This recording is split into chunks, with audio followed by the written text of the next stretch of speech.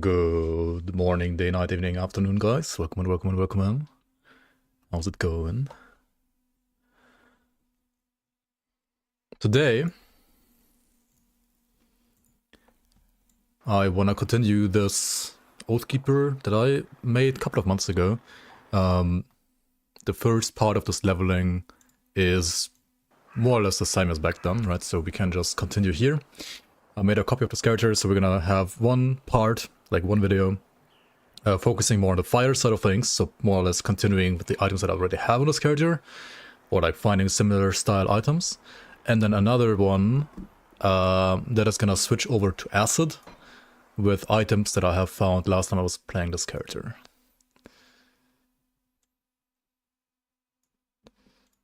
Yes. Alright, so this is an Oathkeeper that you can pretty much transition, like use to transition into retaliation damage. We have a couple of items here, some new-ish, some older. This one is a new item coming with Fangs of Astakarn, I believe, and these two are already in the game right now.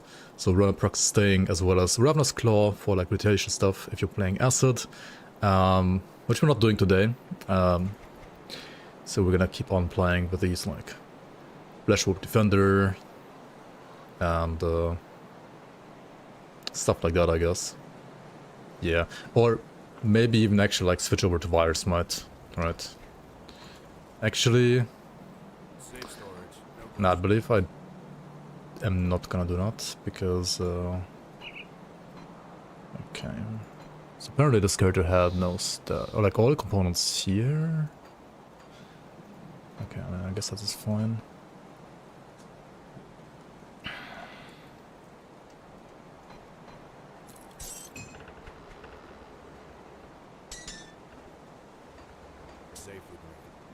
The Darkfire, welcome. What happened to Force Wave?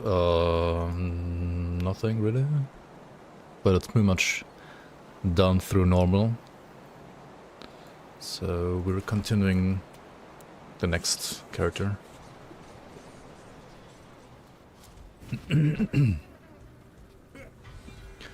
Also, a significant part of this character's single target damage, right, is actually the Guardians, right? The Guardians of Imperium.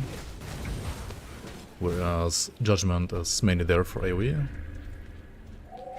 So I'm probably gonna like put more points into the Guardians going forward. Celestial Presence, of course, as well.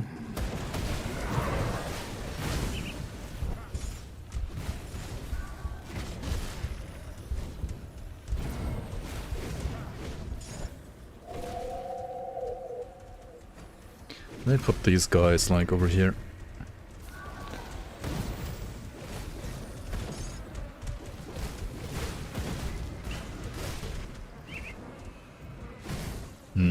Okay, Aether resistance is not looking that great right now.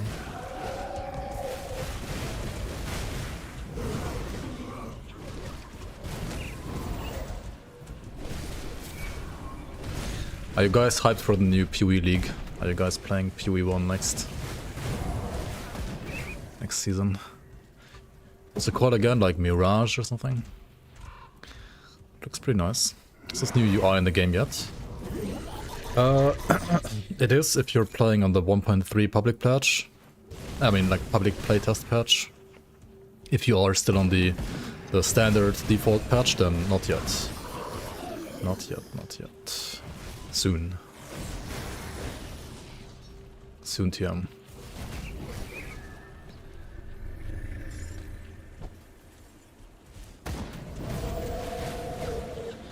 I'm not quite sure how much before, like how many days or months, so weeks before actual Fangs of Astakarn release, they're gonna like push this one to public.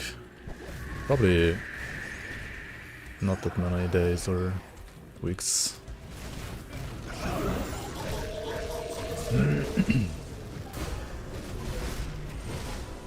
Just level up to heal, yep. Classic. Okay, what is this damage? This is not good damage, is it? This is horrible damage, what the hell? Jesus, fucking Oathkeeper is so painful. What the hell? Okay. What are we doing here? Let's not die, maybe. Holy moly. Okay, this is okay, my single target is terrible because I have like 1 pointers and everything that would give me single target damage. I see. No wonder it's terrible then. Jesus, okay. What is this build? When did I make this one? It's been a while. Okay, let's put...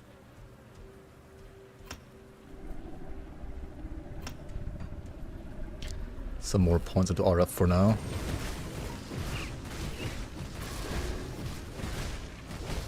Okay, bouncing down there. Welcome.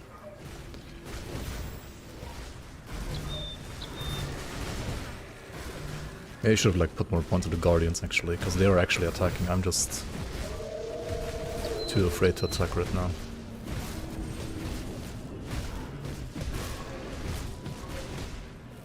What the fuck?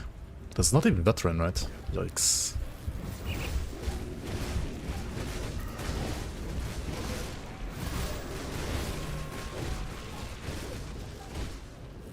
This looks kind of scuffed, not gonna lie.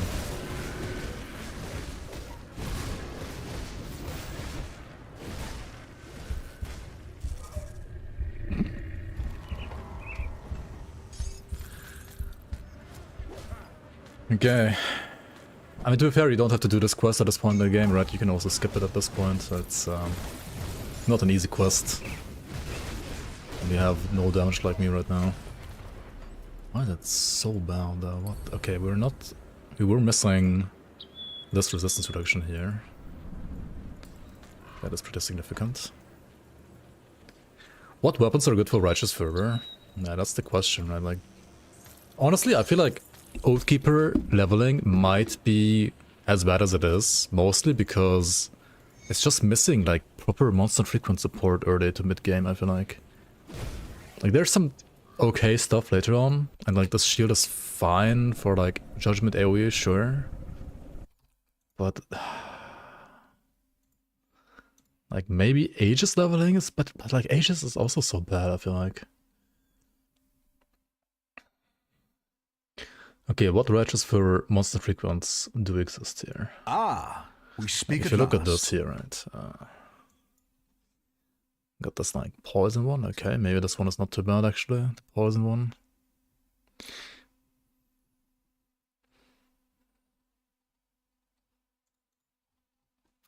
And then okay, Silver to Cleaver, right? Silver to Cleaver is actually good, but this is a like Act 5 item.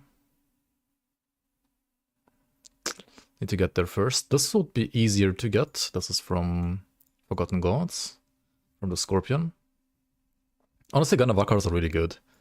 So maybe actually Acid Oathkeeper is even like easier to start out with than Fire.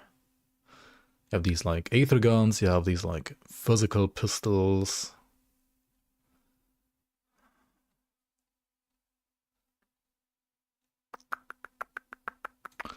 The Smite. 200 Burning Hazard with Smite bonuses.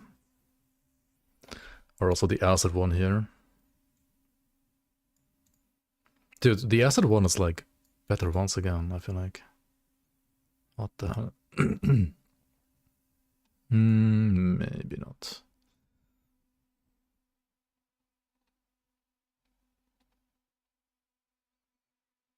And then Golgazor's Heart. Also for Acid. Huh. Okay, I mean, but the thing is, like, Righteous Fervor is obviously nice for single target, but it's absolutely terrible AoE. Like, it's so bad for AoE. Physical Bleeding Judgment. I mean, like, as I said, like, this shield is fine. That's why I'm using it. Then you have this one. Honestly, Bartholomew's Gavel is pretty decent. Was I planning to play Bartholomew's Gavel? Was that the plan here all along? Maybe that was my plan, right? That Hour Reckoning can be fine. right? I guess. With like Rift Claw Slicers. Honestly, Rift Claw Slicer overacting is decent. It's pretty decent. Yo, Direka, Kinyoka, welcome guys. Chupro, Chaos, Bar Tetsu, welcome guys. Yo, Herban, been getting back to Grim Dawn and played around 80 hours the last 2 weeks. Nice to see this. This is a beginner's guide in progress. Yeah, I do want to like update my like how to level X mastery guides for Frank the Karn. Oathkeeper has always been a tricky one in my opinion. I mean, okay, there's like Virus Smite, sure. Like Virus Smite is great, but I want to like maybe present some alternatives, but maybe they are just all bad. We'll see, we'll see.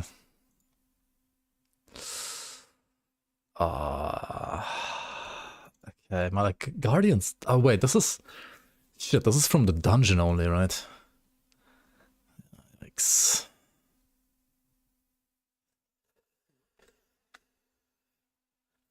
Virus Smite alternatives in 2026, bruh.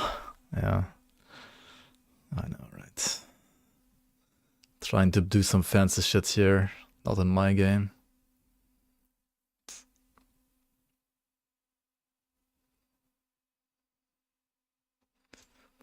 Is this actually good? No, it's not better than this, right? Like this. Honestly, Bartholom's Gavel might be fine. I wanna try Bartholom's. Yeah, I think on this build we're trying Bartholom's. Did I side with the right faction? Can I even do it?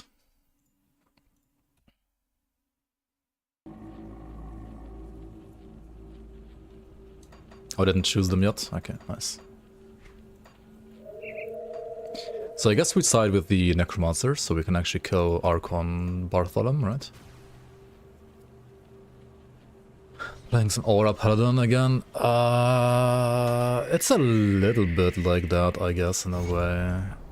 I mean, Aura Paladin, the one guide I made like a couple years ago, honestly got nerfed quite a bit. Like, it's not as good anymore, unfortunately.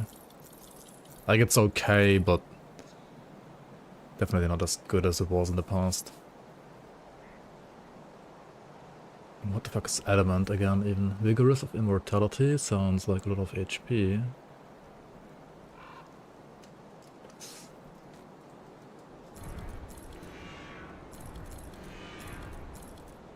See you around. I think it's better. You can side with the Necromancers as an Oathkeeper? Yes, you can. The only restriction when it comes to siding with a faction is that you cannot side with the Kaiman's Chosen if you are a Necromancer. But otherwise you can do whatever you want. Okay, let's actually take this out again and just pump Guardians, because we're gonna play Bartholom's Gavel in well, not in a second, but soon-ish anyway. Yeah, I gotta kill the Paladin. Pseudo-Paladins, I guess. To get the Paladin weapon. Correct.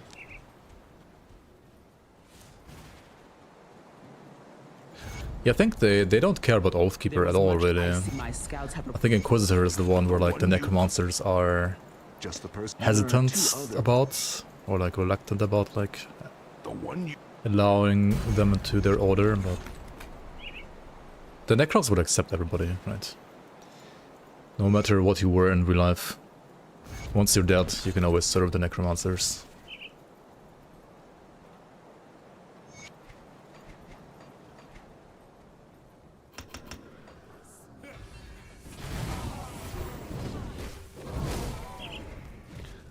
Yeah, Divine Mandate, we can also max it out.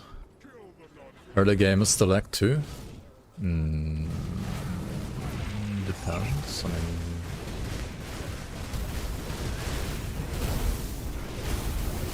That's my kills rate, 65, that's good enough. Sounds great to me. Appropriate moment to switch to Righteous Fervor. I think if you're playing Acid, you might be able to play Righteous Fervor right away once you get the Ganavakar stings, or maybe like one of those like two-handed spears. Honestly, yeah, if you want to play like Righteous Fervor, maybe I'll do another run where you go... You only clear Act 1 and then you go into Act 2 right away. I mean, not Act 2, Forgotten Gods rather. And then Forgotten Gods you...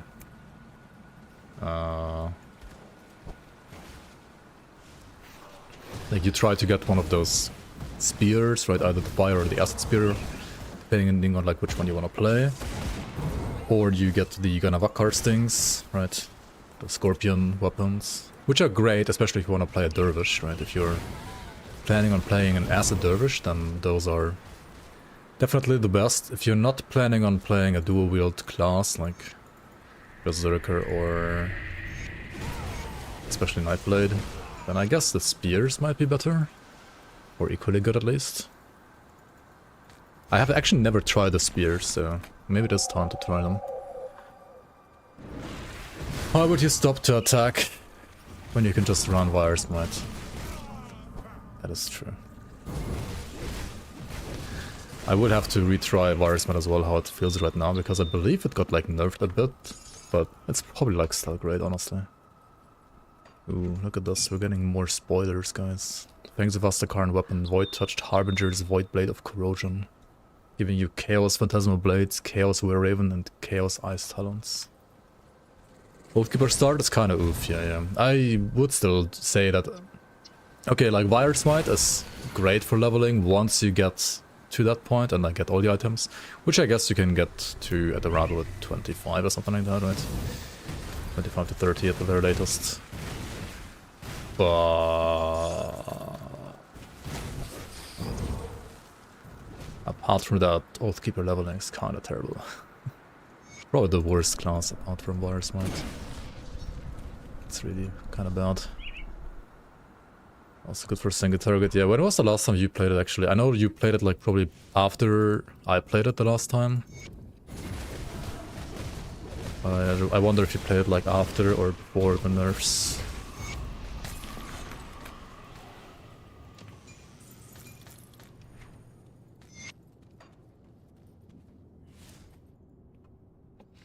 Blew your mind when you went Shaman after your first Oathkeeper start? Yeah.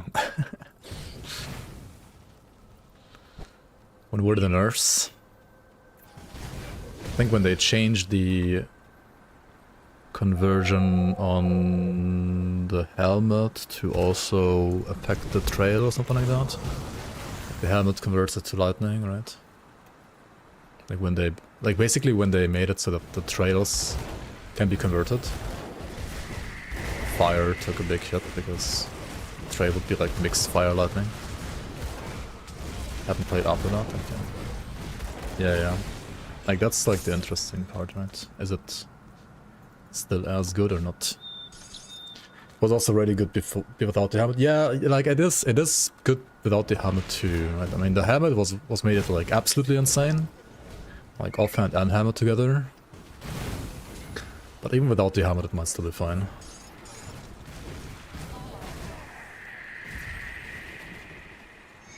So either way, definitely worth to look at once again.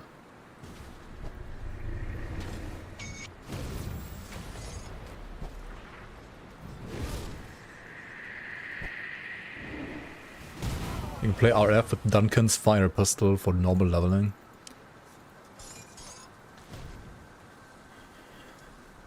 I always kinda like hesitant about like playing something like RF early game because okay, your single target is gonna be fine, but like what the hell do you even do for AoE? Like you just attack every enemy one by one, like I mean you can do it, but it's gonna be very slow, right?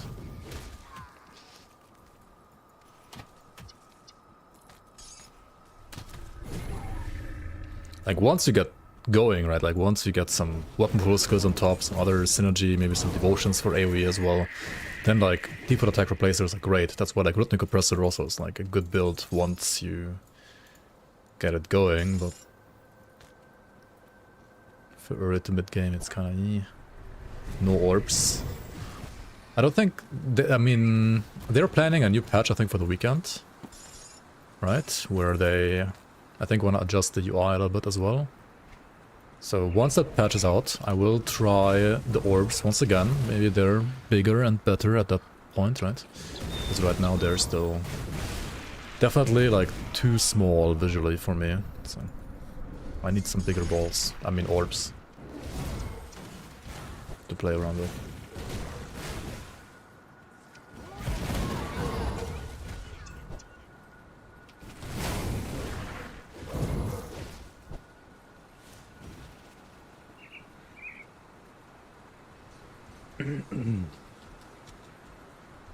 Hang on. These guys wanted to go to the quarry, right? To Morton... No, not Morton's claim. The quarry is not even on the map. What the fuck? What the fuck? Why is the quarry not on the map, man? Yo, Michio, welcome, welcome.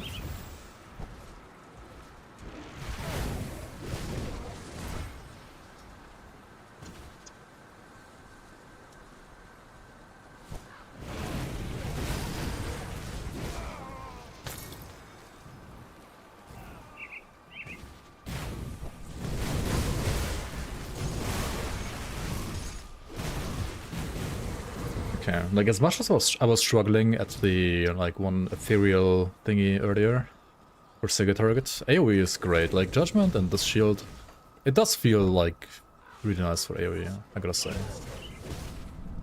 Like maybe even on par with Wire Smite when it comes to just pure AoE damage. Of course, like still a little slower when it comes to moving around the map, and single target is also definitely worse. But let's try this totem here, for example. So I'm kind of like banking on the Bartholomew Gavel, because Bartholomew Gavel is gonna give me 2 more Guardians as well, which hopefully will take care of my single target damage. And also, sure, I'll lose the cooldown reduction to Judgment, but I will gain more damage on Judgment to compensate. So yeah, maybe AoE damage is gonna be still good enough while we get more single target damage.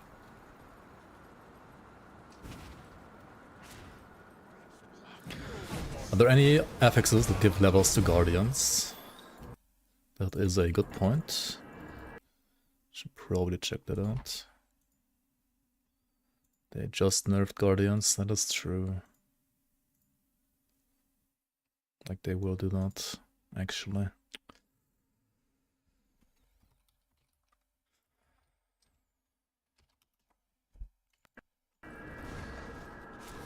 Is the nerf gonna be only for like high points, like overcap points?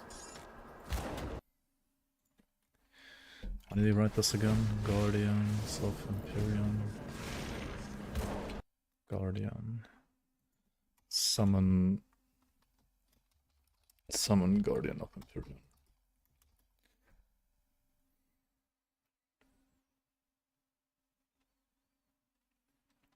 There's a faction item from Solile at level 65 that gives you +2.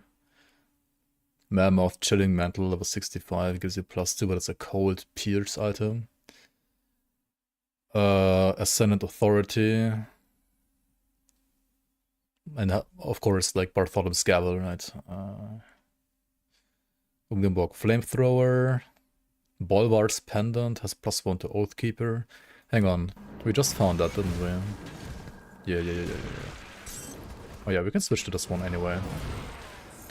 Kinda forgot about that. When you kill Bolvar right in the Blood Grove, which we just did, he always drops an amulet with +1 also. So Oathkeeper, it's I think physic or bleed vitality, yeah. But since we don't really care about losing the physical damage as we're playing fire anyway, I think that's fine. Oops.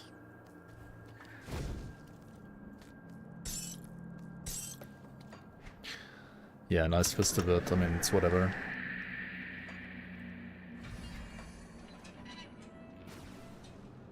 Doesn't really matter.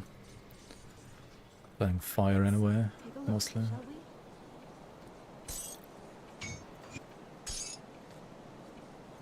Goodbye for now.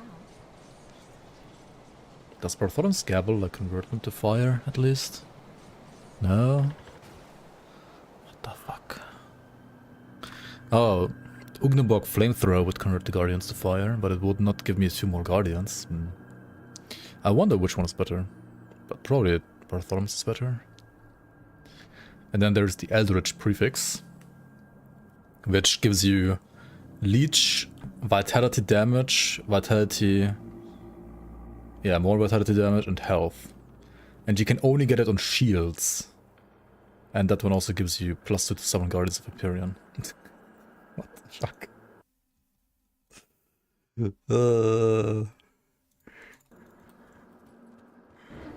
Graphic update? Some minor changes I think happened, but... And like the UI has been changed, yeah. But no like big update, no.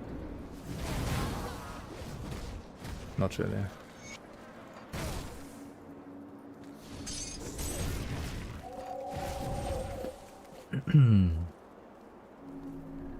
Dude, how are blue items so bad? Like, look at this, Eyes of Flame. Like, what is this item? It has like 2 lines.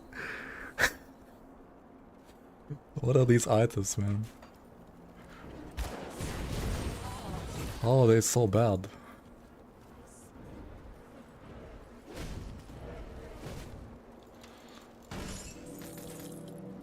Okay, it's a level 20 item only, right? So it's supposed to be bad, I guess. This is a new blue item from Forgotten Gods. Blood Right, Legard, Chaos Blade, Health, Movement Speed 8, the rest Blood Frenzy, second right. Filler still, it doesn't really have an art yet, I guess. Or Tainted Swamp Grips. I mean, these look cool. Cold Chaos Frostburn. Wait, are they supposed to be called Tainted Swamp Grips? I don't know. In my mind, like, Swamp Grips looks different.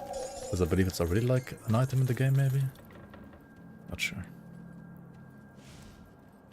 Just upgraded to Legendary? Yeah, true. Well, maybe. Maybe this will be upgradable, who knows.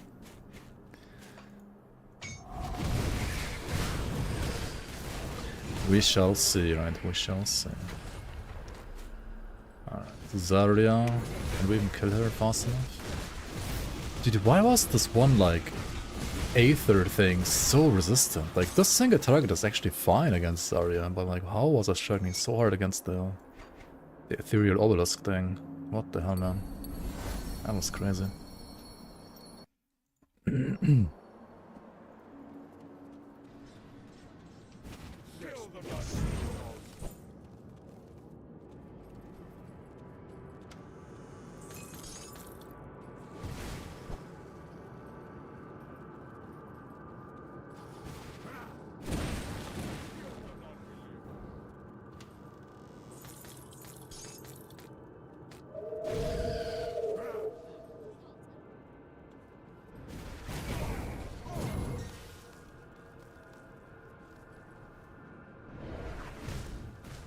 Why was my FPS like so low in this area? What happened here? What the fuck?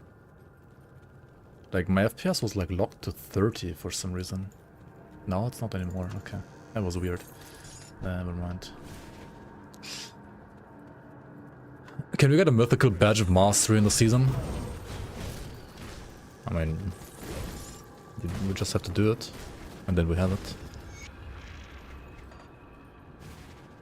I don't see why not.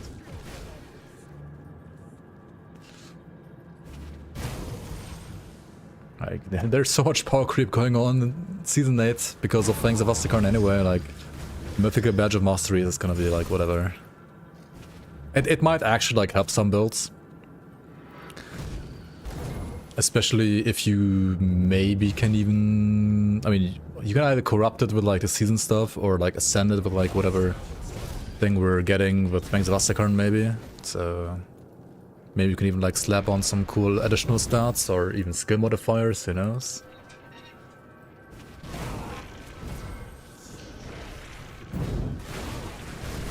So then like maybe a build that doesn't need another like monster frequent or dedicated legendary medal can use one of the Badge of Masteries, yeah. With like some kind of additional corruption on top maybe. Would be cool, yeah.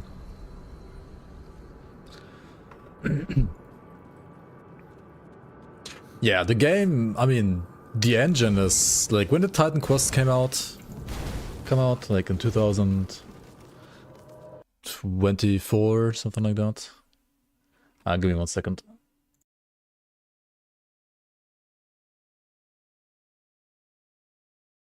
Ah, we speak at last.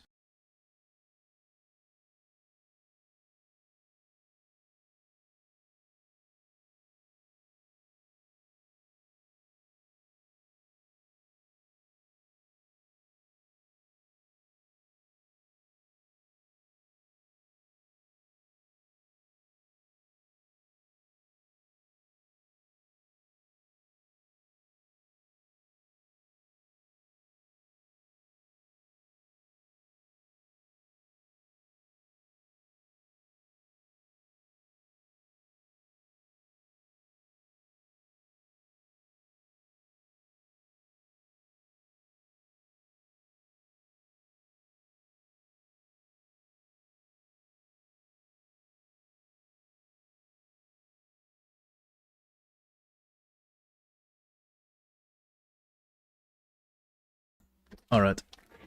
Phone calls during work hours, match business, yeah. I know, right? Sorry about that. How am I not getting lost rotating the camera? First of all, I do have good orientation also in real life. Like whenever I'm outside with anybody, I'm like the guy reading the maps usually. I also like doing this. I think it's fun. I also play this game for more than 1 hour, so yeah, I know where to go. Yeah, there's no random map generation in Grim Dawn, so once you learn and remember a layout of a map, it will never change, so yeah. It's easy to memorize, or like easier than say in Path of Exile, for example.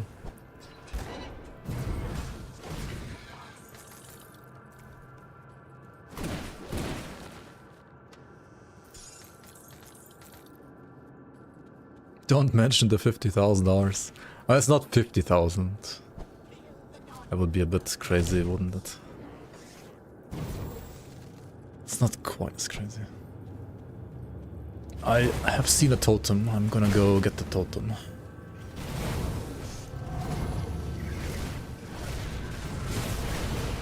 An arcane void, dude. The void leech. What the hell?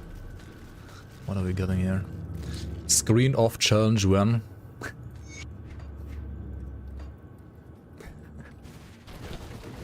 Well, I'm good at navigating areas when I have a map, not when I don't have a map. As long as I have the map still, I'm fine.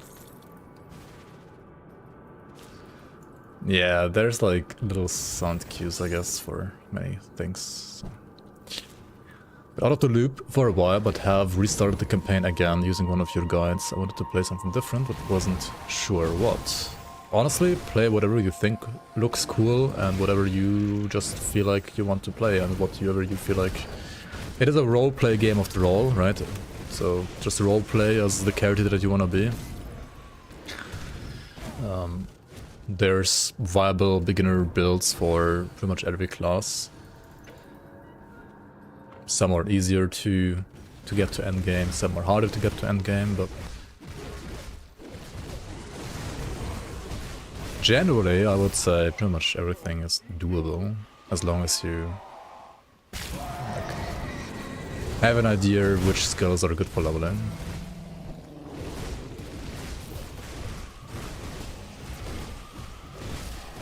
Is my UI different? This is the upcoming 1.3/Fängsewaster current UI, which is currently in playtest. Why do I always roleplay shitty characters? Also, you guys don't have this, but I can show you every now and then whenever I find like a new like item here from Fängsewaster. These are like spoilers, right? Band of Thundering Vengeance, for example. Lightning Retaliation. Or like actually all retaliation. Not necessarily just lightning, actually. A blue retail ring at this level. Actually, that's not that bad. Blue item, scrap it. I don't think this is actually that bad. Like, I've seen definitely like way worse blue items. Like Chilgore is also a new item, right? Which we have seen in like one of the misadventures as well. You can awaken these to like awakened Chilgore, right? This one looks cool, but I would say at this level at least, without awakening it, that's pretty fucking bad. They're adding new blue items, of course. They need more bad filler items so that the good items can shine. They're not adding many blues, to be fair, but they are adding some, yeah. If something is unusable, why have them in the first place? Well, because maybe somebody is like getting baited into using them. I don't know. No clue. What is the strongest one-hit skill in the game?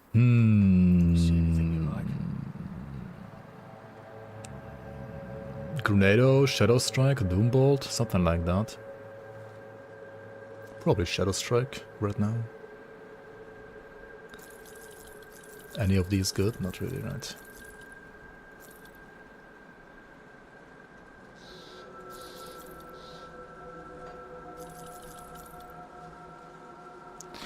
Cesarean's Conviction. Honestly, the sword always wanted me to play it. It always looked cool, but it was always garbage. I don't know. Like, what the fuck is this even? Like, Physical Vindicator or what? Like, what do you even play with this?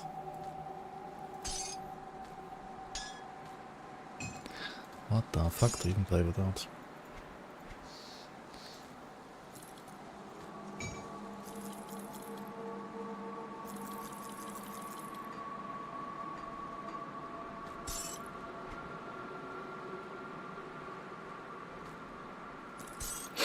Honestly, Turin's grips aren't bad at all. I should probably play this. Maybe? Let's play it for now. Alchemist's Belt. Yeah, it's fine too, actually. But then you find a green item instead of a blue item and you're thinking, why the fuck am I playing the blue item, right? Okay, what is this? Imperious of Maven's Wit. Like, quadruple resistances. Okay, one of them is stun rest, but still, like... Why do you even play blue items, right? Why even play blue items?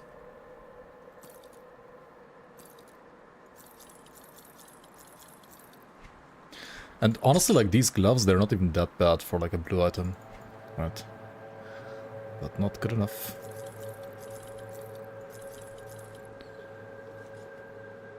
Chaos Alley instead of Pierce Lightning Alley. Oh, I have so much Alley, what the hell? Too many resistances.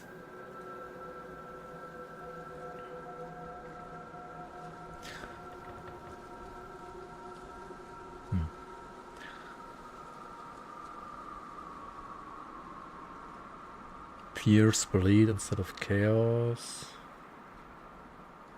I mean, if I use this and that instead of this, right, I lose a little bit of fire damage there. I lose 2 times fire damage, hang on. Let's put, like, Judgment here, so we can see the DPS of Judgment changing. I mean, it's not like a big deal, is it? It's fine. Just switch this around. We'll get a lot more armor. Get some Conning, Spirit, whatever. Health. Yeah, this seems fine to me. Put it to good use. Okay, let's switch the components real quick. Welcoming Ground Zero, by the way. It's not Doombolt, Lamau. Tinkering is my specialty. Yeah, maybe not.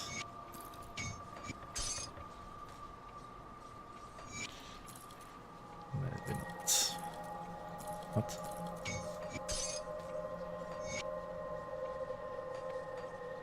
What do I put on my boots here, actually? What do I want to put on boots?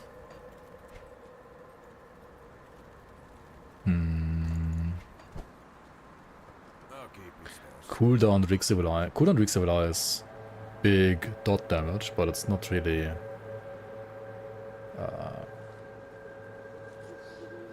like great single hit, right?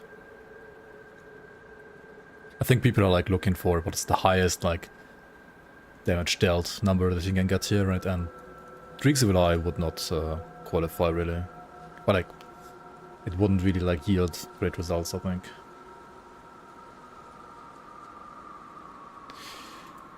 I don't have a runestone yet, right? So let's just use this for now.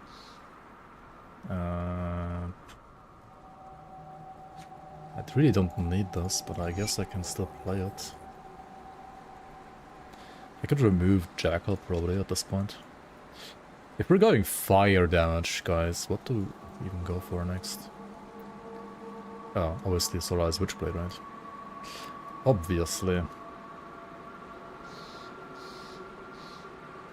Actually, hang on. If we play the two-hander, right, we want to go for Kraken as well.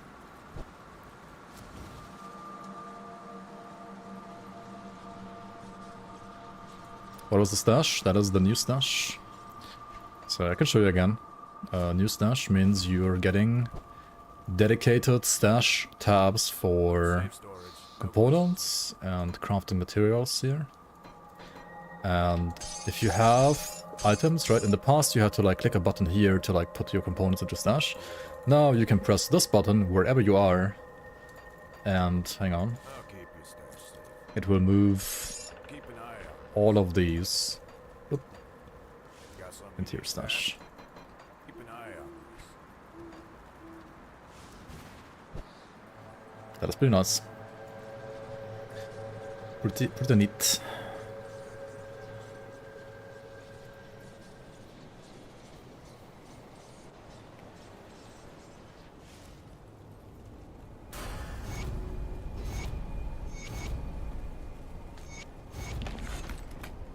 Apparently I've done this like last time already. Homestead, and then Master Varuk stuff, right?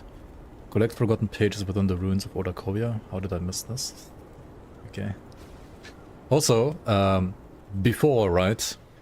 Shrines used to already pull from your stash, right? Like the components that you need to complete shrines would pull from your stash. But for example, if you had like a quest where you would need to like hand in like 3 You're here. Good. Catonian Sigils of Binding or something like that, right?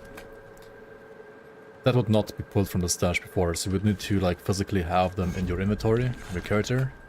But now, at least with 1.3, those will also be pulled from your stash. So we can probably actually speed this up a little bit. Like we talked to Master Varuk here. I don't have any Seals of Binding in my stash, right? Or like in my bags rather. I do have some in my bags, like in my stash. So let's see.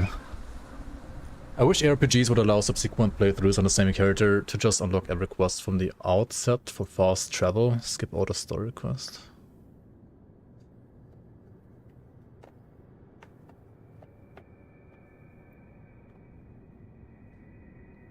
What do you mean exactly?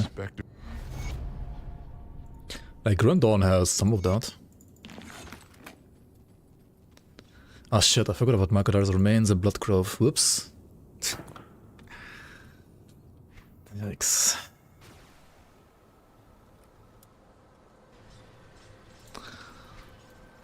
Oh yeah, that's why you always have to like talk to these guys first, because if you don't talk to them, Makadar's remains don't even spawn on the map, I believe. Yeah, right, that was annoying. That is why going with Kaiman's Chosen is usually faster. Like if you don't care about which faction you choose, then Kaiman's Chosen is a little bit faster to complete.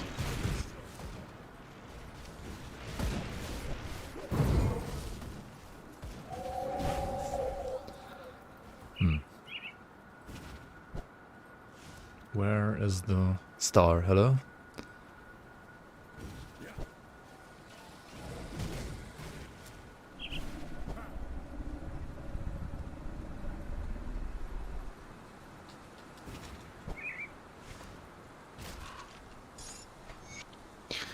Why only 2 points in each skill passive from Righteous?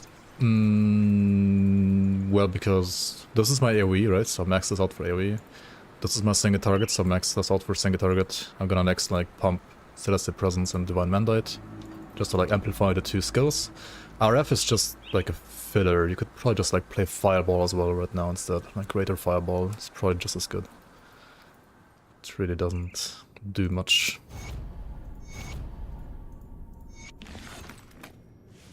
Okay, so we just completed the quest with the Seals of Binding, right, without having any seals in my bag. So it did pull the seals directly from the stash, which is nice.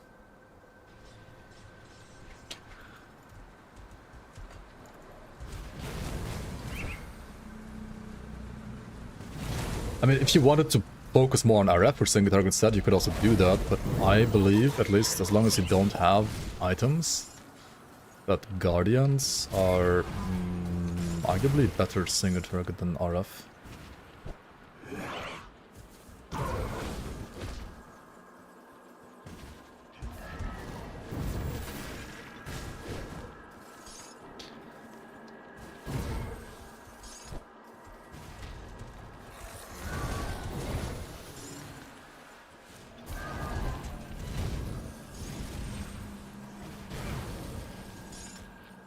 Yo, async, welcome, welcome.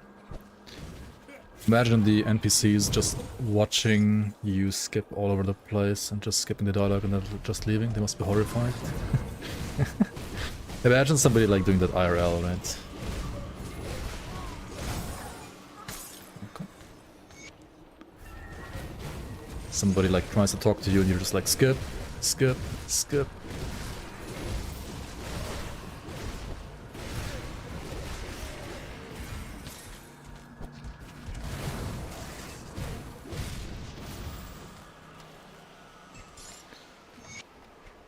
Okay. Let's talk to these guys again. And now they're gonna give me the quest to kill the Archon anyway. Who, yeah, I mean, I wanna kill that guy because I want his weapon. A good Black Mirror episode. Yeah, probably. Hang on. Talk to this guy now, yeah. Gather the ashes. Okay. Gather the ashes of Mammoth. Wait, what?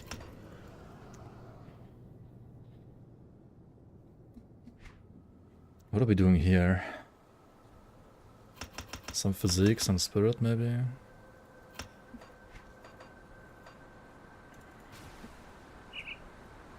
Cunning would be only for away on this character, right? Spirit, fire damage, and energy, but I mean, you don't need energy really. And physique. Well, when in doubt, physique it out. Unless you're a retaliation build, then you kind of don't want to get too much DA. Because you want enemies to always be able to hit you.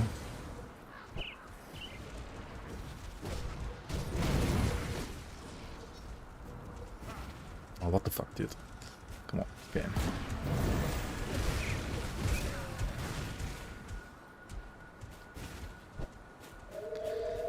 Crate of entertainment. Today dropped 5k to prize pool of StarCraft 2 tournament. Why not?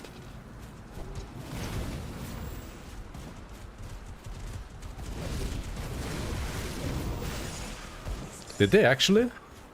Like, I wouldn't be surprised, to be fair. But I would also be surprised. It's only the beginning. Thanks, Vastic, aren't delayed again.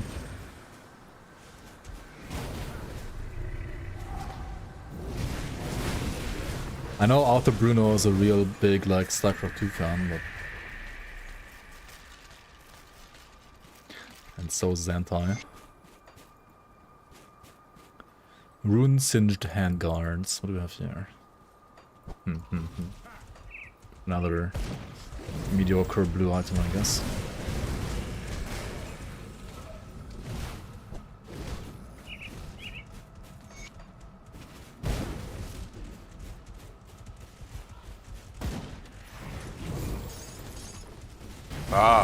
I've been expecting you, human. Yo, Panja QB, thank you so much for the sub. Welcome, welcome, and welcome on. Thank you for the prime and welcome into the bloomers. If I recall correctly, after this one.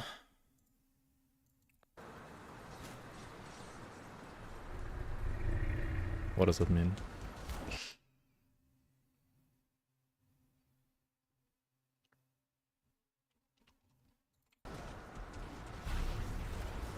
Funny Bones, welcome, welcome.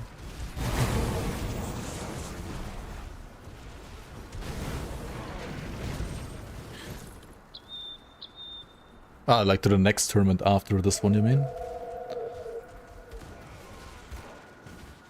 Where do you see, like, who's supporting the prize pool in these tournaments?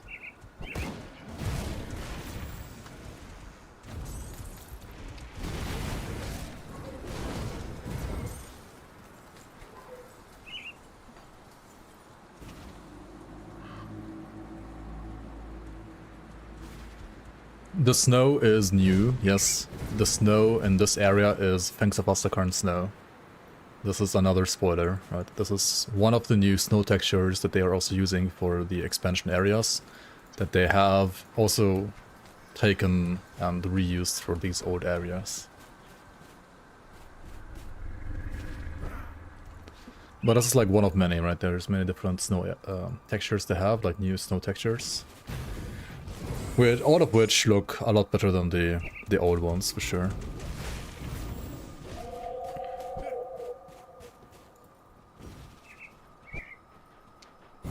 Snow texture equals spoiler. I mean, it kinda is, because this snow texture, I believe, is not live on the publicly available playtest. Which does have like all the other UI stuff, but does not have the snow, right? Because the snow stuff is like part of the map file, right? And the map file that I have is the Astakarn map file, whereas 1.3 public does not have the Astakarn map file. So that one is still like the old one, which probably doesn't have the new snow, I would assume. So yeah, this is actually spoilers. It's like snow texture spoilers. It doesn't look quite as good as like in V4, I guess, but definitely a lot better than the old snow, at least. When can we see a preview of Pangs of Astakarn? I actually don't know, but I will definitely like ask Zentai whenever they feel like the game is like about to be ready, if we can do like another stream maybe together, like we did for revealing the Berserker Mastery, right?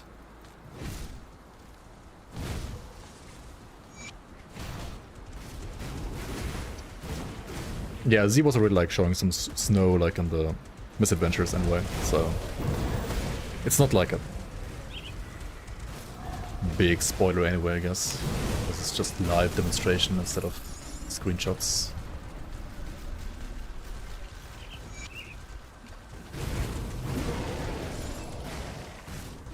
Oh, another item, by the way, another new item. Maybe we can even like do some leveling action with that item on another character. So one of the other items that you're getting, like monster frequency actually that you're getting in Fangs of Astakarn from the Drangools is the Drangool Savage Blade, right? With Pierce, Phantasmal Blades, and Onslaught. To be fair, Onslaught and Pierce Phantasmal Blades, I mean, you can play them together and like play cooldown Phantasmal Blades, I guess. Or you just spam Phantasmal Blades with those, I think. Because Pierce, or like any kind of non-vitality Phantasmal Blades is viable now, right? To spam by default. Frenetic Throw used to convert Phantasmal Blades to vitality, but not anymore. So now you can kind of spam with whichever damage type you would like to spam with, right?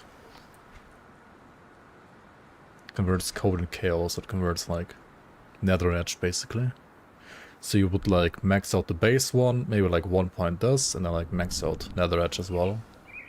And then you can like play... Honestly, maybe you should like try that as like another like way to level a Nightblade. Because you can get this... I mean, it's not super early, level 24. I guess Tyrant's Hold would be like the first place to farm it.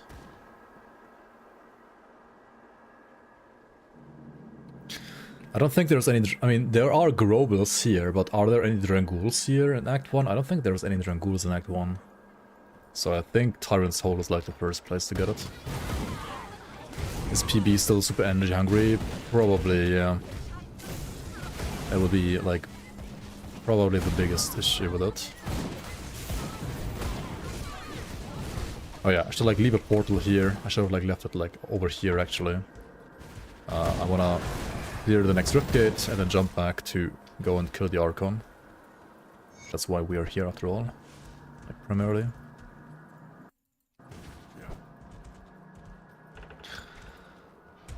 18%. I mean, it's getting added to every single blade, right? How many blades do you have when you max it out? Let me check real quick on the cuck. So, I mean, you have like 5 at soft cap. 6 once you push it to 24 points. So 18% is like 90% weapon damage if you have 5 projectiles, right? And you can dual wield it. It's not too bad.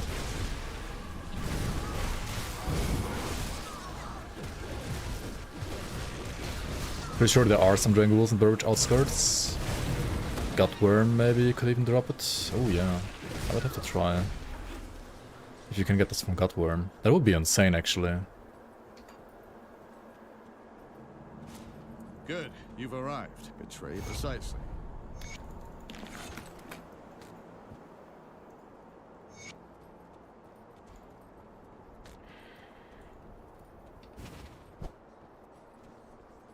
Yeah, I'm gonna check, and if you can, then it will be like 100% the next thing I'm doing, I think. Oh, hang on, we need to actually go up.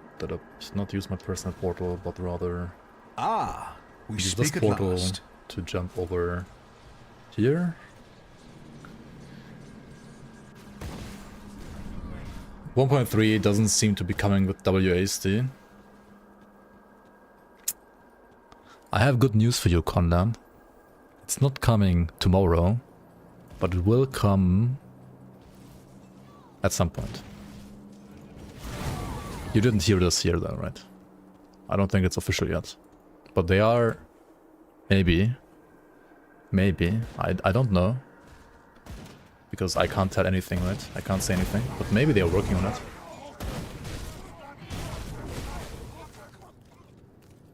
Lawyer call incoming? Yeah.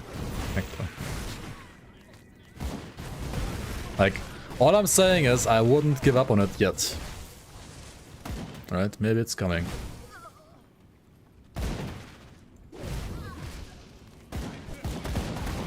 I'm telling Xantai. FBI open up.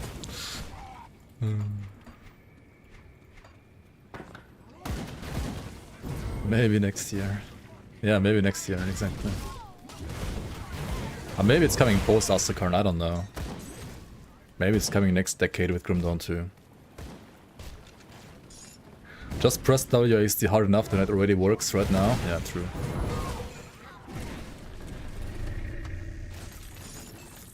Just press WASD while also pressing your mouse buttons, then it works, right?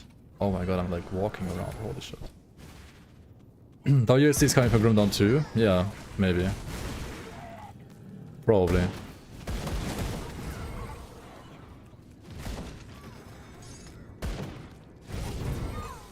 Then-year anniversary post said it would be a pain to put it into current engine, really?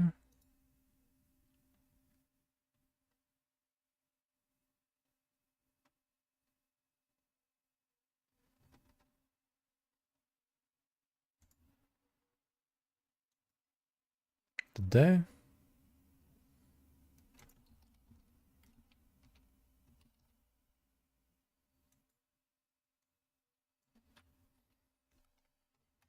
I'm searching for WASD, right? I don't see a single mention of that. Where did they say that?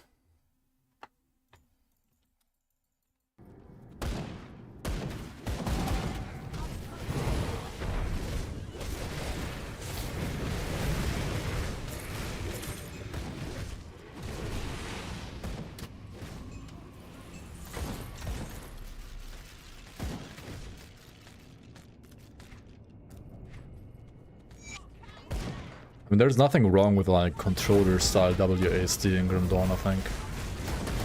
You can just implement that and it's not gonna break the game in any way. Obviously PoE2 style WASD would require a total rework of the game, and that's definitely never happening. I mean, that's maybe something for Grim Dawn 2, if at all.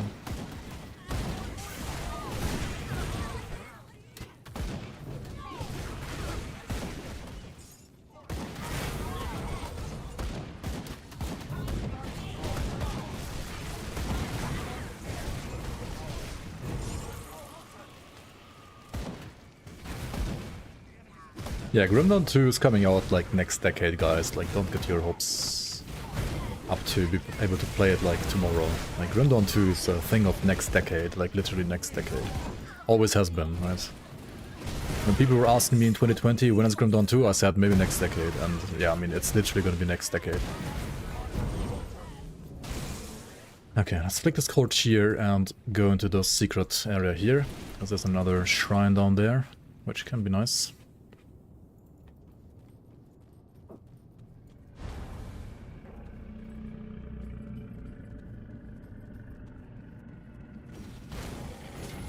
Bug-free Titan Quest 2 next decade too. You're being a bit too negative about TQ too, man. I mean, I understand the frustration. I also thought like some of the bugs are fucking ridiculous last patch. Give them a bit more time. Sometimes patches like that happen in early access. I understand your frustration, but I mean, I feel the same. But... And what pisses me off a little bit more is that some bugs that were like super obvious and that I reported like last patch are still there as well, which I think seemed like an easy fix, but maybe they weren't an easy fix, or maybe they just forgot about them or something like that. I mean, it's like, I mean, it can happen, right? It can happen. I'll go like full negative mode if the next patch is just the same mess, but right now it's like, I was like a bit disappointed maybe for a little bit, but then I was like, eh, could happen, right? Maybe next time it's gonna be better. Grim Dawn 2 after World War 3. Let's hope that is not true, but you never know. So honest question, run and gun WASD like in PoE2 is strictly off the table. For Grim Dawn 1, yes. For Grim Dawn 2, who knows, right? Maybe it's gonna happen there. We're not revamping our animation system and rebalancing the game to shoehorn all in at the 11th hour. That style of gameplay is generally what we think of when we considered proper WSD implementation from Zephyr March 2025. Yeah.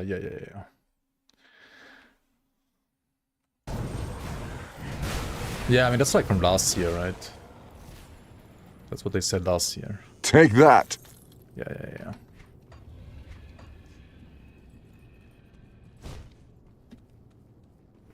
Afghanistan and Pakistan started a war today. Dude, I feel like Pakistan and India are like starting a war like every fucking week, dude.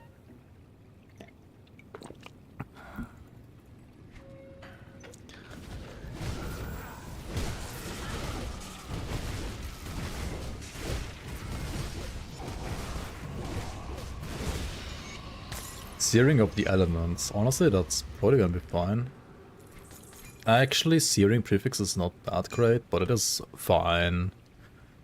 I mean, it's lots of fire damage. Still like 100...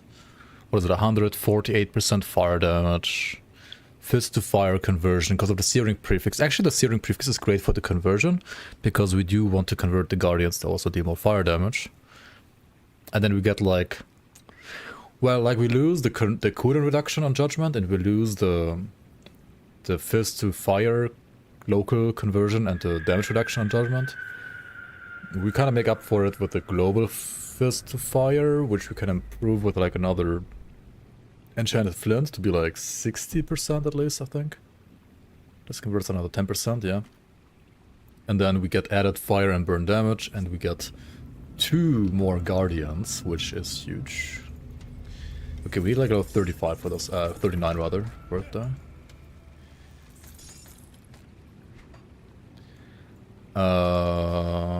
Flesh Warped Core is the 100% fire to Aether conversion global. It's on Menhir's Bulwark, then yes, it is global. So all of your fire damage will become Aether. Is this newest public beta build released? Well, it's released to public beta, yes, but not to the standard. Like, not in the default branch now. The public beta anybody can play. If you want to... Well, if you have the game on Steam, you can play. I don't think it works on GOG, but if you have Grim Dawn on Steam, then basically follow the steps in here. And also remember to back up your saves, because 1.3 especially is gonna change, I think, some of the things that affect like your save files. So it might make your... Like if you play your character on 1.3 once, and then you want to go back to 1.2, your character might not be able to do that, because like the save file is locked to 1.3 now, so... See anything you like? Keep that in mind. That you make a like backup before jumping to the new patch. Unless you don't want to like go back to 1.2 ever anyway, and then you can just not care about it, I guess.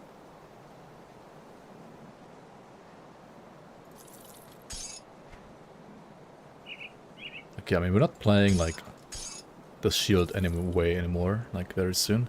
Inscribed bracers are kind of nice because of like plus to the Heart of Wrath.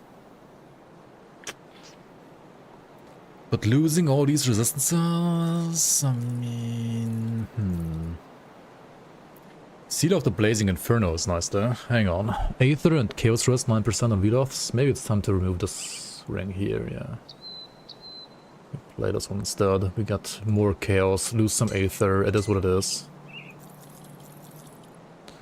It's too good to not take this one, honestly. Like the fire damage, the bonus is the Heart of Wrath. Which is the like lingering aura after judgment. It's pretty good.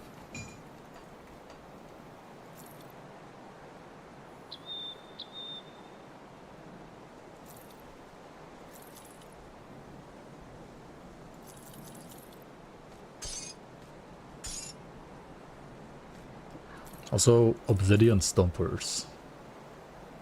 This is a new item. Tears, Vitality, Chaos.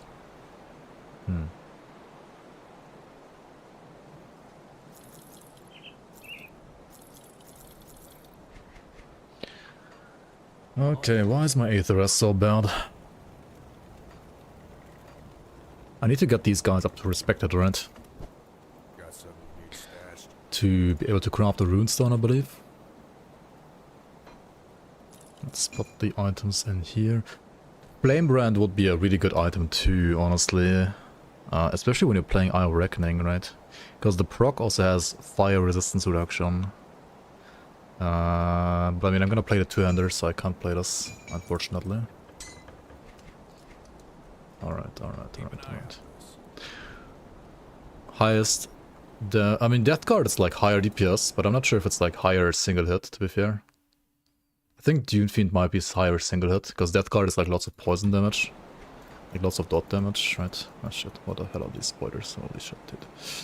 Let's go to Oathkeeper here.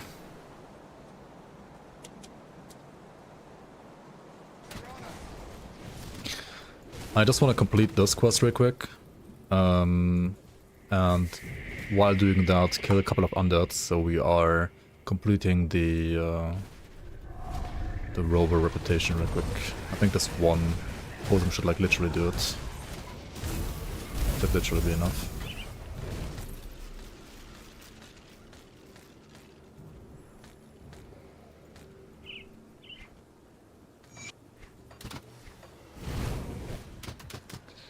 Okay. You just like need one of those bookshelves, right? Where the hell is it? I don't miss a bookshelf. There it is.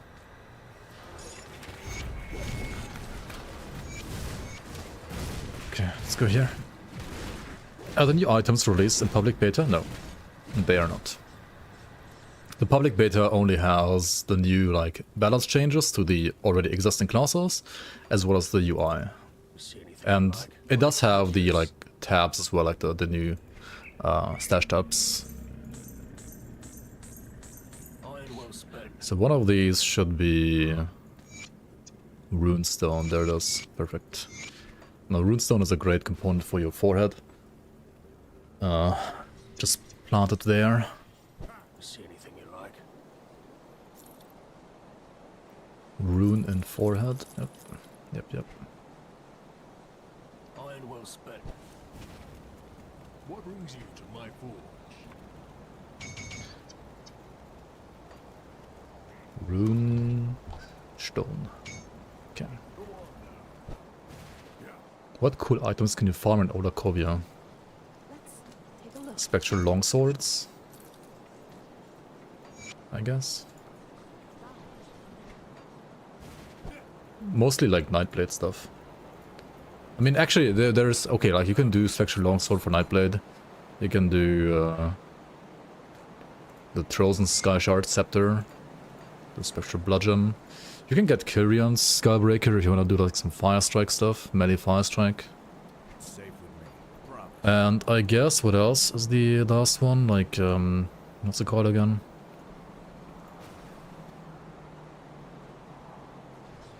Rowena Course Spectral Crossbow. Like the Vitality Phantasmal Blades crossbow. Spectral Shield for, I guess, some Draeners and stuff. Wait, did I not already kill him? What was I doing here?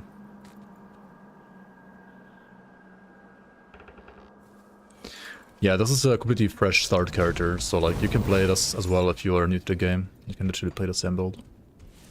You don't need any items, any refound blueprints, anything like that. All the items of this character are like self-found.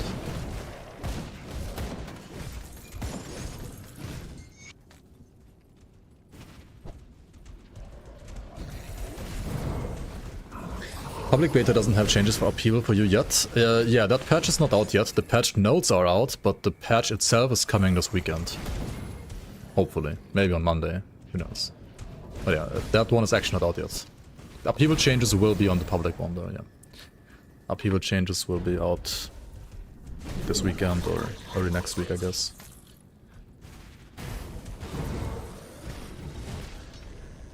We internal testers also don't have the upheaval changes yet. Like, I don't know how new upheaval even works properly yet. I mean, I can guesstimate how it works. It's just a normal standard weapon pool skill now, which triggers like an explosion and doesn't work on crit only anymore.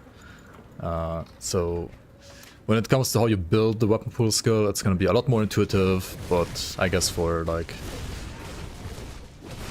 people that have played the game a lot, it's gonna be a bit more boring to build. Yeah.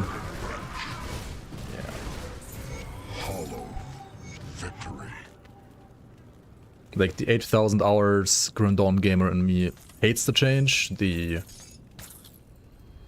guide creator and understanding new players person in me likes the change. Kinda depends. Oh, this one is another item from Lucius now, right? Isn't it? Fangs of Astakarn item. Lucius's Wraith Arm with Frozen Sky Shard. Another charge, meaning you can like drop it twice in a row. 100% TDM, converting everything to Aether. And then like Onslaught stuff. And you also have a chance on crit on Onslaught to reduce the cooldown of Frozen by 1 second. So the build is like supposed to be a Berserker Arcanist for Aether damage, where you use Onslaught to first of all generate Onslaught stacks, which you then consume with Frozen Sky Shard, which makes Frozen Sky Shard deal even more damage.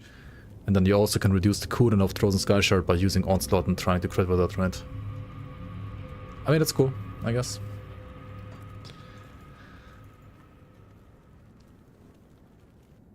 Upheaval? Upheaval is a skill from Shaman. Like a weapon pool skill, which now works like any other weapon pool skill in the way you trigger it, but in the past, well, like until I guess whenever the patch is out, works. So like it triggers right now, right?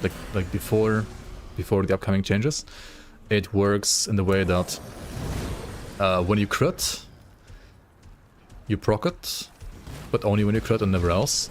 And also if you crit, but you would be proccing another weapon pool skill, then that other weapon pool skill overrides Upheaval, and Upheaval won't proc. So you needed to always build Upheaval builds to have like 4,000 offensive ability at least, so like high OA, so you always crit everything all the time ideally. And also you couldn't combine it with other weapon pool skills because those would like interfere with your proc chance basically. Which was a unique way of building a character. So seeing that be gone is a little sad. But then again, also the way you had to build it was far from intuitive.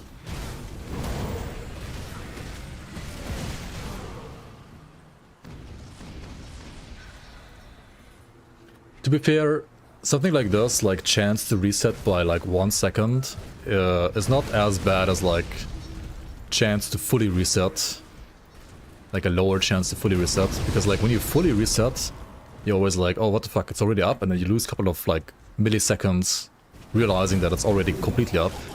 Whereas this one, it's gonna reduce by 1 second, sure, but like you're not gonna really, maybe the skill is not gonna be up anyway, right? So I think this stuff is better than what we currently have, at least.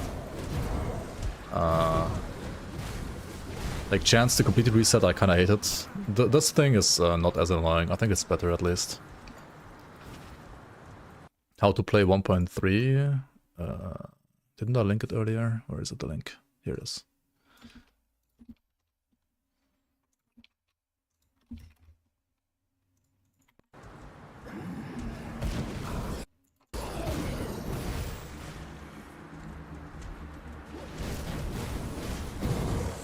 Having super highway is much harder now. Is it? I don't know. Sorry. Depends, I guess. I don't know.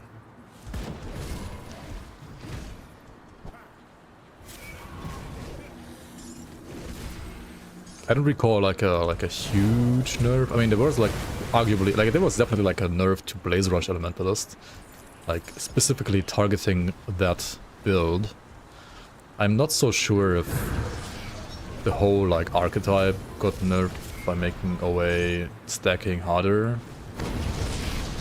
I don't know if it's really that much harder, or if it's just a little harder on that one specific build.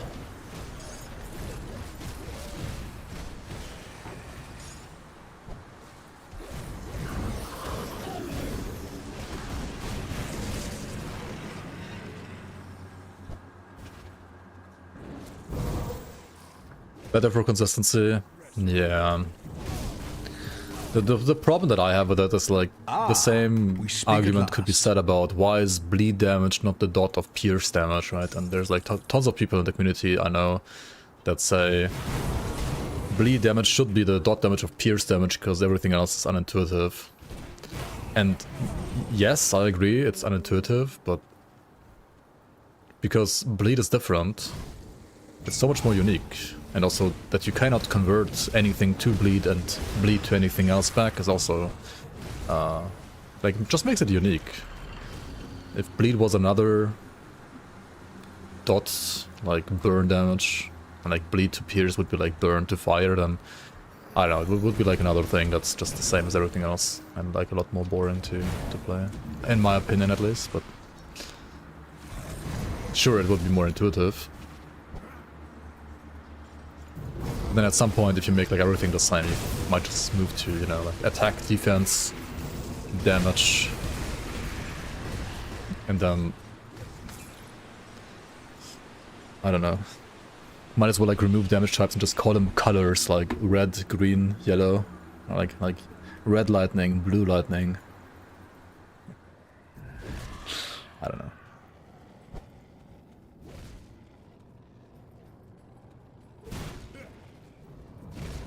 Kind of really how it is.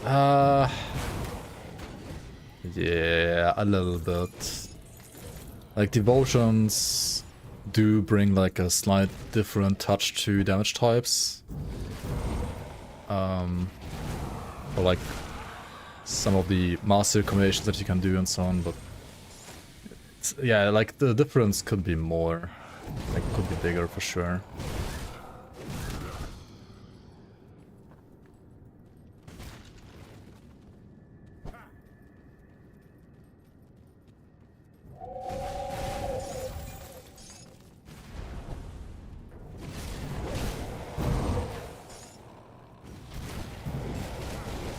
Like the difference between playing, say, a Vitality Dreeksivili or an Acid Dreeksivili Sentinel, I think they literally use like the same skills, right? Like there's not a single skill that's different, for example, in that scenario.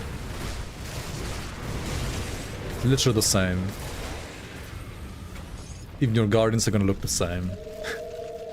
But you only have like different devotions and like different items, of course, but like playstyle wise it's literally the same. And also visually it's very similar. And stuff like that could and ideally should be a bit more different.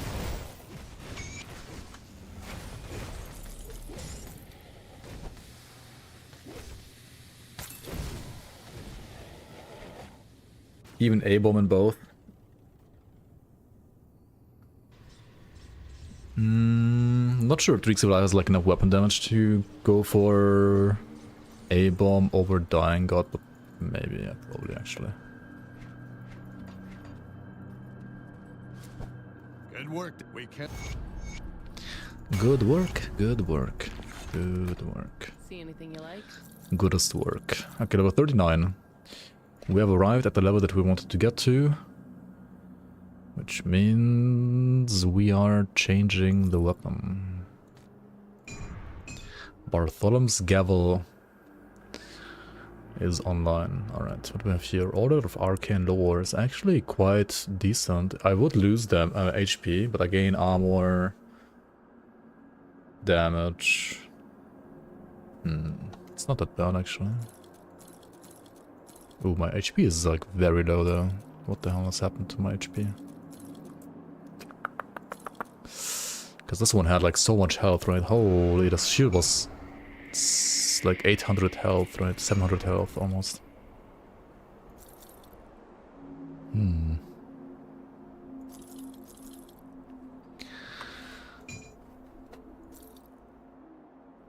Herald's Mask.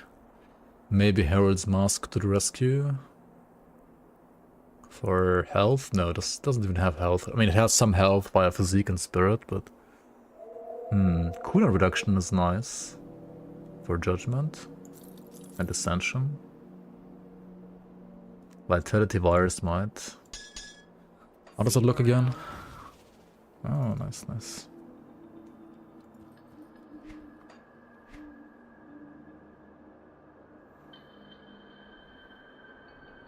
This metal sucks kinda. Why am I using it even? See anything you like?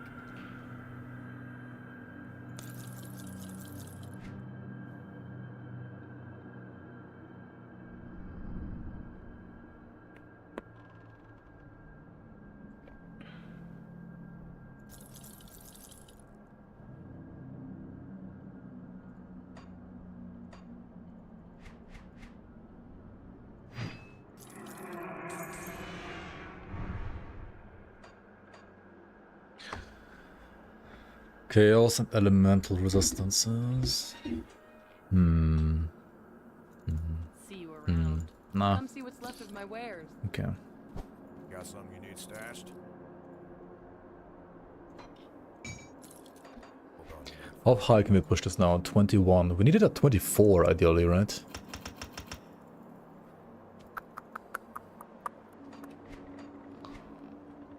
Is there a smith here? There is a smith here. I do the best I can with what I've got.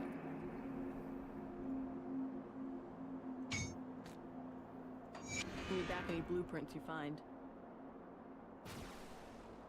You can stash mats from anywhere. Yes, with 1.3 and higher, like patch number, you will be able to. It appears that the Okay, we have 4 guardians. Let's go. The axe is bright. It's a hammer, but yeah, it is really bright. Look at them go. It's a pet build now.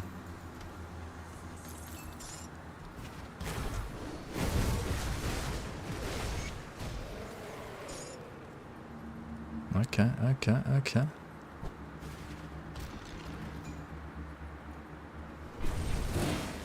What the hell? Way too dank.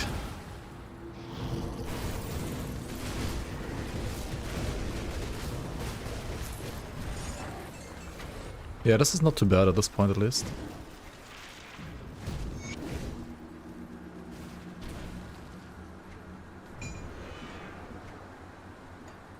Judge what? Like 1 judgment? Okay, let's see. I mean, those were like the trashiest of trash mobs. You can try this group. This guy even dies from the Heart of Wrath afterwards. Ah, it's fine.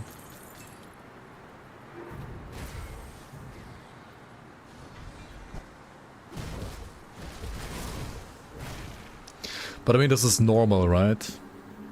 Normal level 39. If it doesn't work here, it will never work.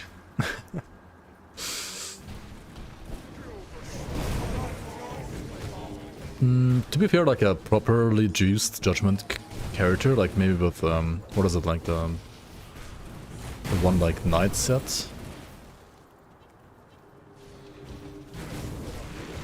And then maybe like the scavel on top.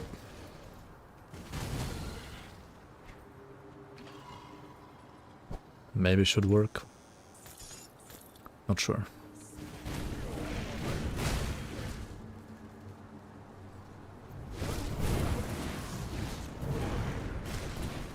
Always find in Grim Dawn that it's difficult for you to swap items without taking a long time to balance out resistances.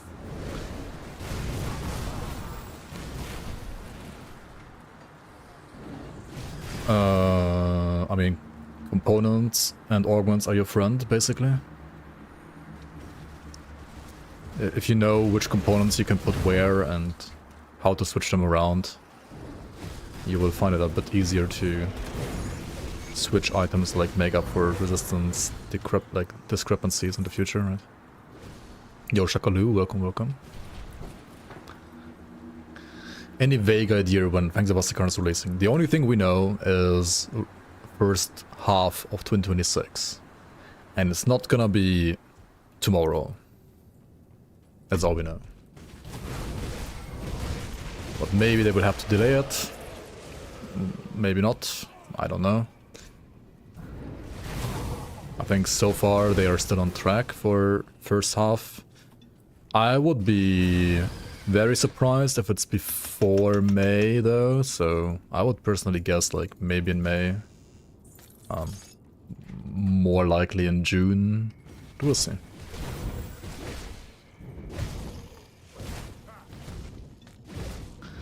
Two years ago we knew first half of 2024. Nah, 2024 was never on the menu. 2025 was on the menu. 2024 was, I believe, never on the menu ever. Maybe I'm misremembering, but I'm pretty sure that 2024 was never on the menu. They revealed like that they want to make the expansion like in when, like late 23?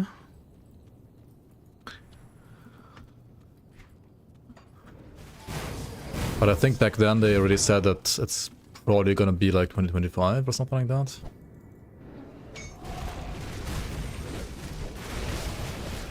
At least I don't recall like ever being hyped for a 2024 release like that.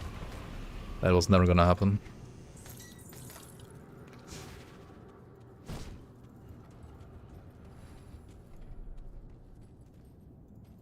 In a few months, so you're guessing August? A few months is the latest we know, that's true. In a few months, whenever that is, exactly. Is there a chance for a community league before the DLC? There is a chance, but it's very low. The chance is like... I mean, there's always a chance for everything, right? There's a chance, but the chance is zero, yeah, pretty much.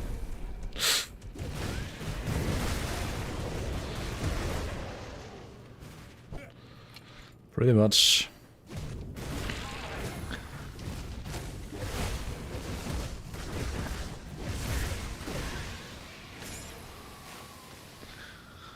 What do we have here? A Gorger ring.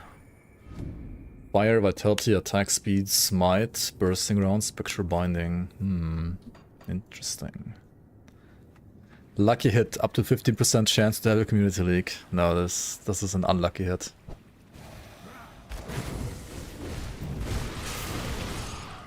Well, lucky hit, 90% chance to have a community league this year. Let's say it like that, maybe.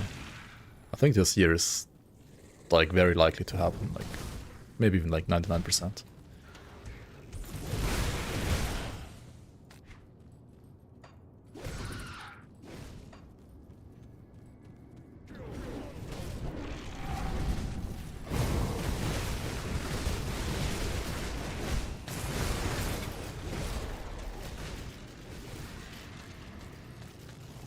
The League existing is so annoying. I want to de-rust, but League is so good. I don't know if I start a fresh character, a fresh online offline League or the beta. Choices, yeah.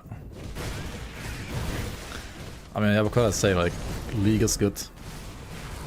League has tons of thought, passion, and effort put into it, and I hope it shows.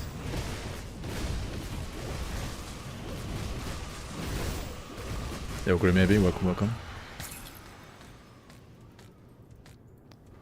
25% wrath at the judgment for Dreeks out of Nor. How is it only 25%?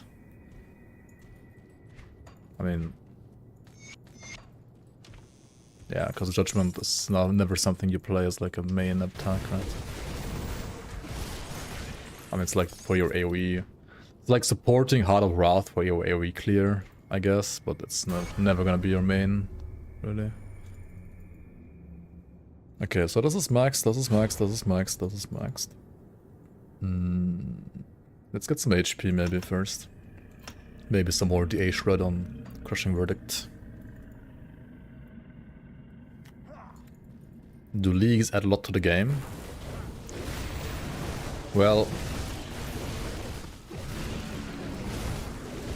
the league added, like, I would dare to say, at least 50% of what the entire next expansion is adding officially to the game. I would dare to say without the leagues the expansion wouldn't even exist in the way it does now.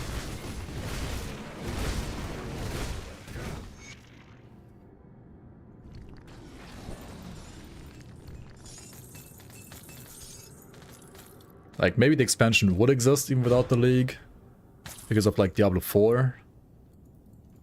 But maybe not exactly the way it does now. Community League has its own launcher, yes. I mean, you can also play the mod content. Not fully, to be fair, right? The rerolling doesn't work without the launcher.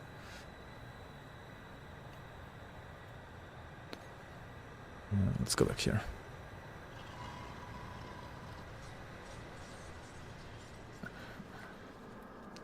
Cucked by ads. Okay. You've returned. A roomy towel. A roomy towel. What are we getting here? Fire to lightning? That's unlucky.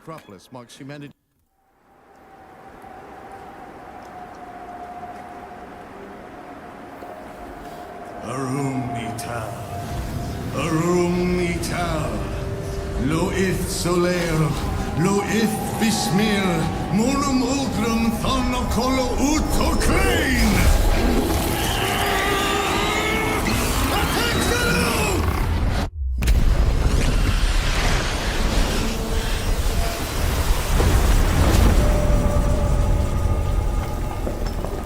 This is too dangerous.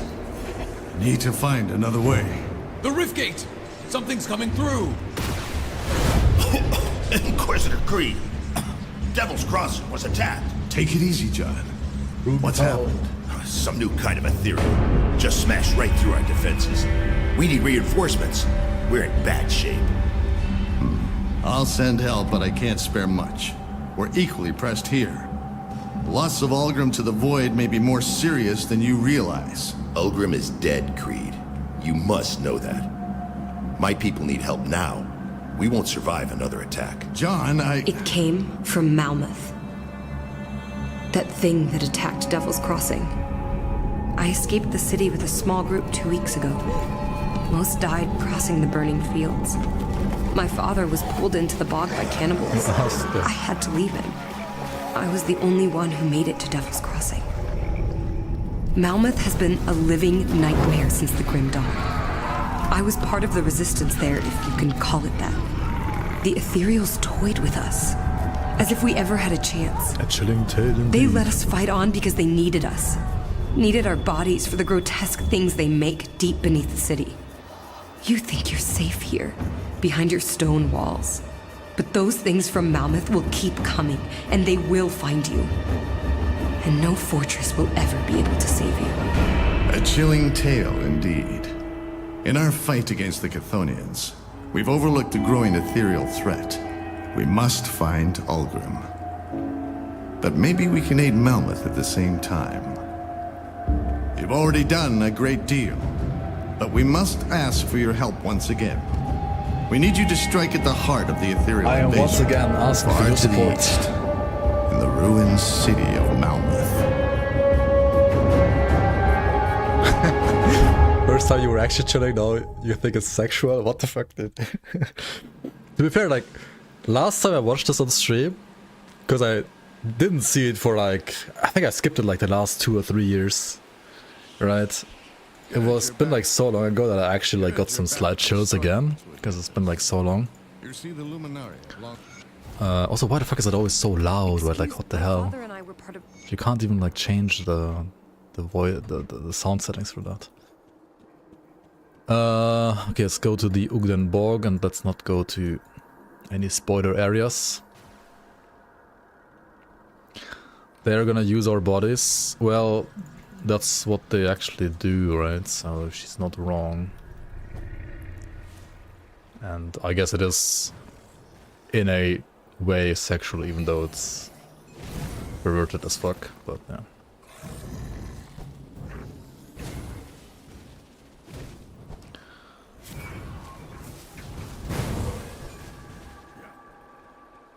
A chilling tale. That would actually be hilarious. Write that down into the design Discord. Amala can corrupt me whenever she wants. Jesus, chat.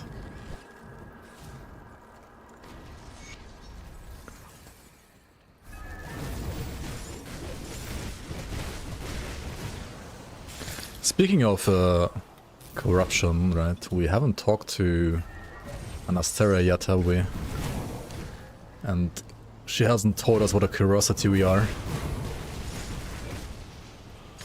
Maybe we should let her do that. Also, Funny Bones, I think you were asking about like launcher on Linux before. Yes, people have played with the launcher on Linux. They even participated in the ladder. If you... Like, I know it works, I don't know what you have to do to make it work exactly. There are people on the League Discord, at least on the Community League Discord, that might be of service, or like that might have some experience to share. I've not tried it myself on Linux, but I know it works. With like the right combination of...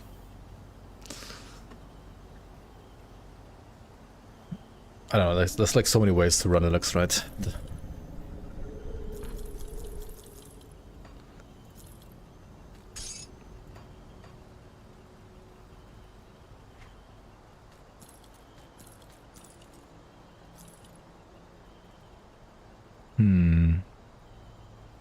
Is this any good? Here's some chaos, global conversion to Ascension. Would even play with those.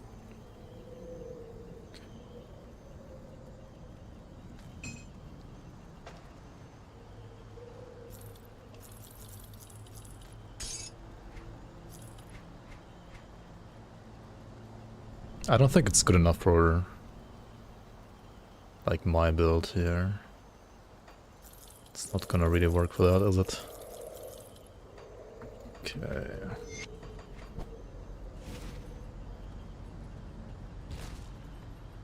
DPS add-on doesn't work with the Steam version anymore. Not with 1.3 at least. I don't know if it works with the older one.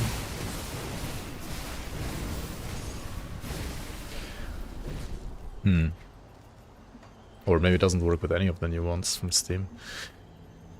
Yeah, I think the guy like said he needs to like work on it and... No idea. Is Nightblade necessary to play dual wield? No. I mean, Nightblade is great for dual wielding and many of the dual wield builds out there do use Nightblade. But it's not necessary. You can also dual wield without playing a Nightblade.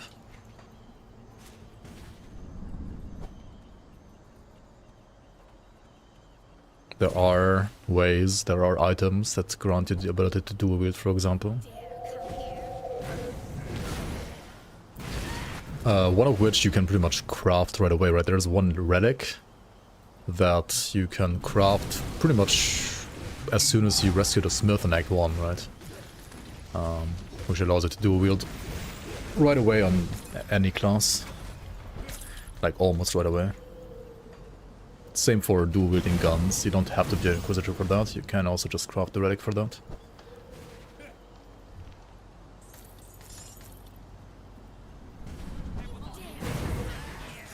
Wait, or do you have to buy it from... Hang on. I think you... No, you can't get it instant. You don't have it instantly. You have to buy it from Devil's Crossing, right? I think it's here.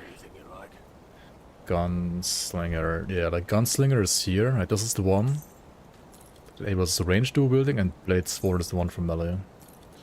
So you have to be respected with Devil's Crossing.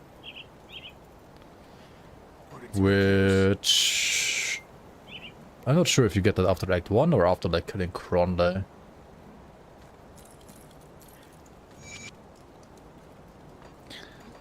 I'll give you a good price on what I've got left. I mean, if you're playing like a second character, then you should already have the blueprints anyway. But on like your very first character, you might have to like go all the way to killing Cronley, I guess.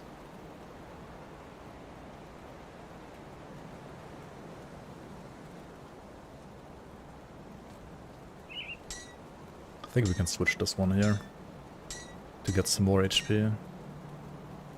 And put a soul shard, I guess. Yeah. Also, honestly, this ring has a decent amount of damage for this level. Like 40% damage is not bad for rings for this level. It's kinda high for a supposedly more like pacifist apothecary.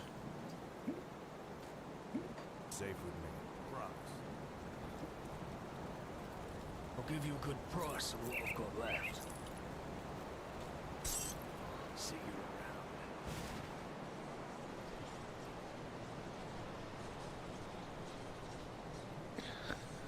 What do you think of Grim Dawn adding mechanics like Ascendancy, where you clear Trials Lab areas, give you power, blah blah? I think it would be cool. Like, I wouldn't mind that.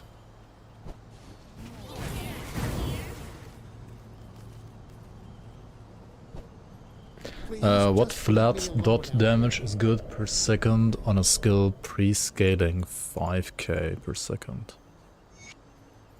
I actually don't know right now, like, it's been a while. I don't think I know by heart right now.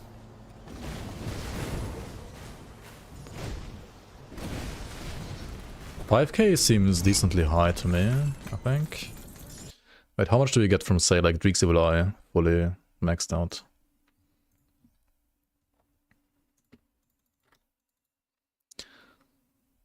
That's nothing. What?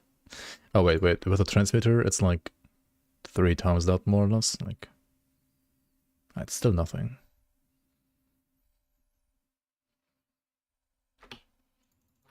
Pre any scaling, I mean,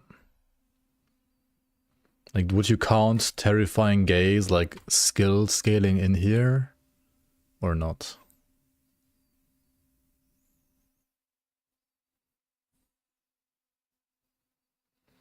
Because I mean, if you only take the 1170 here and then like times 3, like times 2.6 rather, it's like 3k, but over 3, so it's like only 1k per second, right? It's not that high. So 5k seems pretty good already, yeah? To me, like, you probably don't even need that high. I like that much. Yo, Hefton, welcome. Got a simple question. When do minions in Conjurer build start to be alive for more than 5 seconds? You're level 25 and Act 2 veteran, you're resummoning them constantly. Do you have them like maxed out? Do you have them like are these at like 16 points in the first skill here, for example, or like 16 points here? Yes. Do you have resistances for pets? Second page, pet bonuses. Do you have any resistances for pets here? Because if you have none here, then yeah, they will just die.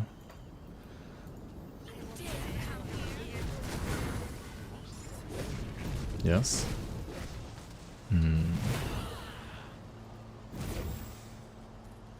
Following the guide. I don't know, did I have to resummon them that often in my guide? I don't think so. Like when I was playing the Conjurer.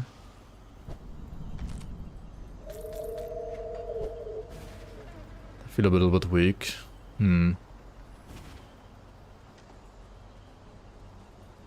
Act 2 might be like pierce damage killing them, and I think pierce resist is kinda hard to get for pets at this point, unless you invest into oak skin, I guess. Right, oak skin is gonna give your pets like pierce resistance and armor. And yeah, veteran is always a bit harder, of course. I don't think it's like that much harder though, usually.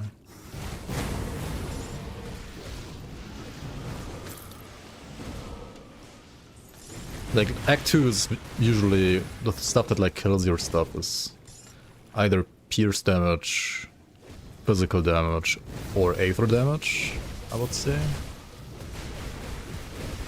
Maybe some of the skeletons, when you have like 0 vitality resistance, can also like kill you with vitality damage, like your pets. So,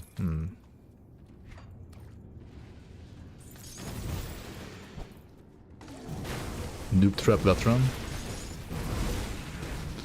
It's not necessarily a noob trap in the way that he is being forced to learn how to gear for the game. Right? Sure, it's like a harder experience at this point, but if he understands how to gear his pets now, he will have an easier time gearing them later in Ultimate, I guess.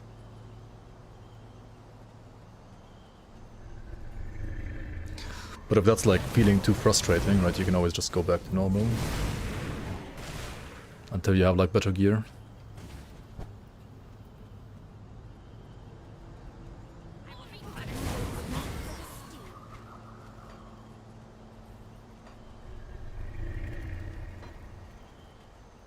It's probably also like gonna be too point intensive to like max out all 3 at that point, right? Like you might wanna like probably only like max out 1 or 2 of the pets and then use the other pets just as like aura bots more or less, right?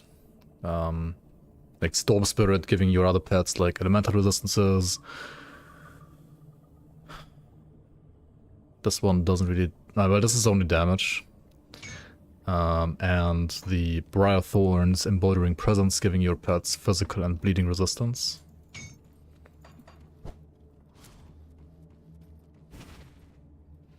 Anybody played Physical Blender Stunjacks? I'm not so sure if anybody like actually properly tried. If you what you I can Yeah, with 11% on Fire Code Lightning, I don't have Pierce Resist, you're right. But 11% is also basically 0. stay strong. Like 11% is also rather low. Like I have higher pet resistances for Fire, Lightning, Cold right now, even though I'm not even playing pets. Right, so I guess pet resistances are your answer, yeah.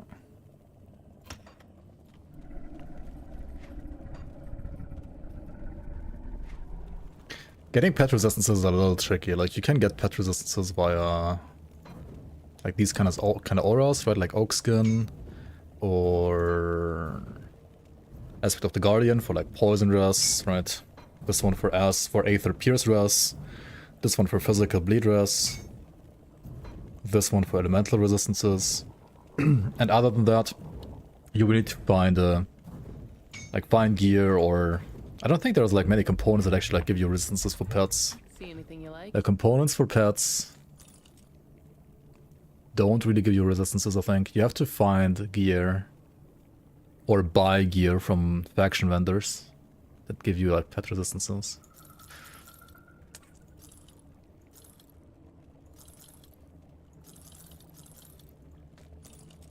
Berserker belt, Aether to Cold conversion from the crabs as well. I like check out these vendors with the slightly brighter yellow bag above their face, above their head. You're in Act 2 probably, right? So like maybe you already went to Otakovia. There's like a vendor here from the rovers. See what's left of my wares. Do they have any pet stuff? Oh, yeah, look at this. Rawari Curas, for example, has like 15% elemental resistances, 15% aether resistances for pets. Or this one, Rawari Shoulder Guard, has 15% elemental resistances for pets. Okay, these require of a 35, right? You can't use them yet, but just as an example that there is some gear that you will be able to use in the future from like these vendors. Put it to good use.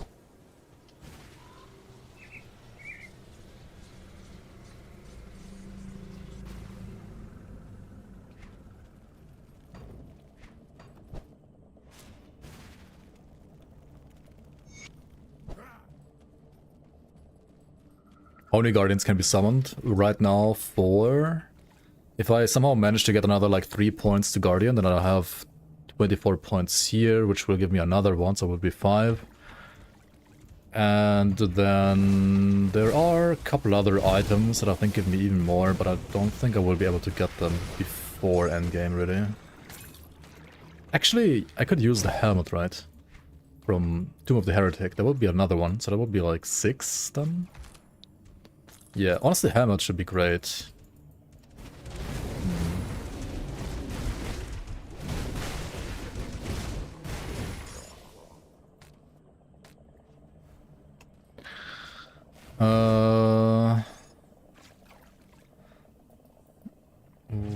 What are the viable pets, I guess you're asking? Or is it better to prioritize the ones that are further down the skill tree? I believe all pets are viable right now. What are the worst pets? Like, this guy is definitely viable. This guy is also fine, but I feel like Primus Spirit needs some more specific gear. Hellhound is totally fine. I think Raven is also great, but it's gonna be a bit squishy. Raven used to be like one of the best, but I think it has fallen behind a bit, but I think it's still fine. Then you have Necromancer. I mean, Skeletons are early game. They're like the best skill in the entire game, basically early game, right? They're absolutely nuts early, but they do fall off quite a bit if you don't keep up with like making them tanky enough. Otherwise, they will just die all the time, right? And even if you have gear for them, they will still die every now and then. I mean, that's like the point of Skeletons, to be like expendable pets that you have to resummon all the time. But if you don't have any gear for them later on, then they will just die instantly and you can't keep up with resummoning them. Blight Fiend. I've not tried Blight Fiend in a long time.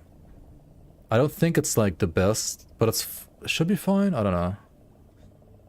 And the spirits, I mean, they're invulnerable, right? They are... Spirits are kind of cheating.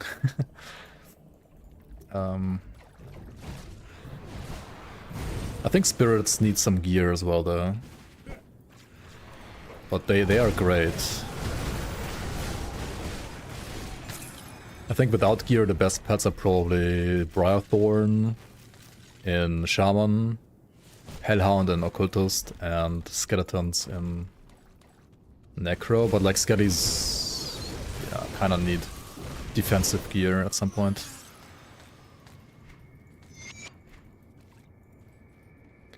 Yeah, not sure how good the Blight Fiend is. Maybe Blight Fiend is like definitely like slower early than Skellies, but might be fine without gear for a little longer than Skellies. Necro Plus. But I usually for a pet build you choose 2 classes out of the 3. The 3 being Necromancer, Occultist, and Shaman, right? You choose 2 out of those 3. But you can also combine a pet class with a non-pet class, as long as that non-pet class has good auras and stuff to like debuff your enemies, buff your allies, like buff your skeletons, or like whatever pets you have, right?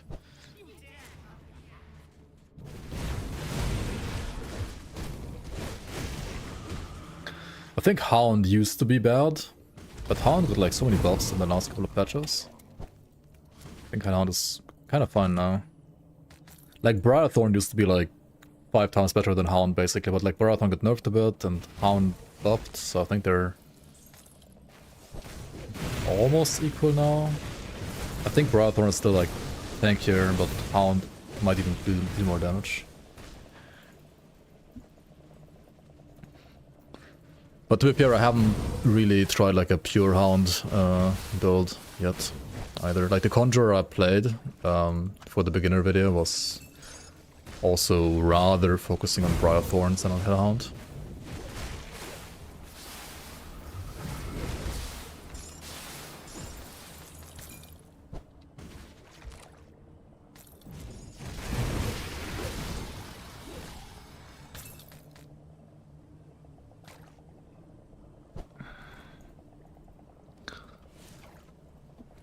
Yeah, Burp is like the best in Act 1 as well from Occultist, for sure. Like Bird is great early. Like better than Hound early. I think Bird is like harder to keep alive later. And also Bird can be a little bit tricky to make him deal proper damage. Because sometimes his AI is just stupid and... I mean, all the pet AI is just stupid, right? Like, this is not an RTS game or something like that where AI is actually smart. Pet AI, I think in almost every ARPG is just dumb as fuck. So they will get stuck on everything and shoot against the wall and stuff like that. And if pets are melee attackers, it's kind of fine. But if pets have projectiles like the Raven, then it's like extra stupid.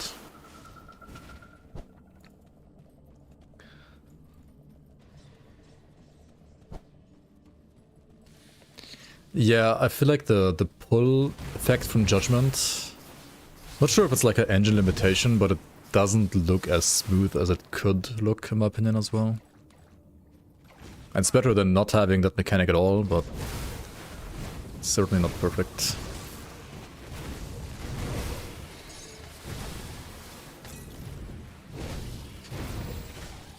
I also feel like it throws enemies like further than the center, right? Like it throws them further than the center of the attraction, I guess, the pull attraction, right? Ah, we speak at last. Pets from Volsnet a good AI, actually. Huh. Maybe.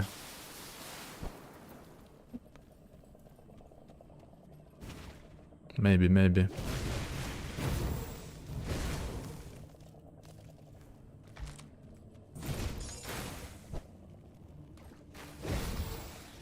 Like, look at this, right? Like, I was standing here, and he was getting thrown from here to here. But then again, he also, like, died mid-air, so maybe it was, like, the ragdoll effect on top.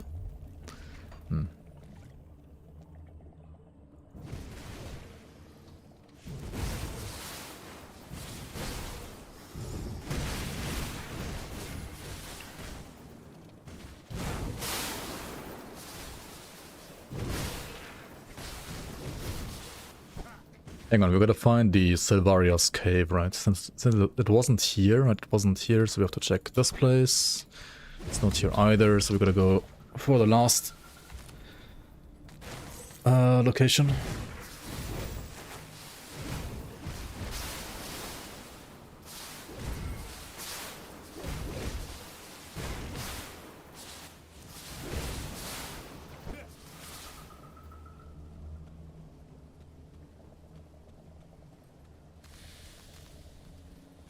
Which two trees make a traditional necromancer with minions? Well, whichever you like more, Shaman or Occultist, and of course the other one being Necromancer.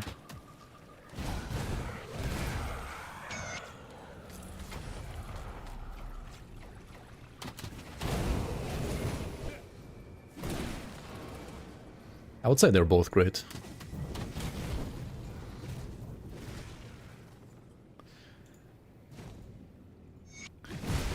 Yeah, I think the Sidra spam is... Yeah, it is 100% nerfed.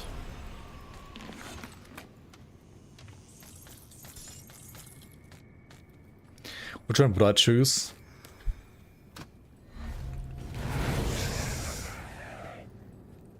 I I think right now I would rather lean towards Occultist.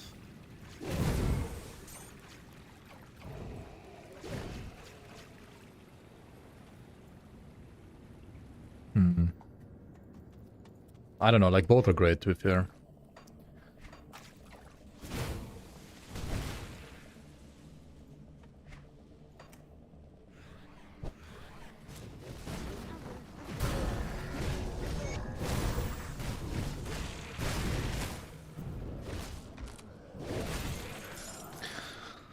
Welcome in, DHBK.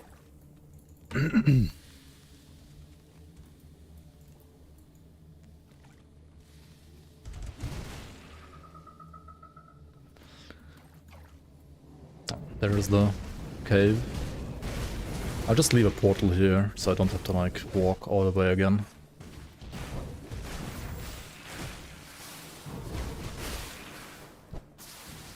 Will we get an upcoming DLC soon? Yes, soon. Soon TM. In the next couple of months, they said. Or I think something like that, like the next few months, I think Zenta said. But I mean, who knows what it is, right? I mean, it could be anything from May to... who knows? Like, I think May would be the earliest, but it might also be June, or July, or August, who knows? If I had to guess, I would say probably June, maybe in May, but maybe later. Who knows?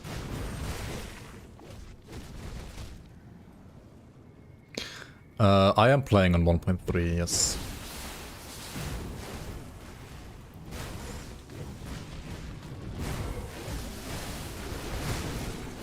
I am playing on patch 1.3 right now.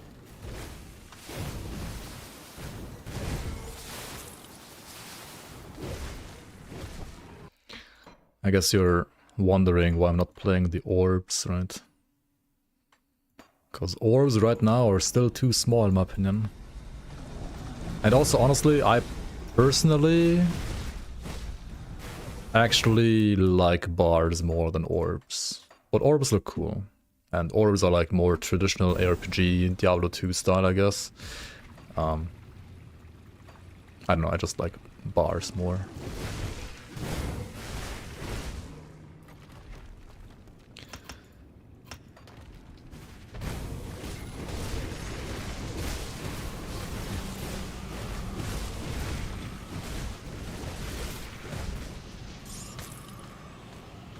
Also, I'm not just playing on 1.3, I'm also playing on the internal test, which means that I'm allowed to show a couple of things, like a couple of spoilers, but not too many. One of the spoilers being a new item here from Silvaria. Silvaria's root.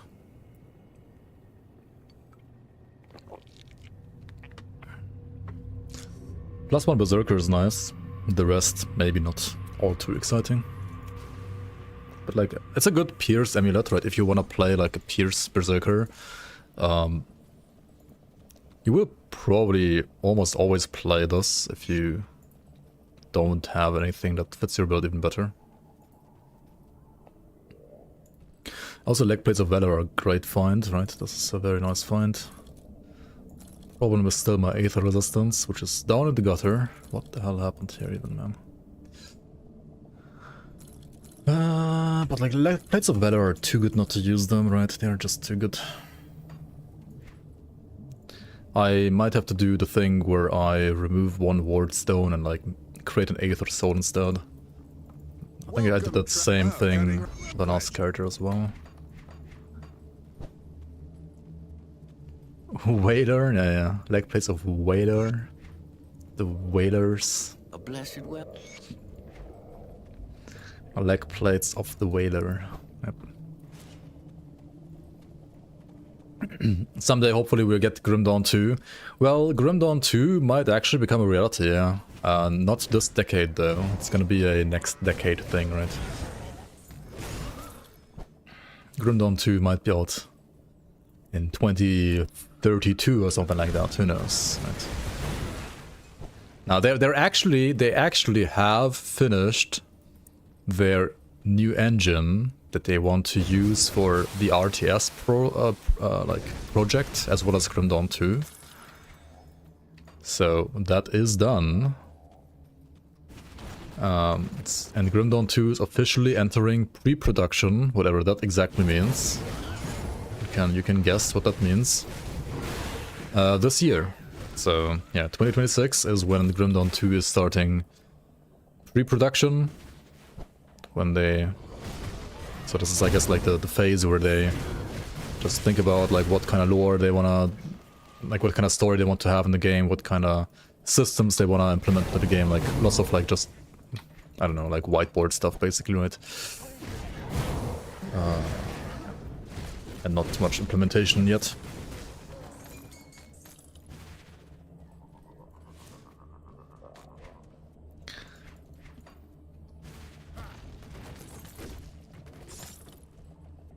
So I wouldn't be surprised if Grim Dawn 2 isn't ready until like next decade.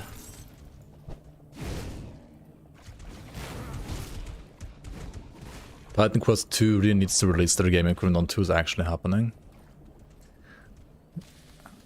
I'm pretty sure they're gonna release their game regardless at some point, right? Once Titan Quest 2 is done, they're gonna release Titan Quest 2. Regardless of Grim Dawn existing or not, like Grim Dawn 2 existing or not.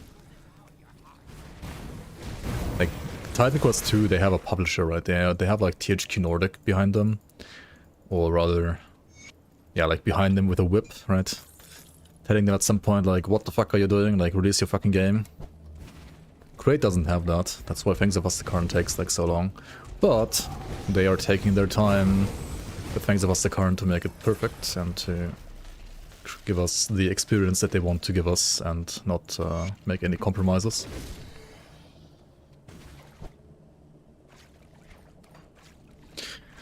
Which is a big plus in my eyes. Sure, you might have to like wait longer for a game, but at least the game is, on average, gonna have way better quality and rather resemble the actual vision of the developers than some like rushed out game. Yeah, they wrote their own engine in C++ still even. Right.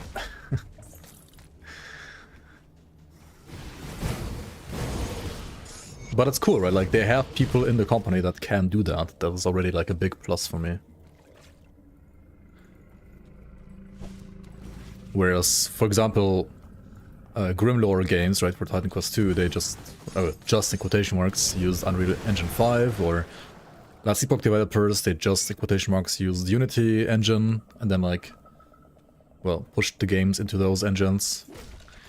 But if you have a custom engine, right, you can do like tweak every single last piece to your liking, which I think is a good big bonus.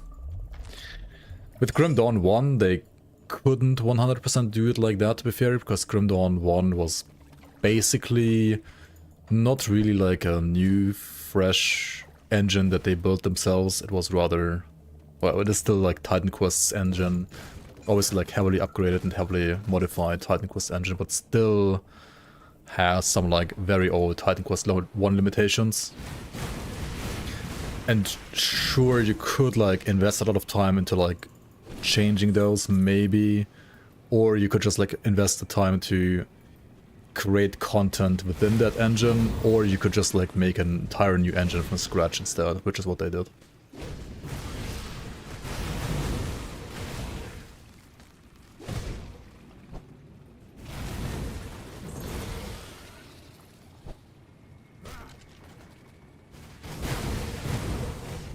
And at least to me that sounds like the right call to do. So I'm very hopeful that as long as their engine is good, right, like the engine might be crap, right, like maybe, sure, they can make their own engine, but maybe that engine is bad, right, who knows, I haven't seen it yet, I have no idea. But assuming that engine is at least half decent, then that's a lot nicer than using other engines.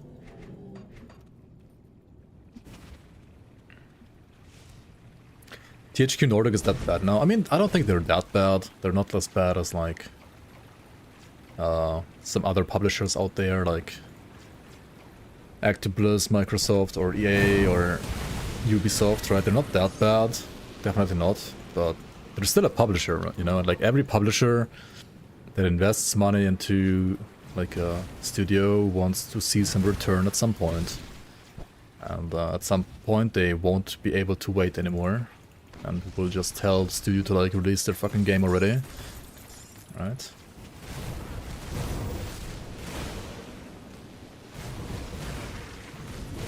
Yeah, that's like they wanted to make an engine on which they can run an RTS, and also because they do that, it's gonna be fine for ARPGs as well. I'm pretty certain about that, to be fair.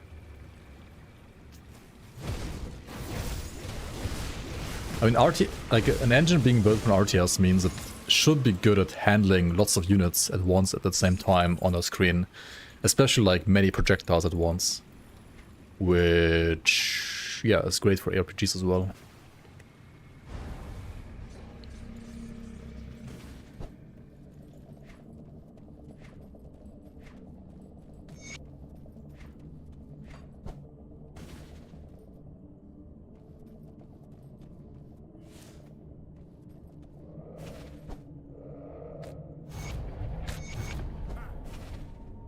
Blessed well.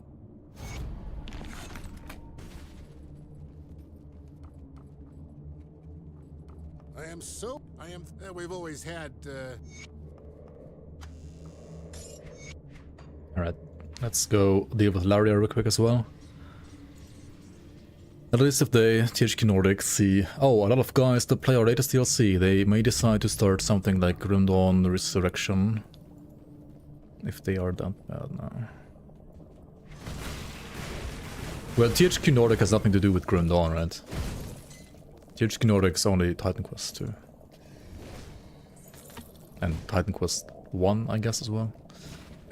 Grim Dawn is independent, like made by Create Entertainment, which is completely independent and not affiliated in any way or form with THQ. I don't know who. So there's no fear about that with Grim Dawn 2 anyway. Grim Dawn 2 will be Game of the Year in 2036. See anything you like? Yeah, maybe, right? Who knows?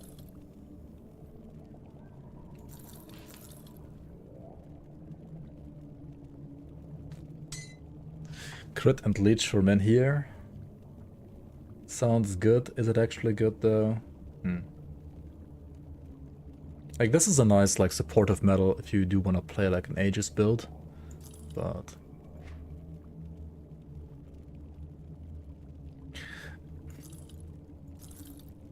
unless I try one myself and actually feel like it's a fast leveling build, I kind of doubt that Aegis is, like, that great for leveling.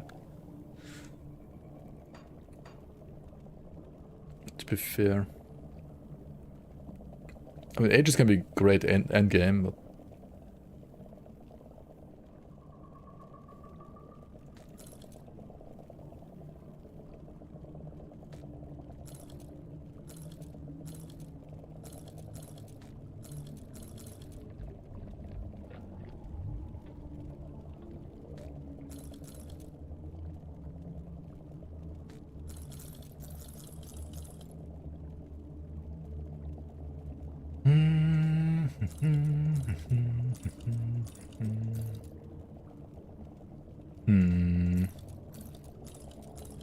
Do I care that much about the pierce resistance?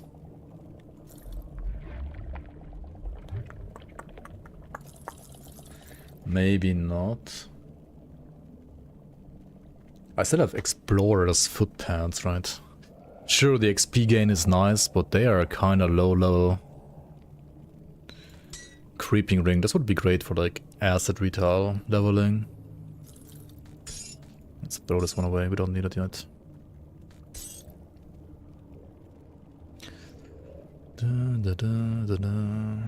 Aether Fire of the Wolf. I mean, that is Aether resistance. That is kinda nice.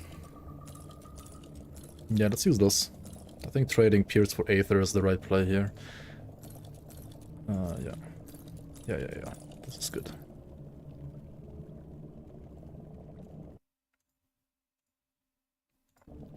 Top 3 smoothest leveling and endgame builds overall. You play like hundreds.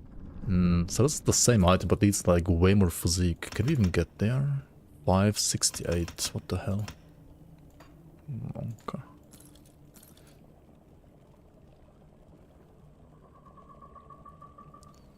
Stream bye.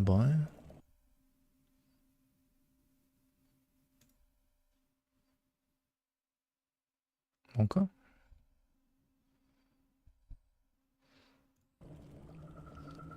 German internet? What the fuck? Oh my god.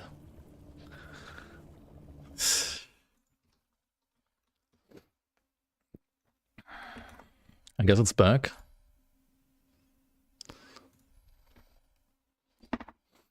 Do we have internet in Germany? I don't know. Why does it sound stale, man?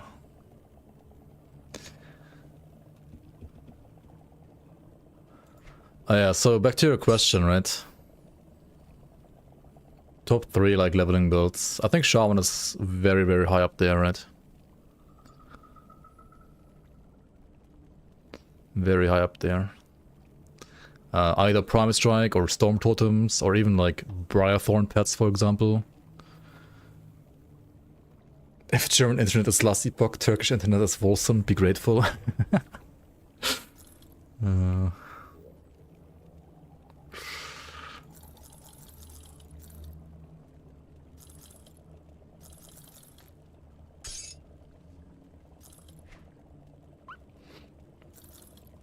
So obviously like Shaman, right? Other than Shaman, I mean Force-Wave Soldier is fine. It falls a bit off endgame. I think a bit more than like Storm Totem or Promise Strike Shaman. But it's still fine, I would say. I would still say it's very, very high up there, and you could also like switch into like a Blitz Warlord, for example. After a couple of levels.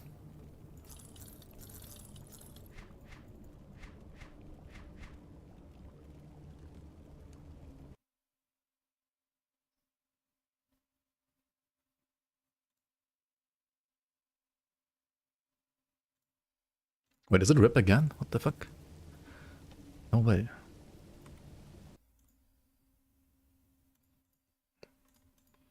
What? Put it to good use. Gee, what?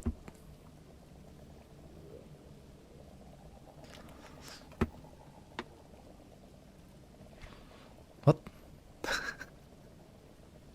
You guys are messing with me now. What the hell? See anything you like? Iron well spent.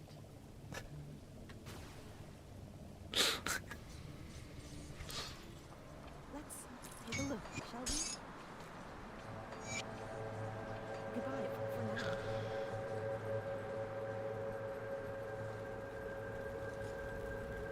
More scrap metal. What brings you to my forge?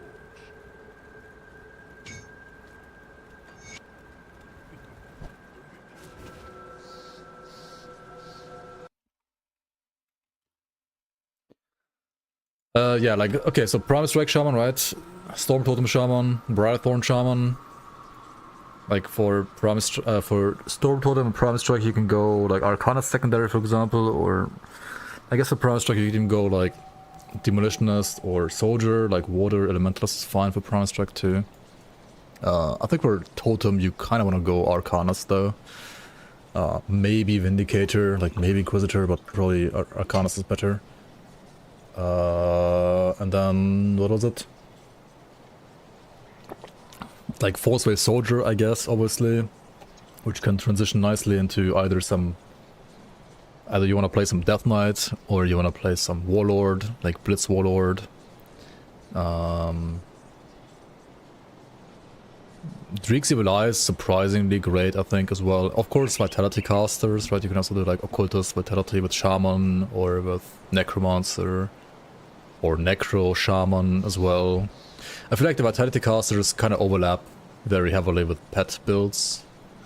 Like class-wise, right? It's like Necro, Occultist, Shaman.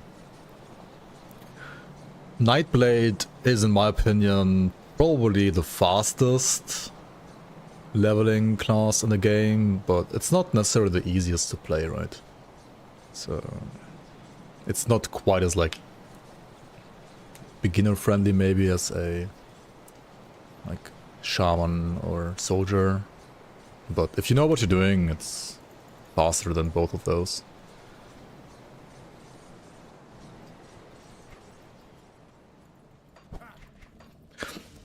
Oathkeeper is a great class, it's just so bad for leveling, honestly. It's a terrible leveling class compared to others. Like, it can be fine, like what I'm doing right now is also fine, but it's compared to other classes, it's not really that fast. Have you dealt? Well, the time. Well, the Okay.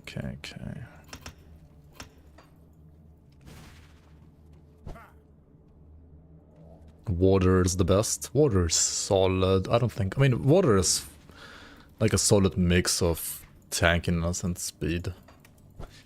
Kind of falls off a bit endgame with damage, apart from like, right now I guess the OP as hell Dawnbreaker build, which is getting nerfed.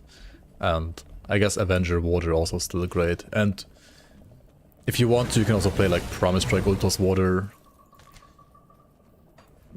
which I guess is okay too. I mean, it's a good endgame build, but I don't think it's like as insane as some actual insane endgame builds. I think it's okay though. What? Oh yeah, right. I didn't talk to the lady yet, did I? No. Oops. I need to get to the stuff from Covenant's Refuge here. How am I not bored about these things, like talking about the same stuff for years? The altar of Ratosh. Yeah, I don't know, sometimes. I ask myself that sometimes as well, to be fair. I'm not gonna lie.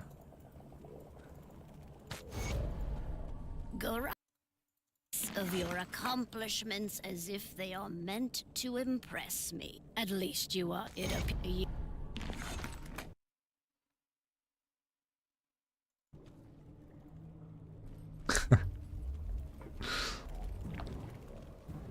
It doesn't, okay, the stuff you sent on Discord, it doesn't look that bad, but there's like a typo in my name, right? So the fucking AI did like a typo.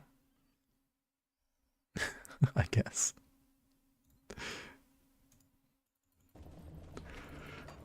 Which is, I guess, classic for AI to do typos. Is it AI? Maybe it's not AI.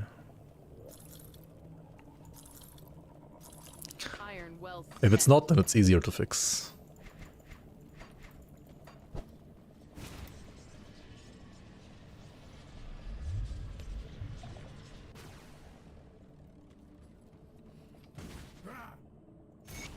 Surely Templar would be good in Grim Dawn too.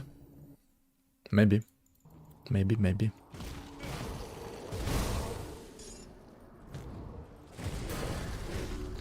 Yeah, I mean Dervish, like, if you're used to a warder or like a warlord, then Dervish is very squishy. But it's a lot faster than warder and warlord.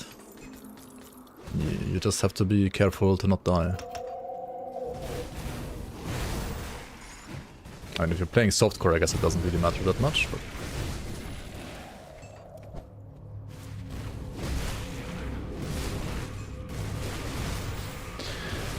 also, I don't know, Inquisitor... Like, Inquisitor runes, I think can be fine too, like Rune of Colostor, Inquisitor. I would need to, like, actually push one through all the way to 100 at some point. Rune of Colostor, Inquisitor, maybe... I mean, Ravenous Earth, Necromancer, I guess, like one of the Vitality casters. Ravenous Earth is a great skill too. And of course, like, Scullies for Necro.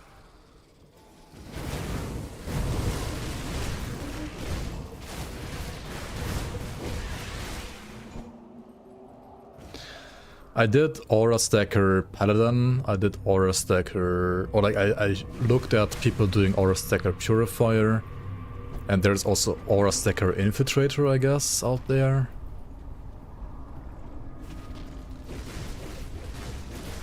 In my opinion, Like, for fresh start, the Paladin is probably still the best, but the thing is, like, all these, like, Aura Stackers are...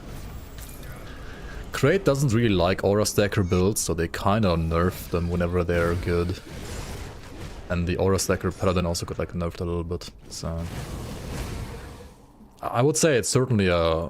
Like, it's certainly a build you can play as a starter, but... It's not as good as, like, actual great starters anymore. It was fine, but... Yeah. Is that you, Mother? As you command. Wait. Wait. Let's have a friendly brawl, Mr. Agrum. I guess you don't mind. I should just run around in circles a bit with you. Guess I'm gonna die. Because my guardians don't actually aggro him. Or like, well, they're invulnerable, right? So he's not gonna hit the guardians.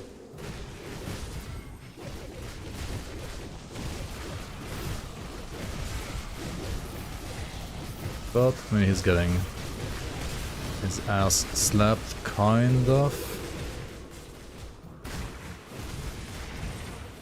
There we go.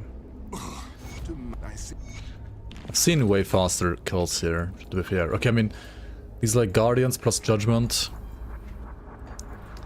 This build, it's okay. It's not the best single target damage though. Right? Like AoE is totally fine.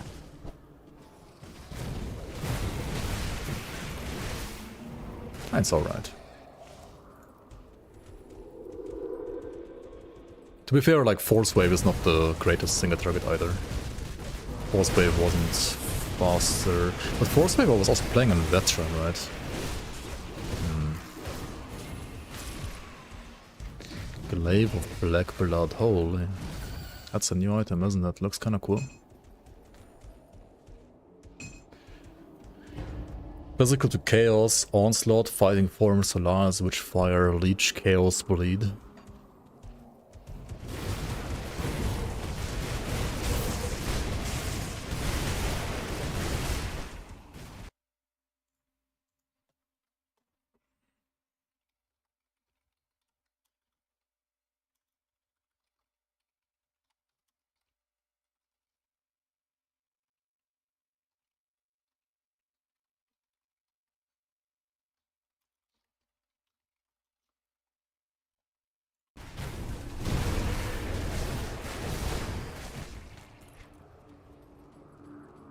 This is where you'd also get the Servitor item that gives you Fire Righteous Fervor, right?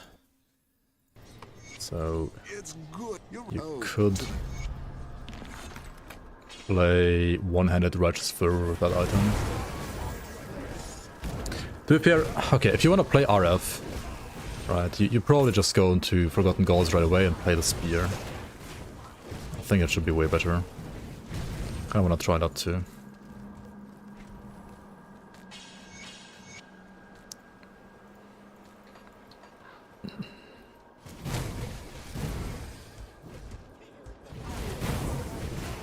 Aura Stacker Purifier was decent for leveling. Endgame you switch to Ignifar, sure. Yeah. Retard Ignifar.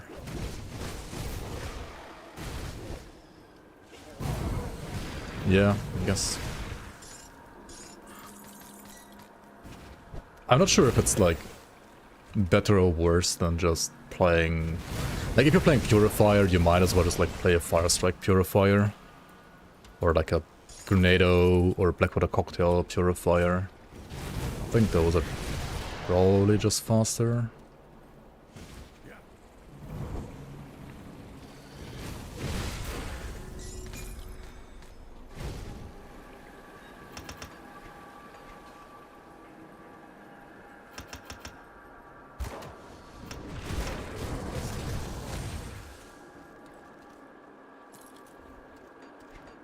Paladin doesn't really have the same luxury, but like Paladin has no Fire Strike.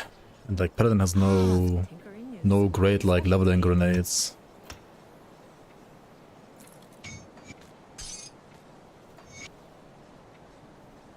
You could play Righteous Fervor with the pistols on Paladin, I guess. Like that is a good build once you get there. But before, eh? This is the 1.3 beta.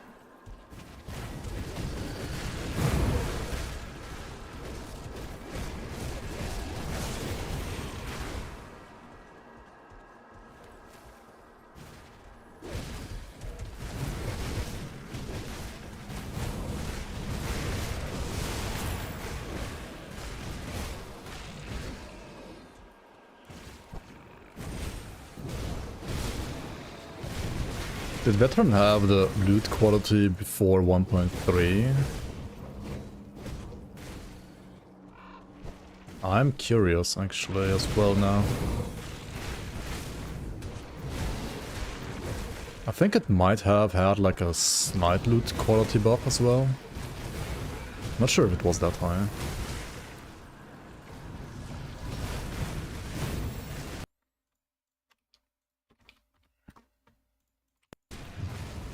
You can play the beta by following the instructions of that link, basically. If you are on Steam.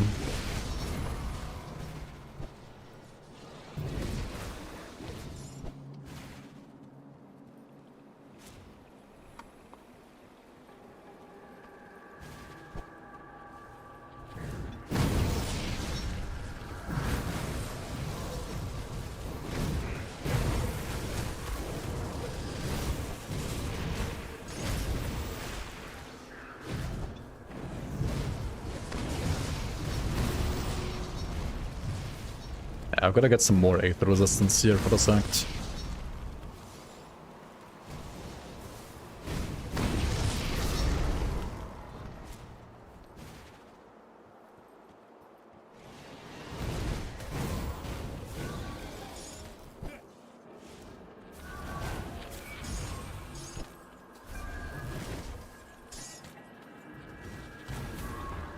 Not gonna help against the ground damage, but at the very latest against the final boss I will need some more Aether resistance. So I should probably like check what I need to do to craft Aether Soul again.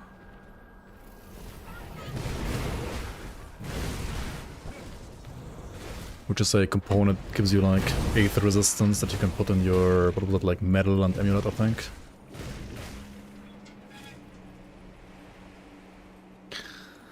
Yo, Carter Madsen, welcome. How often do I play hardcore? Pretty much all the time. Unless I play like those like top 20 endgame builds made by other people. I always play hardcore.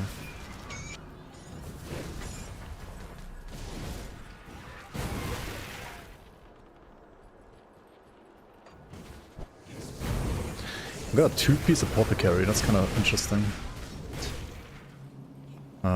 But 2 pieces only 55 DA. I mean... To be fair, this would be more damage than my current gloves, because my current gloves have 0 damage. I would lose Elemental, Stun and Pierce. The Pierce is like the... Yeah, I guess Stun would also suck to lose.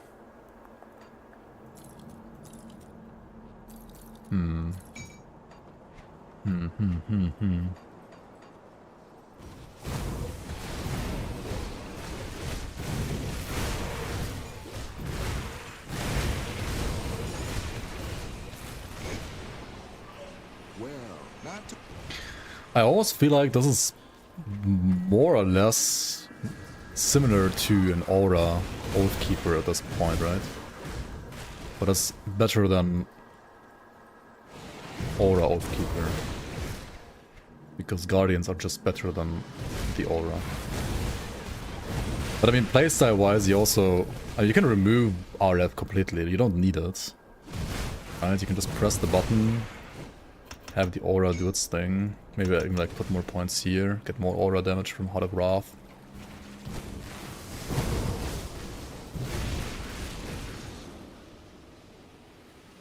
You could play a Fireball instead of RF. Greater Fireball. Wait, actually you can't play Greater Fireball with this item, because Greater Fireball can only go into offhands and pistol, right? I guess like one pointing RF is fine. RF gives you a 13% burn damage boost as well to all skills. It's not amazing.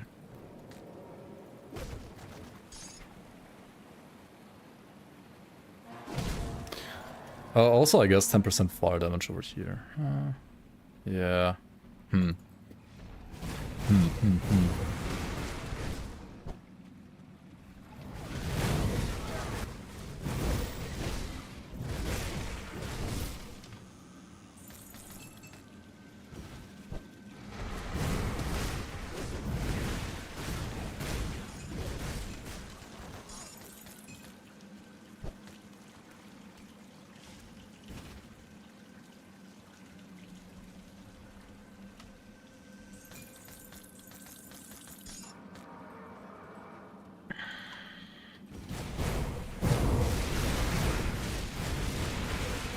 So this would be like a fine starting point for an aura build.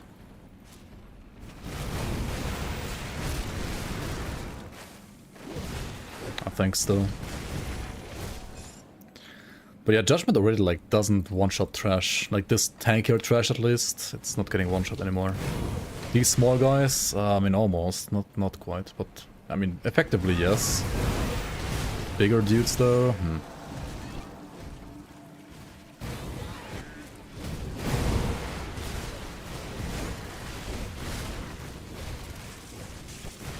I feel like Judgment always lacked a bit of item support in this game.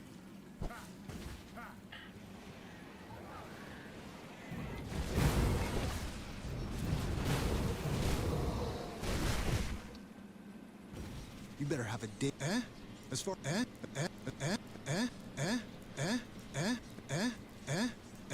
the Black Legion? They survived the carnage in the capital? I don't know. Do any pets ever gain weapon damage outside of devotions? So, this, If you're serious, the ethereal. You mean like player scaled pets or pet scaled pets?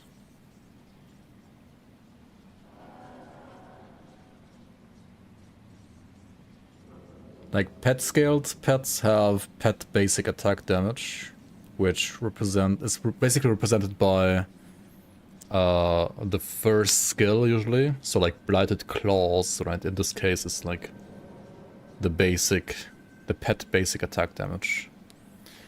The player scaled pets though, no. They don't have weapon damage. I don't think so, at least. No, I can't recall any item that like gives them weapon damage. No. What's left of my wares.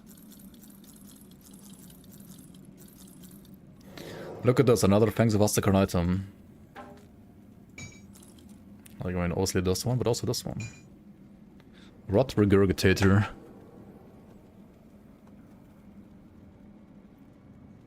DLC when? Tomorrow, hooray! Nah, I have no idea.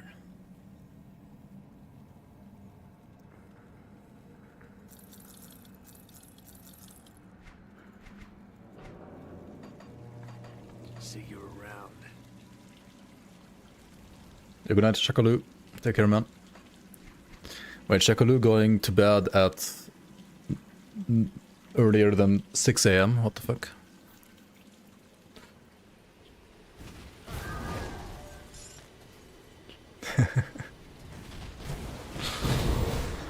2 AM on, yeah, that's like still fine. That's like reasonable, right? That's fine. Almost reasonable. Anyway, good night, man.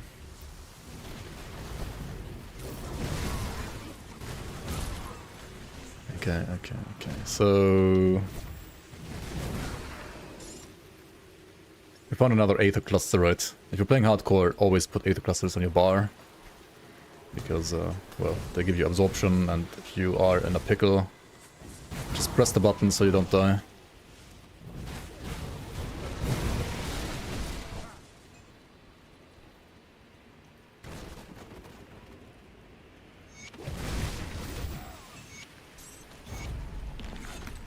But we are playing... Wait, are Guardians getting nerfed like in the very next patch, like this weekend already? Or are they already nerfed? Let me check real quick.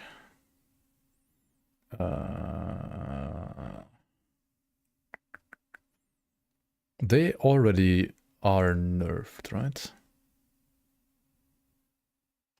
No. Shit, they are getting nerfed this weekend further, right? Their burn damage is like getting slightly reduced with rank.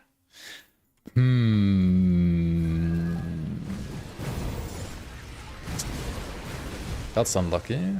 Okay, then I would have to test the same build after the weekend once more. Because if this is... I hope this is like pre-nerf, post-nerf already, but it is not, so... That is unlucky. Who the fuck discovered Lokar's secrets first? Well... To be fair, when I tried it, I got everything right except for the amulet. That one I did not solve on my own, but the rest I could. If you know some Grim Dawn lore and if you're like, you know, attentive to stuff in the game, then you can figure out all the secret quests on your own, technically.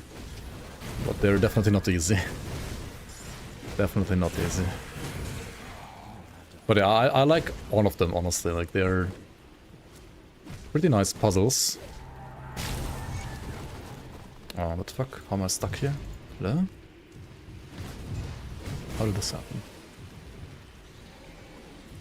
Mom, I'm stuck. Step mom, I'm stuck.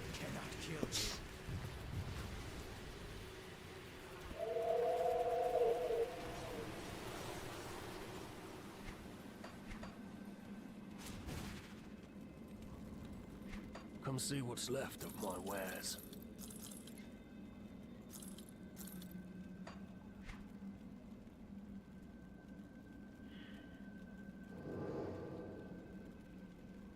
See you around.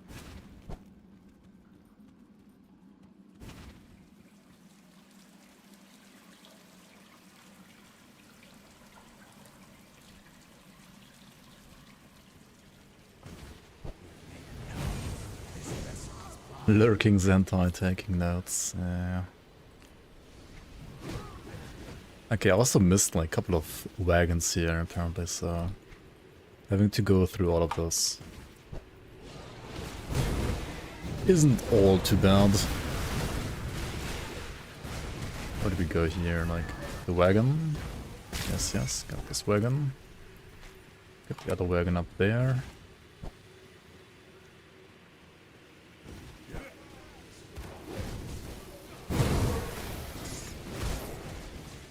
Or up here. Or over here. Man, Judgment can't even like one-shot the wagon, what the fuck, man? Ay, ay, ay.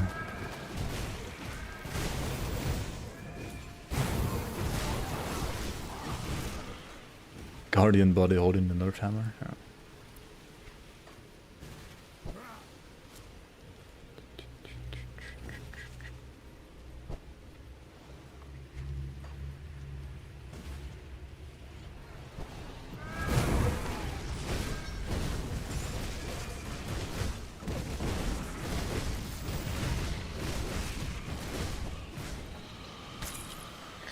Should probably push this to Judgment, actually. Hello. Okay, let's go for this finally. And also Kraken. Kraken. Let's get all the damage first, since we're not really attacking that much. We don't really care about attack or casting speed at all.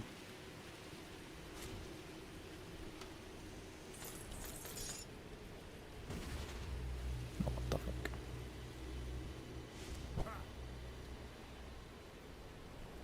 I was We? Who? Who? You and me? We? Online game? No sir. This is offline. You can play multiplayer with like people, sure, you can. But there is no like true servers or online seasons and stuff like that. There are like community run seasons that do have a ladder and online trading, but the default game does not have that. Grim Dawn is basically the best offline single player RPG that there is. It does have like multiplayer optional. It works, but it's not that big of a focus of the game. The outpost resistance had There you are. Well, just Corinia's get this. Okay. Oops.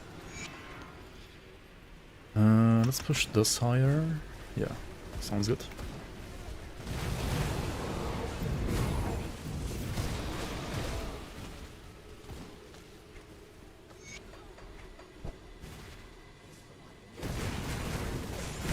Why does the UI look like this? Because that is the new UI coming with 1.3.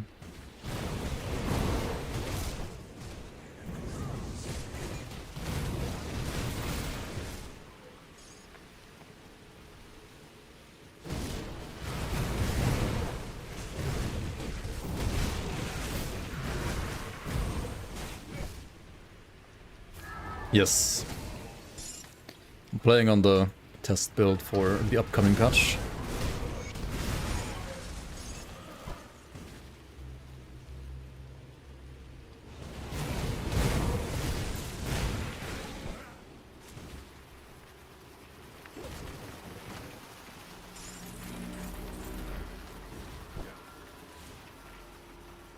Thoughts on 1.3? There's still a couple of things I need to adjust. Like there is a, for example, different HUD, right? They also made this HUD with the orbs.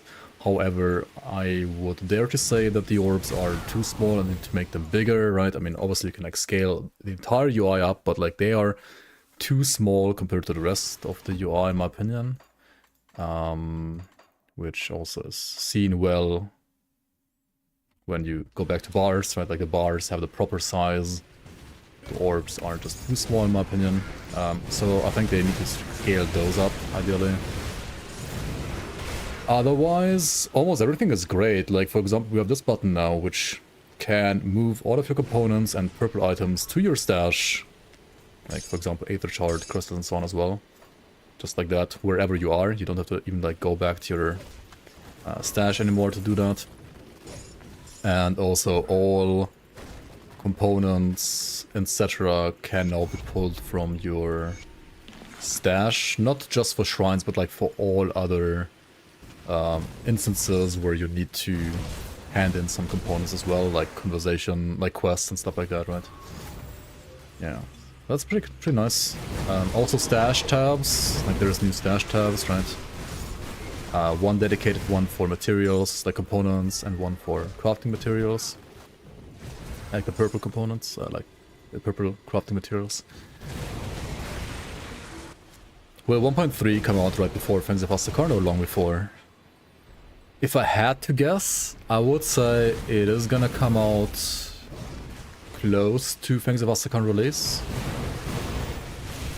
And it's gonna probably stay in public playtest for a little longer than people might expect. I mean, usually like all of these playtest patches stay in public playtest for like 2 to 3 months. And this one came out like when? Like 2 weeks ago, something like that, or 3 maybe?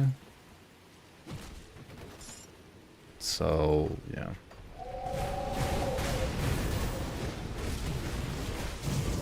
Day 404, by the way, yeah, true. Community League still not found. Day 404, season not found. Yep. Okay, we need to really like craft the Aether Soul now after completing the quests here. I also need to get the weapons, please. Thank you. Are they doing balance changes as well? Yes. You can always read up on their current like progress of the change log over here.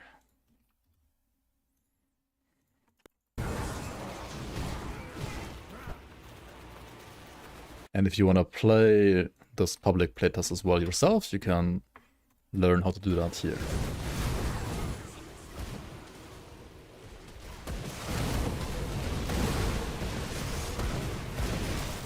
But if you're doing like playtest patches, then always back up all of your files, like all of your save files, right? Because something might go wrong. They're not on the public like on the standard public branch after all.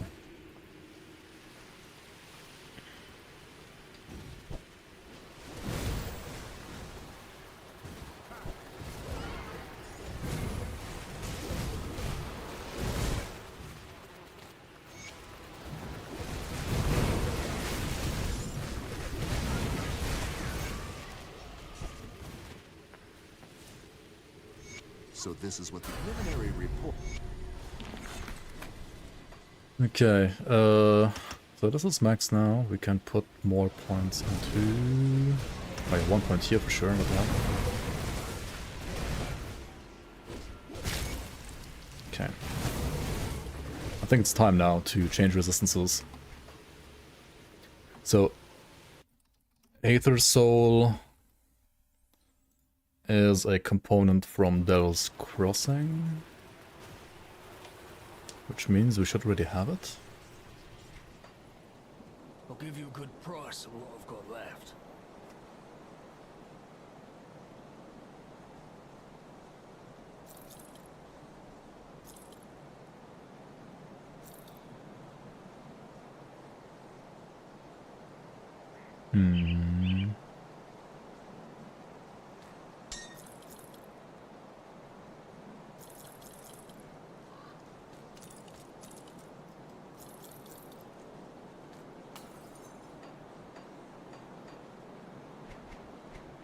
Okay.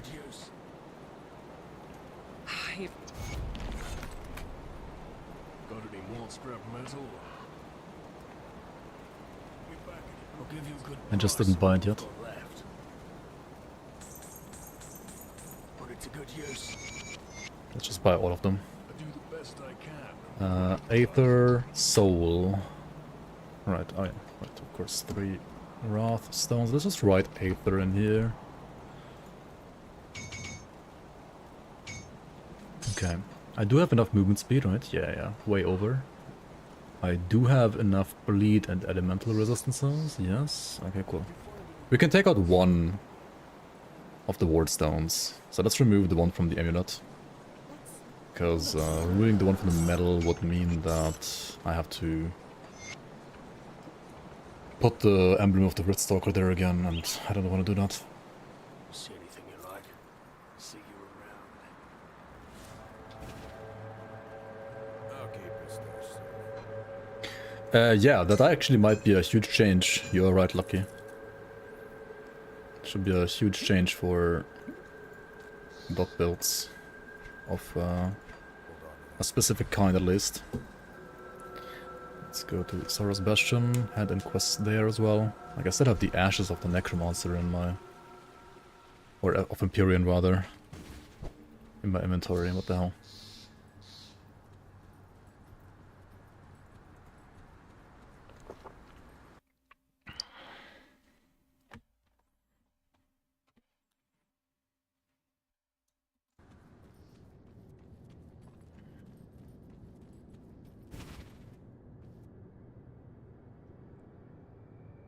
The best build for Dreek's Evil Eye. Is it like your first time playing? Or like your first time playing a Dreek's Evil Eye build?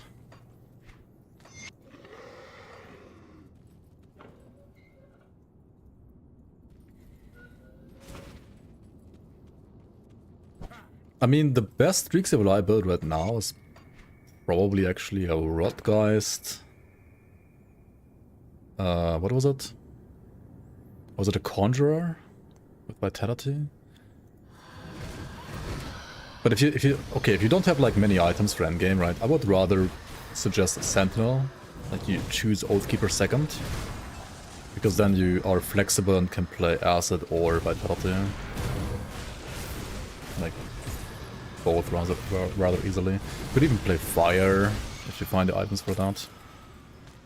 But yeah, for like standard Acid, Greek Civilized, Sentinel, or Vitality, technically Conjure is like a little bit better, but you can also play Vitality on Sentinel.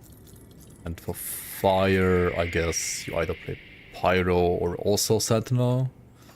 So you basically pick Sentinel, which means you pick Oathkeeper second.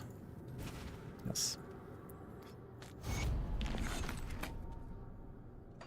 This is garbage.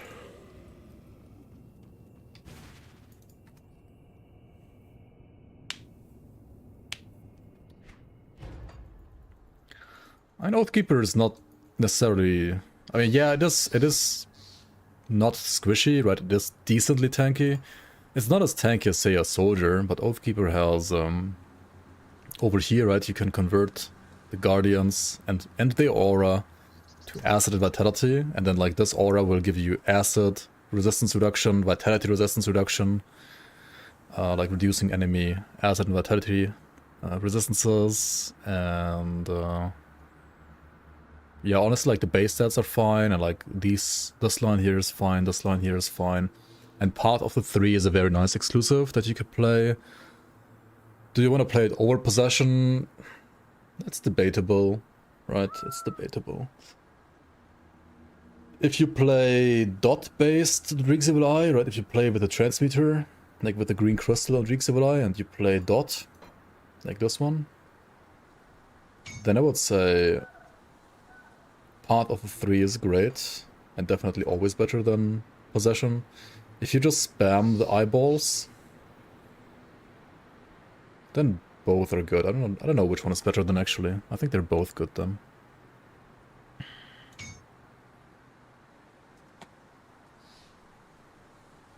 Another alternative, if you wanna go with Acid, would be Nightblade. Like, Nightblade is also fine.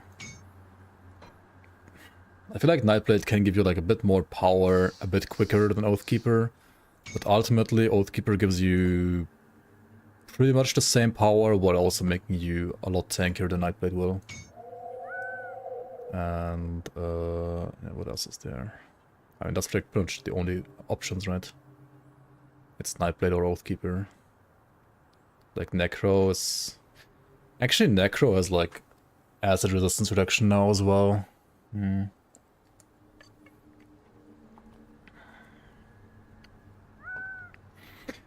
Necro might be okay too, but I think, like, I have not enough experience. Like, they just recently added poison resistance reduction to Spectral Wrath, so I'm not sure if this would be actually good. Like, it's an option now, let's say it like that. I still think it's worse than Nightblade or Oathkeeper, but you could do it. Yeah, anyway, like TLDR, just pick Oathkeeper. That's the safest option.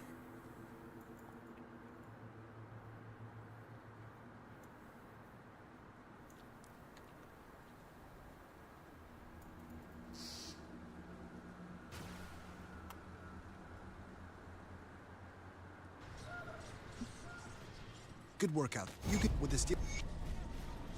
Okay, let's go look for them, and also let's pick up the quest up here.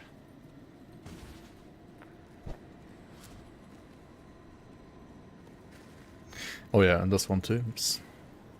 Question about FOA map, if you can answer. Will it shift to the left or will everything fit into the unoccupied territories of the existing map? They will, like, remake the map. I can show you this spoiler. Or I can show you this spoiler. Like, the map is getting bigger, yes. And they are probably gonna, like, remake the map, because obviously this is not finished, right? It's not gonna stay like this. So, yeah, it's gonna change. It's gonna be bigger.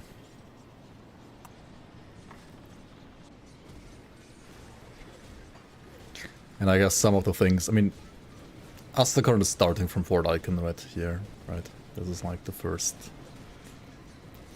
People have already like seen this one like thousands of times, so I guess I can show this, right? Like starting like here. Like top left, basically. Is where the expansion is gonna be. Which is why they made the map bigger to the top and to the left.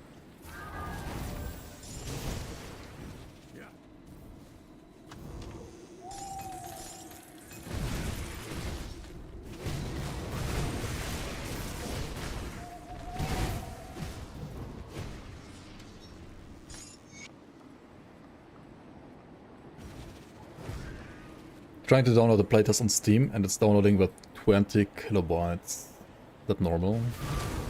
That does not sound normal to me, no. It should be faster than that. It should be as fast as like any standard Steam download. Usually.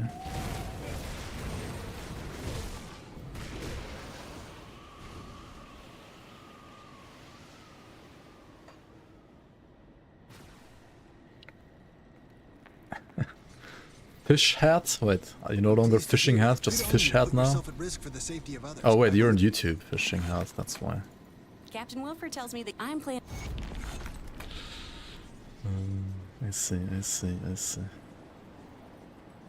Spoilers.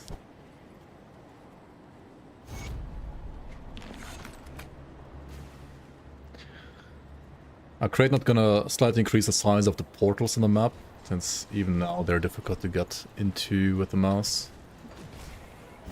Are they? Maybe. I mean, you can just suggest it on the forums. I've not seen that be a topic ever, actually, so far.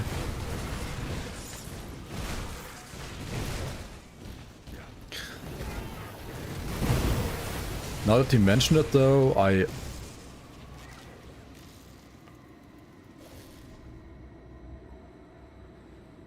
like, yeah, like it could be easier, I guess. You are right. Your cover didn't work.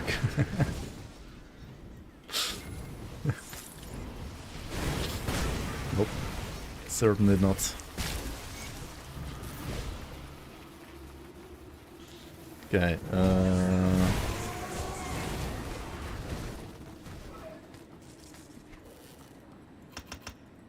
let's just pump this one. Does it also increase damage? Oh, it does a little bit. Oops. Oh, what the hell, man? Stairs in Grim Dawn, holy shit. Not the stairs.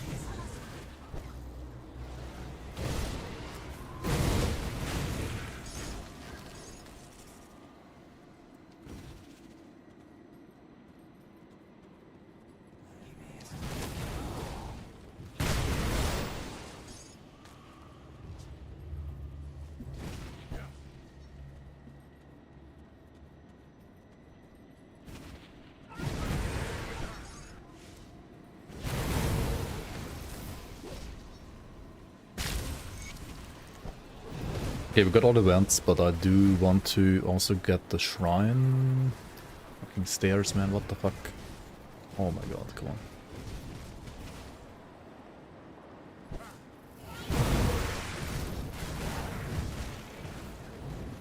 Hello?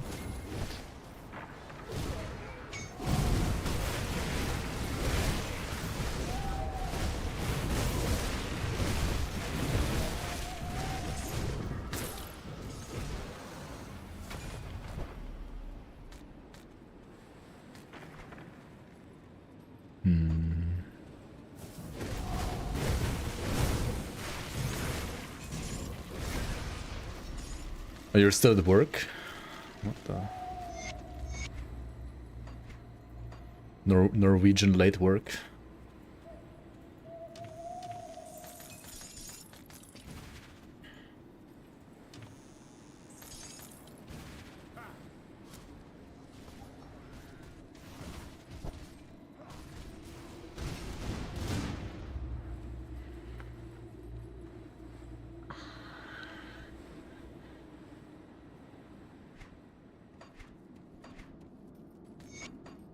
Is there any item that I missed that makes this build better? I feel like this build has like no items, right? Like there's so little support really. It's literally just the weapon. Like how is that good, man? Okay, like, we're gonna get the helmet from Tomb of the Heretic, I guess. Even though it's like Acid Vitality themed, but it should be more damage, because we're getting another Guardian. And it gives us like 3 more points to summon Guardian, which gives us another Guardian actually, so there should be 6 Guardians. But other than that... It's kinda scuffed, in a way.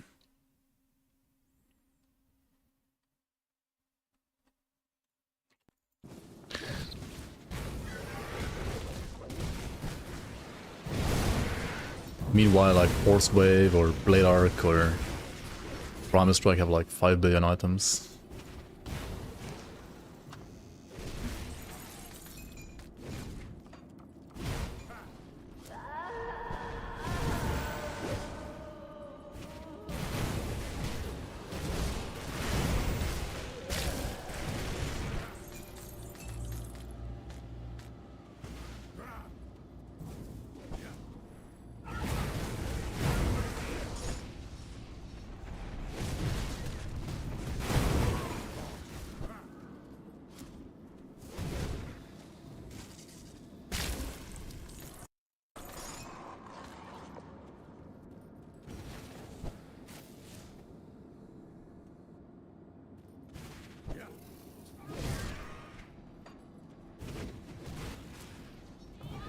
Oh yeah, there's no shrine in normal here, right?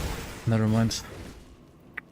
There's only a chest to the left here. Yeah. The guillotine. Let's go. Imagine trying to build around the Cold Guardian's conduit. Yeah, in the base game, that's like pretty fucking bad. In the League, there are at least some items for Cold Guardians, but yeah, in the base game, it's just terrible.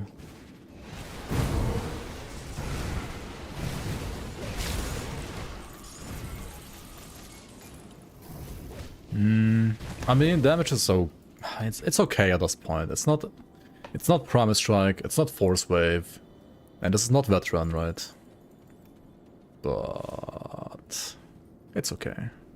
It's good enough for what it's supposed to be, I guess. Base game is demo. Community leagues are the actual game. I will enjoy crushing. Feel my wrath.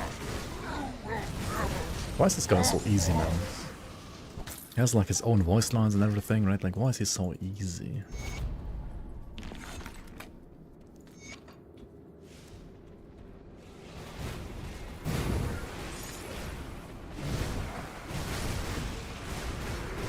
Are we going to be able to keep the old style UI after the update? Personally, not liking the new style of windows.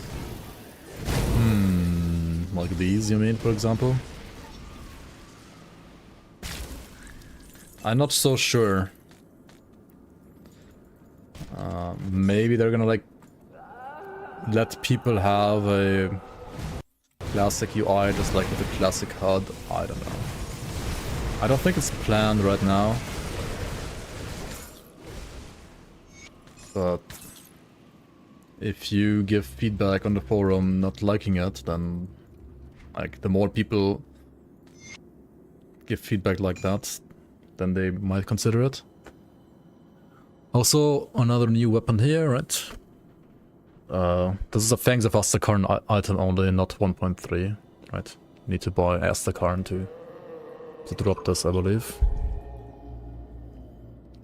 Which isn't out yet, but soon at some point.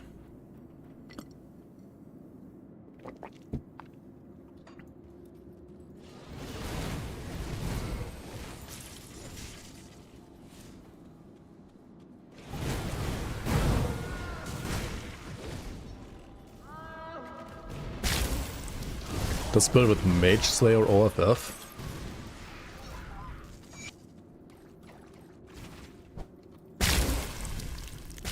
Do you just mean because of the like high resistance reduction for OFF? Or something else?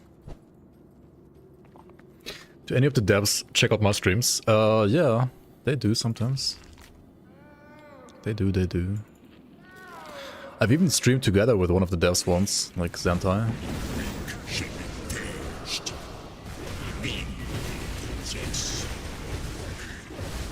When we did the Berserker reveal, right? We did it one together on my stream.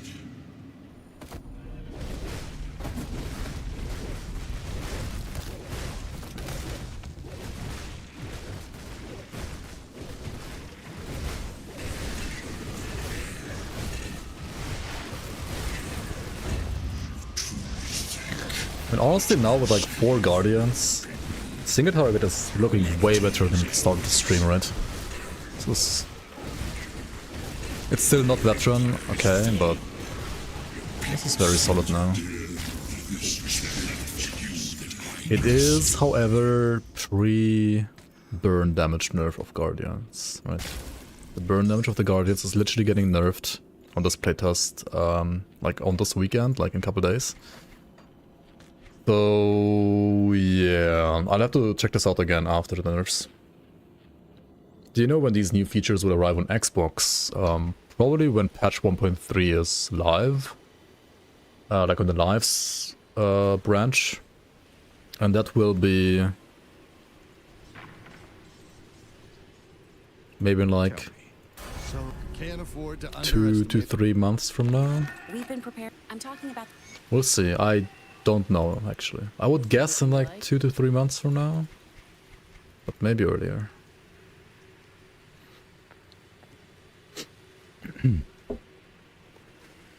Does someone watch secretly sometimes? Well, if they are watching secretly, then I don't know, because they are watching secretly, right?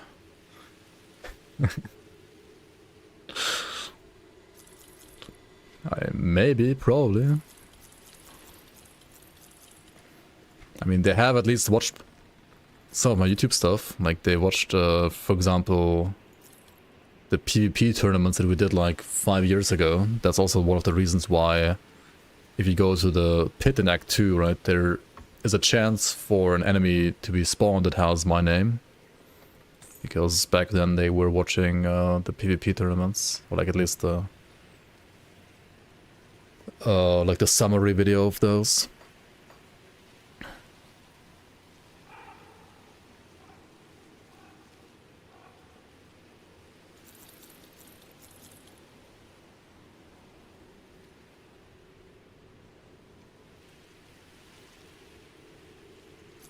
I need a, like, +1 all skills to Oathkeeper belt from Forgotten Gods. I mean, Forgotten Gods has, like, so many goodies for Oathkeepers. Like, I should have went there maybe earlier, actually.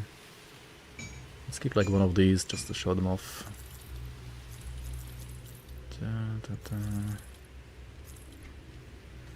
Praetorian chest can be decent.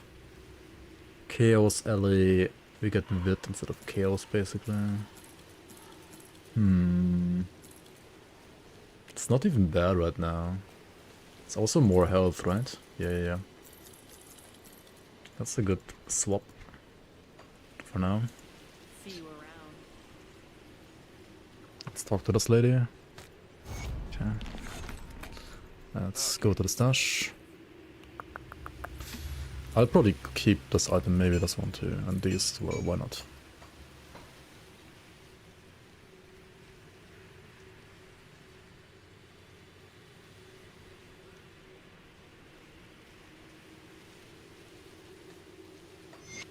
Let's just go with more offensive ability, which translates to more damage. I think my armor is good enough. Okay. Still not really any, like, epics or legendaries that I can... I mean, okay, epics, yes, but, like, legendaries that I can use. That's fine. Secure the Black Iron Docks. Okay, let's do that. And where did I put more points? Here one, and then like more down here for offensive ability. I could also like put more into Ascension. That's fine too.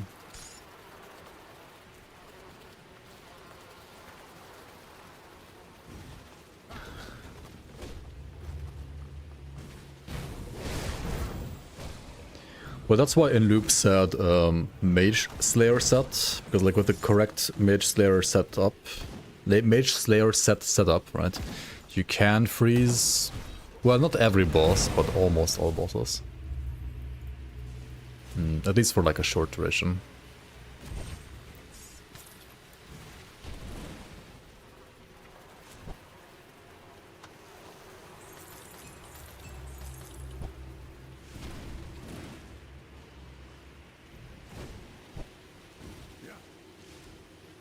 There are very few items in the game, but there are some items that allow you to use skills like OFF on bosses to like reduce the enemy freeze resistance.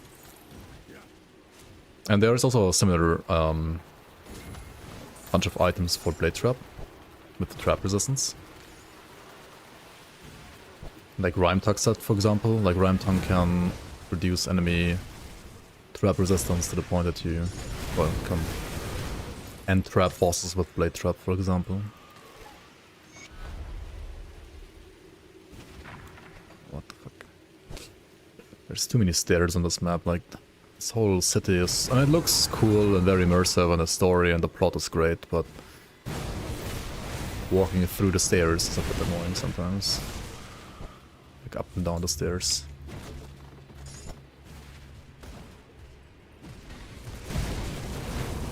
I'm honestly surprised they changed Upheaval before changing OFF or Blade Trap. Or even before changing Ulzuin's Wrath, actually. Like, Ulzuin's Wrath also is such a scuffed skill in my opinion. Ulzuin's Wrath is the... I cannot show you right now, but in a second. Like the second skill from Vindictive Flame from Demolitionist, right?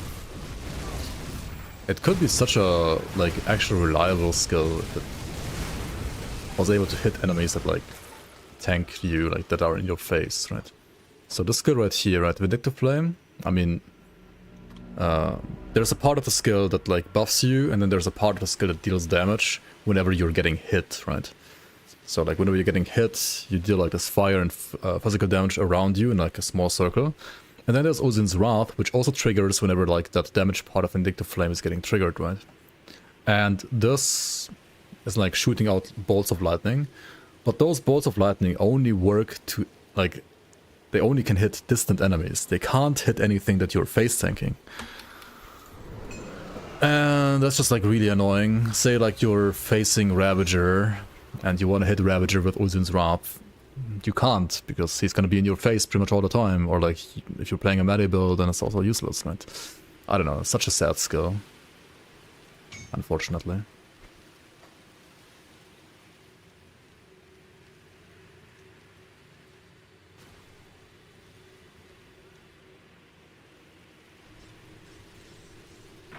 Was the mission for now? Like, OFF and Blade Trap are at least, you know, good early game for trash clear, and then later on with specific items they can have like a role in the game. But I've never seen anybody like actually make proper use of Ulzuin's Wrath, because it's just unreliable. I don't know, like, does anybody like ever max it out? I don't think so. See what's left of my wares. It just doesn't make any sense to do it.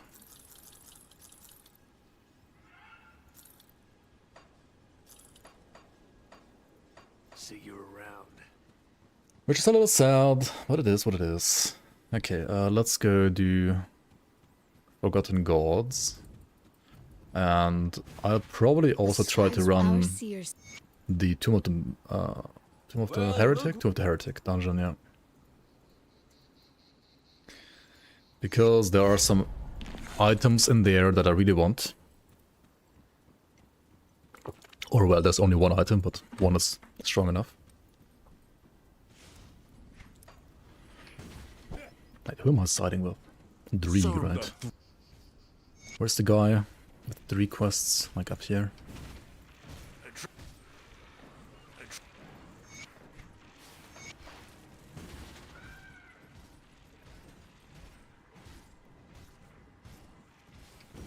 No, this is all served. Okay. Right.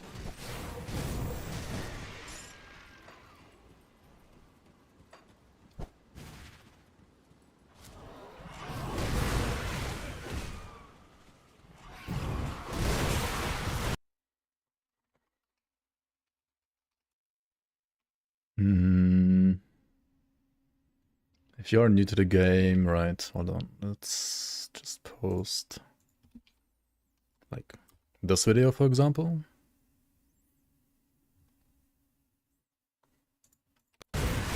Any build mentioned in that video will be definitely like strong and easy enough to gear for you to cruise through the game and have fun. Which one you want to play is up to you. I mean, just pick whatever you think you would like to enjoy to play. There's even more than those, of course, but those are like some examples. Some of the better examples. The video is like 2 years old at this point, but it's still fine. The game is about to change a lot more like in the next couple of months, but right now, compared to when I made the video, it didn't really change that much.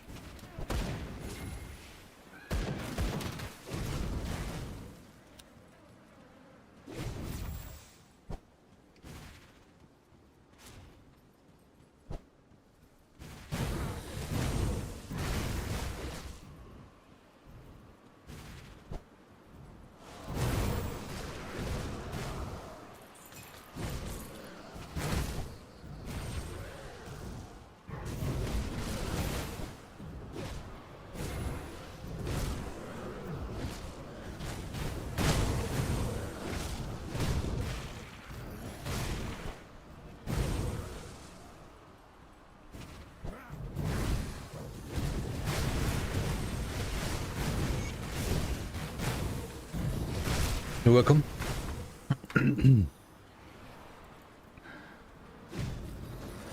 you first entered my mouth, you fell in love with it, but now you want to skip it as quickly as possible on outs. Yeah. It's also like the whole setting and so on, like for a one-time playthrough, I think it's great. Like the whole story and immersion, like it's great. But if you play it like multiple times, the area is just depressing. Like Forgotten Gods, for example, is so much like more beautiful to look at, right? More brighter colors. It's a lot of sands, sure, but it's just more colorful. Not as depressing as my mouth.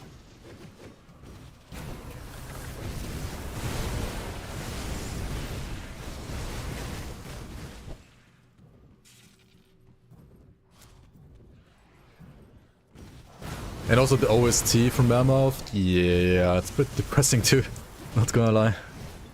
Like all of Ashes of Mammoth is just, well, it is ashes after all. Depressing ashes of a former city in all its glory. But now reduced to ashes.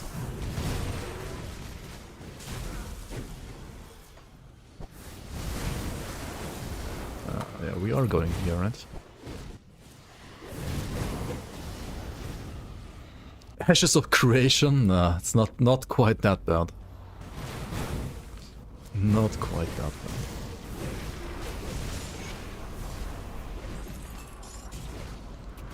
Not quite that bad. Okay. A bit food, please.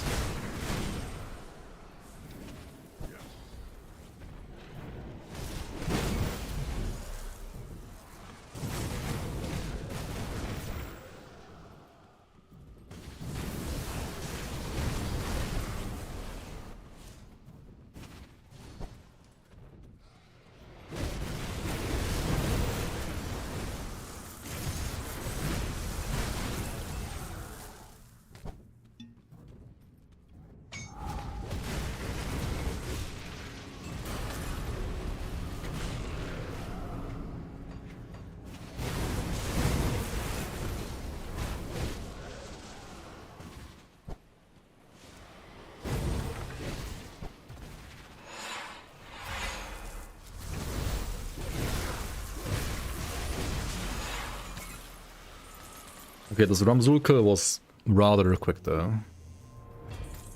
Not gonna lie, he just died.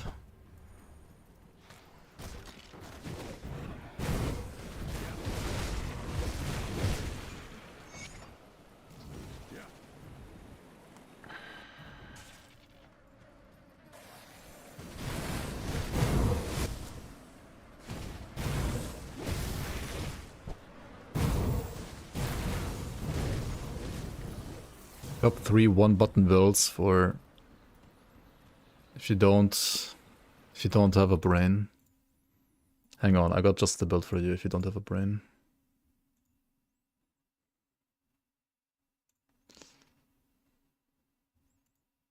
That's a classic.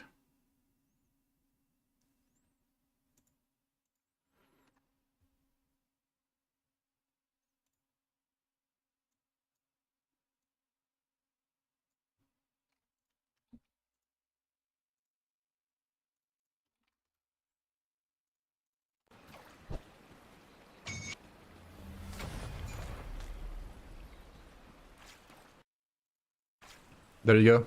True and real. I trust this YouTube guy.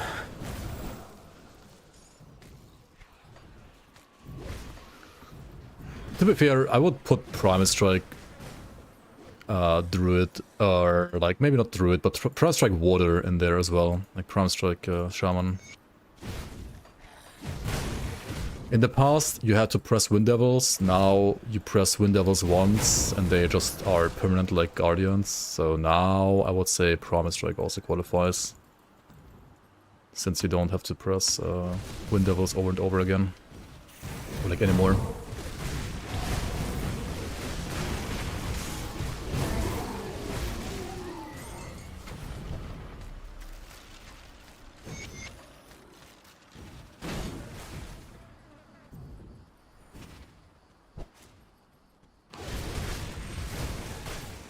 Okay, so top 3 no-brain builds.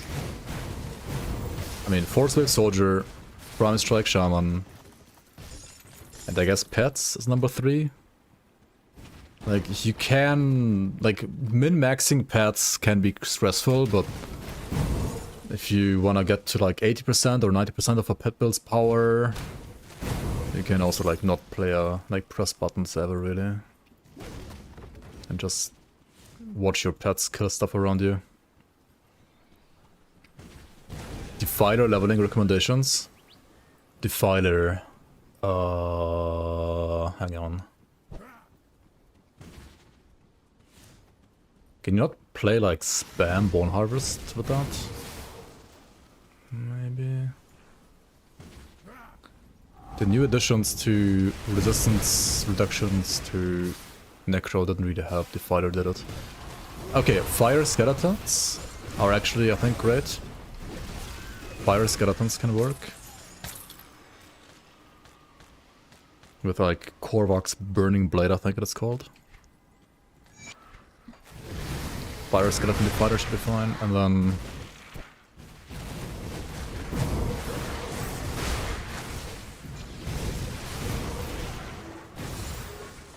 There are some items for like Fire Vitality Cocktail and stuff as well, right?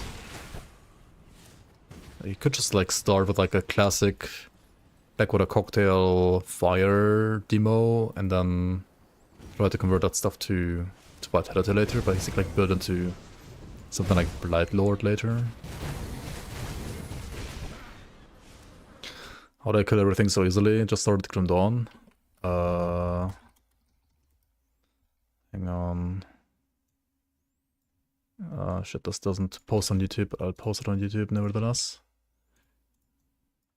Does this work? No? Oh, it's too long? Shit.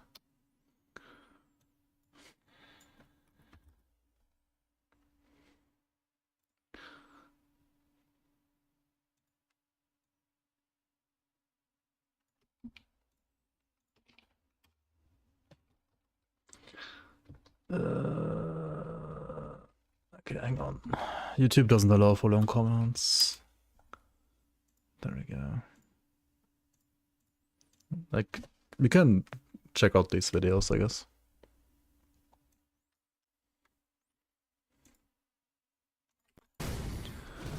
Won't performance drop with Fangs of Astakarn? No.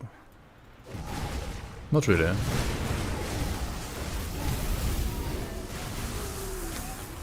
Fangs of Astakarn has like the same performance as 1.3 has.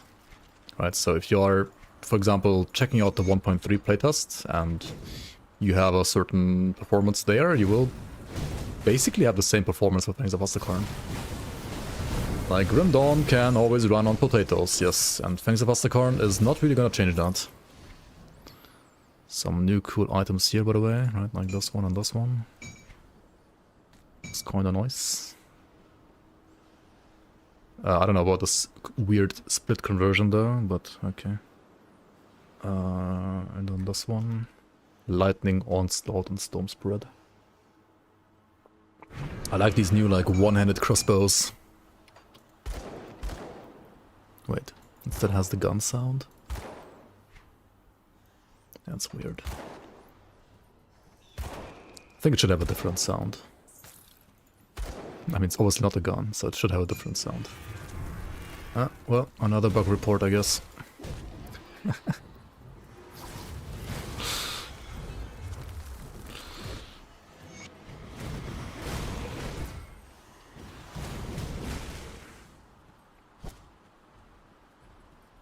I got some secret playtest version, yes. I'm allowed to show some of the stuff, but not everything, of course. But like whatever I'm showing to you guys, I'm fine to show.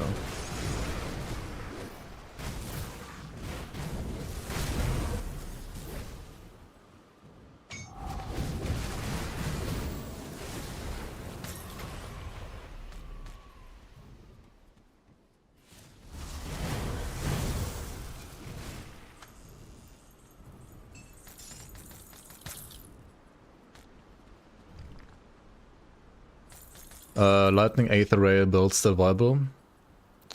That one is quite old, right? If you're talking about the one from my YouTube. It is quite old. I think it should still work. I mean, it's still gonna work.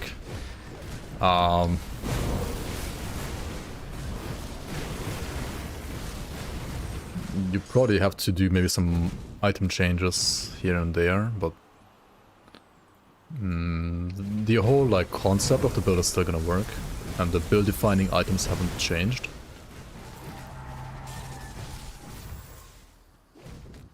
Like there aren't any like new items that you need instead of whatever I was using back then.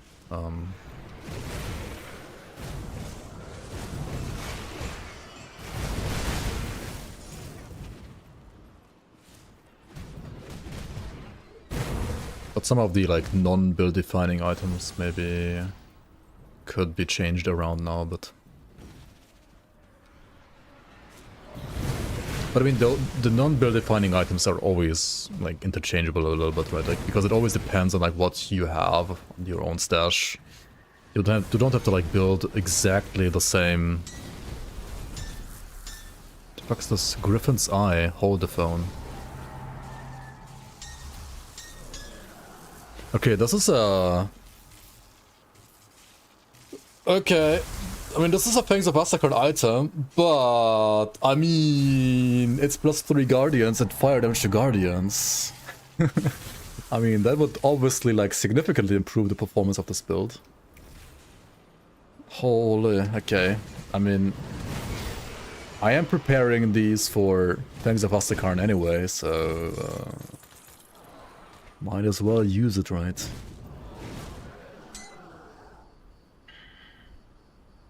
That's nuts. Because we are like getting +3 here, we're up to 24 points, which means we are not getting just 4 Guardians, but now we have 5 Guardians, which convert to fucking wolves? What the fuck? Holy shit. Wait, what? Okay, I guess those are some major teasers right there.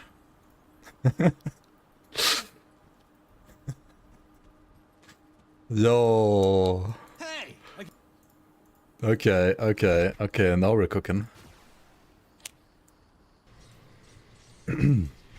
I guess you're like, they're converting to wolves thematically because you also can play this together with Fire Werewolf, right?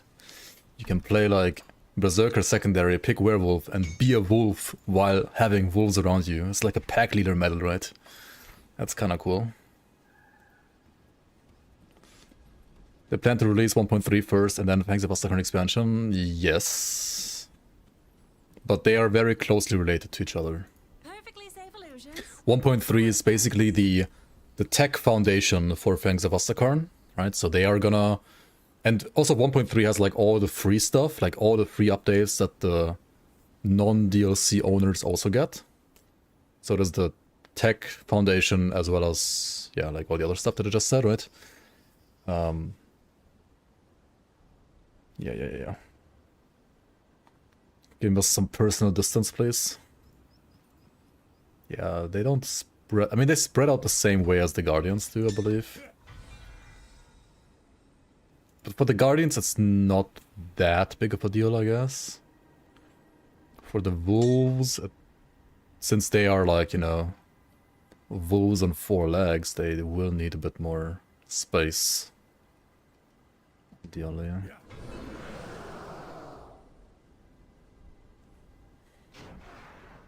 Okay, now they activated the aura.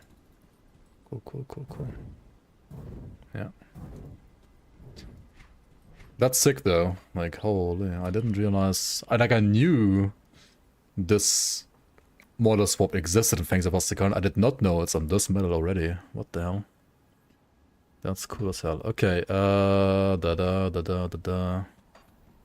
I need a new rune augment. You like? Put it to good use. Okay. I mean, might as well sell some items here since we're here. Serve the... Metal doesn't mention that it turns into wolves. Why? Serve the... It should at least say it in the, like... in the flavor text, right? But there is no flavor text for it yet. They should add some for this metal, I think.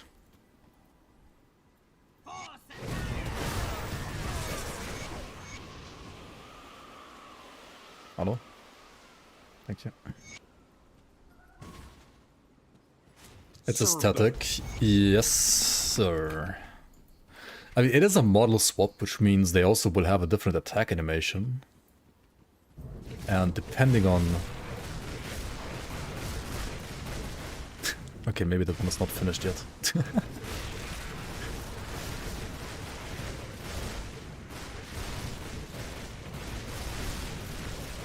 Looks a little scuffed still.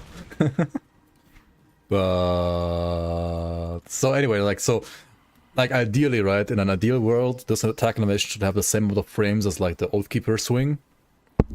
Oops, sorry about that. As the Oathkeeper swing.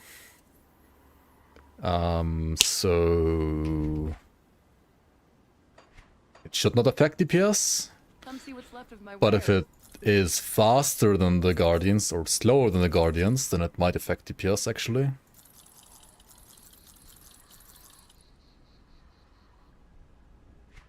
And that would be like very confusing. So I hope it doesn't have that.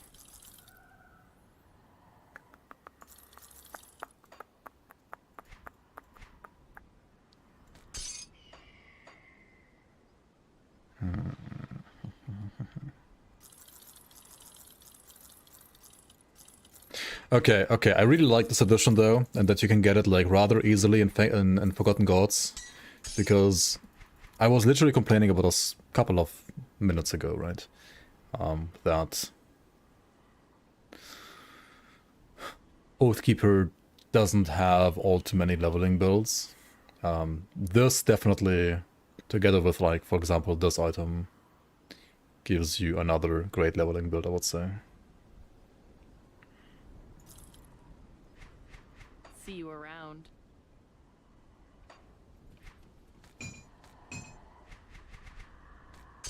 I was skeptical before, but no.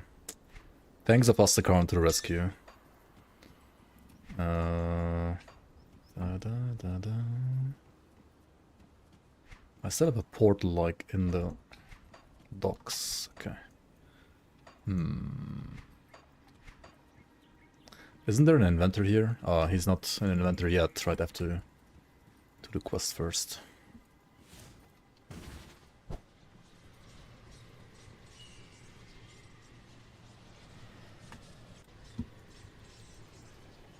Need something broken down? Be safe out there.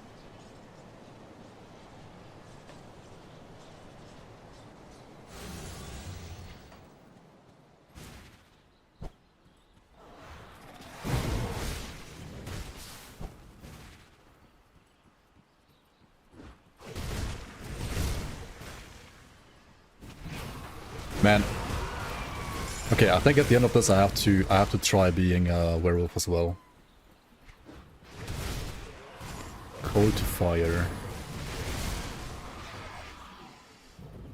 Cold to fire, cold to fire. Oh, another Griffin's Eye. Same item.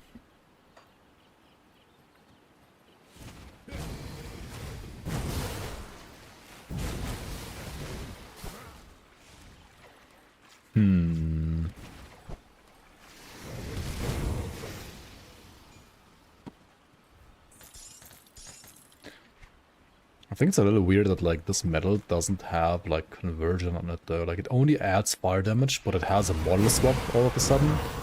Like what the fuck? Should at least like have conversion just to fire or something like that. I mean, it's the only one that doesn't make any sense, right?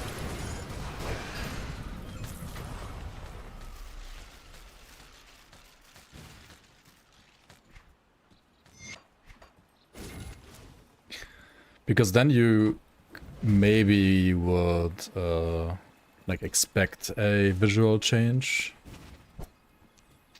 But because it doesn't even have a conversion but still changes it visually, it's a little unexpected. Yeah. Like that's another reason why like you wanna like a full conversion ideally. And you can get it later, I think, but if there's already a model swap, right, like might as well give this like full conversion, to be fair. Maybe like reduce the fire damage it gives then a bit. I would be fine with that. I mean, holy fuck, they hit hard. What the fuck? What is this? Okay, definitely new build.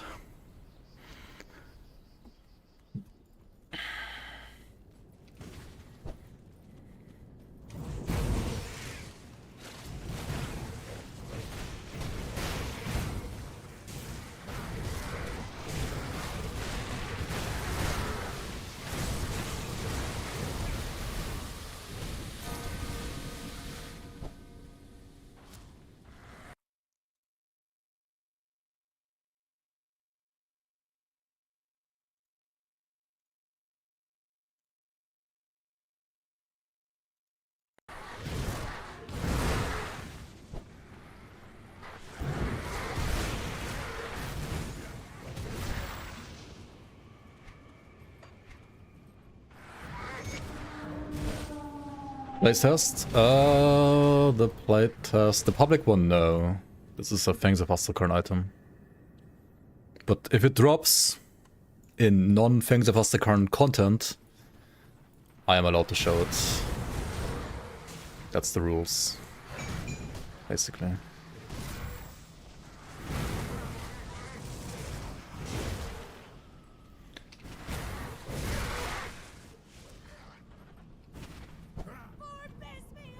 Barbies meow. What? I beg your pardon. I gotta kill some more pack hounds, right? What am I doing? Desecrator threads. Also, I forgot about the guy, right?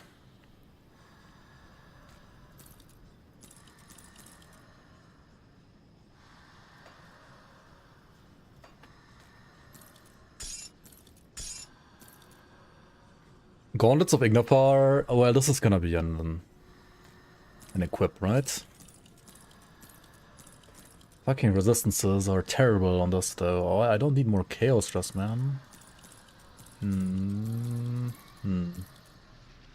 Maybe I'll equip it a bit later. It's great armor, though.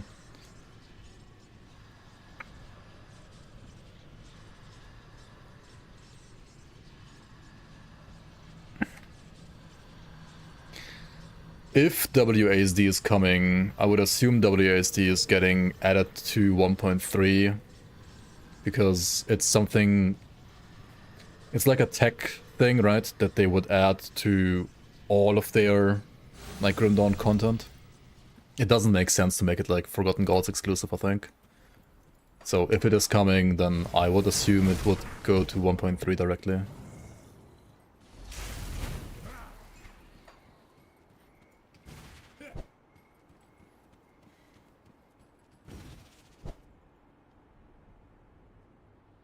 Potion icons look different. Oh yeah, they do look different in Forgotten Gods. In Fangs of Astakarn, that's true. That is true, that is true. Because there is a potion mechanic that Fangs of Astakarn introduces, which makes you also able to change the visual of your potions, because they will also have different effects depending on like how you change them. But that's all I can say.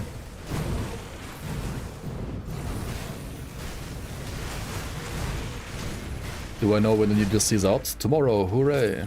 Nah, I have no idea. No clue.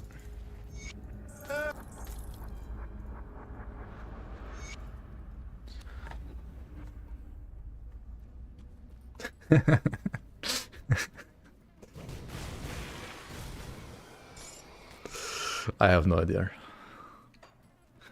I will be allowed to say, like, even if I knew, I do not know, even if I knew, I would probably be only allowed to say whenever it's out, whenever, like, Zentai does the post where it says when it's out.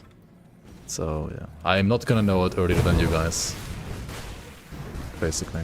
Unless you don't read the post that he's gonna do at some point.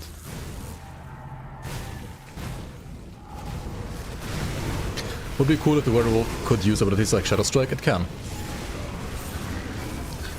All the transformation forms in Grim Dawn are not like PoE transformation forms, right? They don't have a dedicated skill set. They can use all other skills except for default attack replacers. So they cannot use Righteous Fervor, they cannot use weapon pool skills procced by those, right? You cannot use Righteous Fervor as a wolf.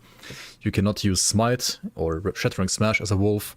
But you can use Judgment, you can use Virus Might, you can use Eye of Reckoning, you can use obviously Guardians, you can use Ages of Menhir, you can use Primus Strike, you can use Shadow Strike, you can use all of those skills as a werewolf, yes.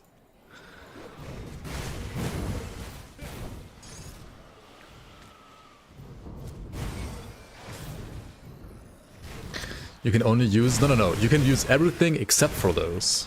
That's the other way around. Maybe I didn't make that clear in the video that I made about the 10-year anniversary. You can use all of them except for the default stuff.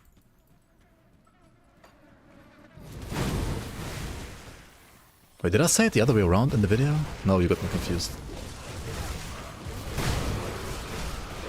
Oh, lane damage.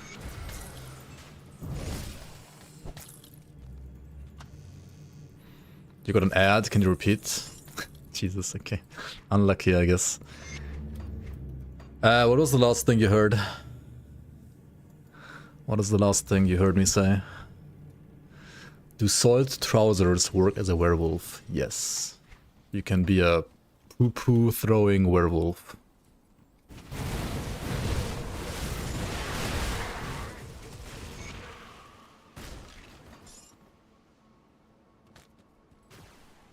So the TLDR of what I said, right, is you can use all skills as a werewolf and as a wereraven, except for default attacks and default attack replacers. And weapon pool skills, of course, which can only proc off default attacks. So yes, you can use Shadow Strike. Yes, you can use Force Wave. Yes, you can use Aegis. Yes, you can use Judgment. Yes, you can not use Fire Strike. Yes, you can even use Our Reckoning. You can be a fucking spinning werewolf. You can do that. Iron well spent. Yep. It is not like Path of Exile where you can only use a certain amount of skills in PoE 2. You can use every skill. That's cool. It's very nice.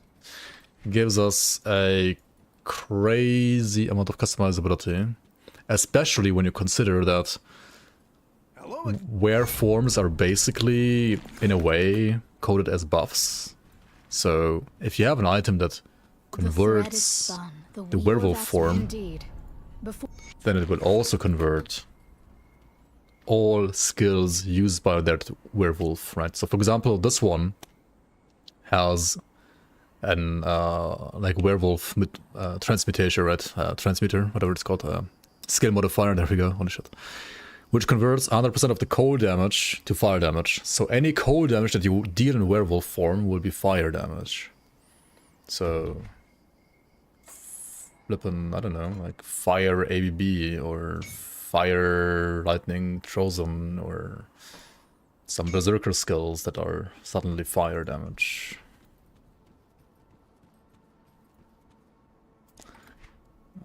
It's called Griffin Eye, and it was dropped by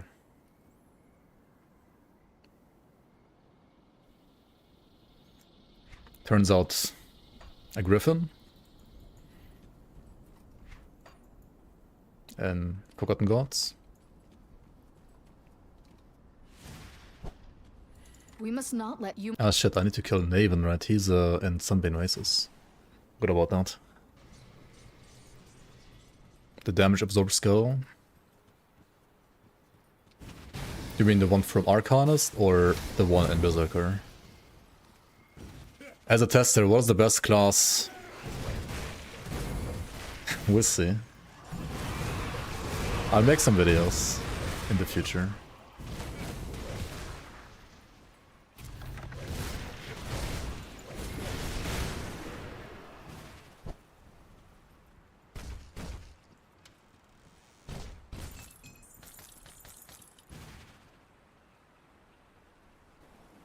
Arc? Oh yeah, you can do Blade Arc, yeah. You can do Werewolf Blade Arc, because Blade Arc is not a default attack.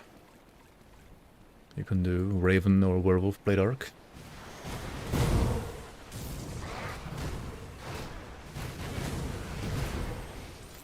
Oh, passive.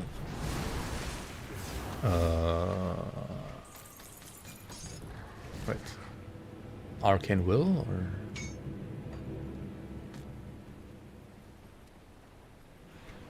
But it's not like absorb. You mean that one?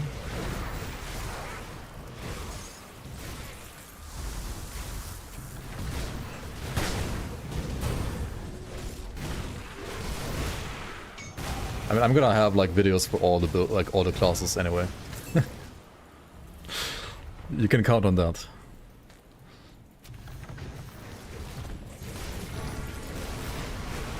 Like, I'm not gonna have a video with like one build for Berserker. There's gonna be more than that.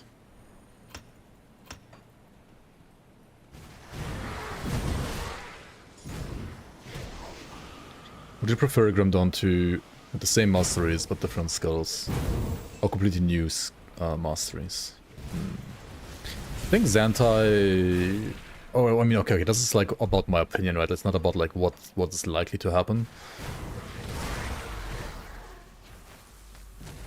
I think a mix is fine. I definitely want it to be lore accurate. So Arcanists, for example, they are a must-have, right? Or Occultist as well as a must-have. I think something like Demolitionist and Soldier in some way or form are also must-have, but maybe they could be... Like these two I think could have like a slightly different name. Because Soldier I think like very much specifically refers to soldiers of the Imperial Army of the Erudan Empire. But... like, it could be a bit different as well, I guess.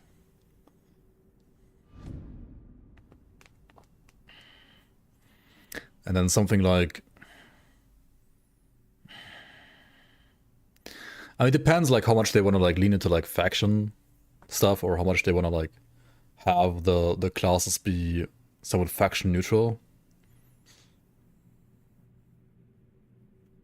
More distinct monoclasses in Grim Dawn 2. Like in what way do you mean exactly? Like no dual classes. I mean, that's not gonna happen. I'll give you a good price. Grim Dawn 2 will have dual classes. Right, that's definitely gonna happen. It's not, yeah, like, yeah, it's not gonna happen. I kinda understand where you're coming from, but it's not gonna happen. because then Grim Dawn would like basically lose one of its like main appeals it has, or like one of its main like ways it like stands out compared to other RPGs except for Titan Quest, right? Like there's like all other RPGs do like monoclass, so yeah, okay, I understand like with the itemization stuff. The prep aid. I do understand that part, and I hear you've done. there's like two approaches, right? You could either go with like mono class, or you could make a different type of itemization, right? And I think if I had to guess, like Kraid is gonna try to change the itemization to be not as much of a pain in the ass to be like to basically like be easier to scale up to more classes. But we'll see. But it's also tricky because that might end up dumbing down itemization and changing itemization in a way that it feels. I mean, it could feel great. It could feel like a nice itemization, but it could also feel worse than it does right now, right? And if itemization feels bad, then an ARPG just becomes a bit boring, right? So it's very, it's almost riskier than changing class stuff, right? Yo, Tyler, welcome on.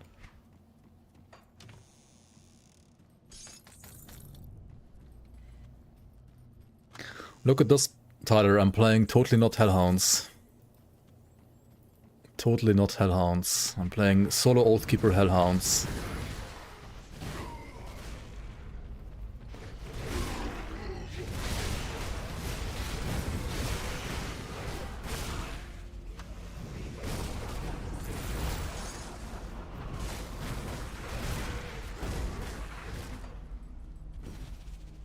Pet enjoyer confirmed.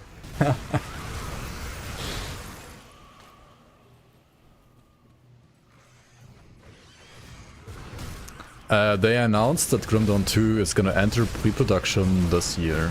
So it's gonna be out like next decade.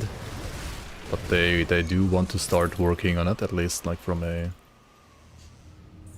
like whiteboard perspective or something like that. Like notepad, Grim Dawn 2 is happening. The primordial. The primordial sun. Who? Is this mace bonuses? No, it's the metal. And mace. But like mace doesn't change them to be wolves.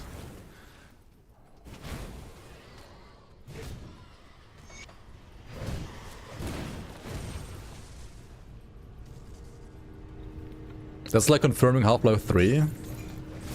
Yeah, I know. It's actually happening, dude. Holy shit. That's crazy. We're getting Grim Dawn 2 before Half-Life 3, probably. Probably not before GTA 6, but... they do plan it, yeah. They have finished their engine, their new engine. That's like when they announced, like they announced that they have finished their new engine. And that... But the funny thing is, like, they didn't really announce it. It was like Xantai writing it in Xantrax's chat, right? He was like chilling in Rex's chat because Rex was checking out Grim Dawn, and I was like in Rex's chat as well. And then I PM'd Xantai on Discord saying, yo, you know, Rex is playing Grim Dawn right now. It would be like a good opportunity to like give away some keys. And he was like, oh yeah, right, yeah, I'm gonna head over there.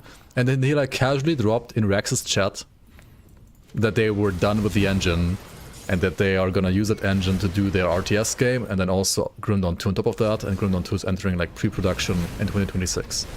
He just like, no post, nothing official, just like randomly like writing it in a Twitch chat, you know?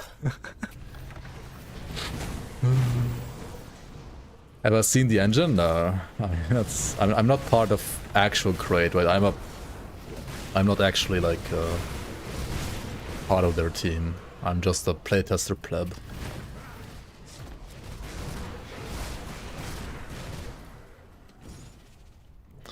Duo with authority is probably better damage for Guardians, maybe. But I wanted the AoE from Judgment as well on top. Like the damage from Judgment as well. I was initially just looking for a Judgment build, but yeah, it kind of became more of a Guardian build than a Judgment build now.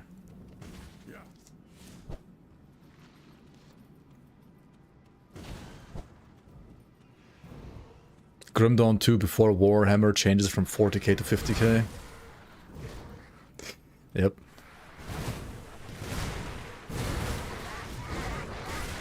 Doges are guardians. Guardians are doges, yes. Maybe you could join crates. They are doing remote only, yes, but they're also doing US only. That's the problem.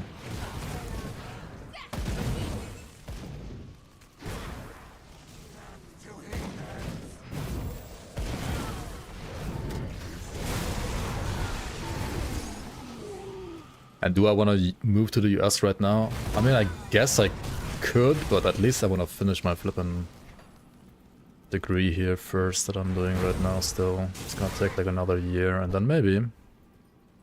Right, maybe.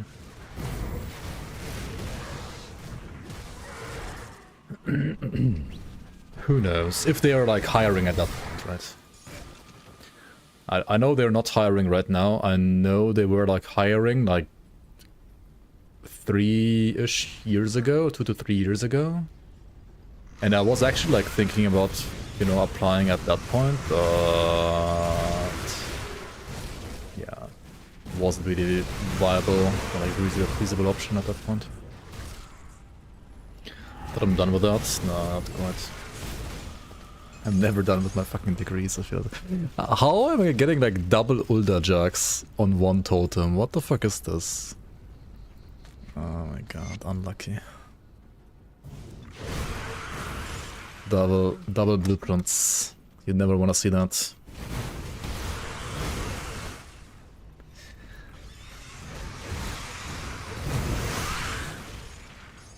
Anything I want to see in Grim Dawn 2? Better developer and modding tools. I think that's like my number one right now.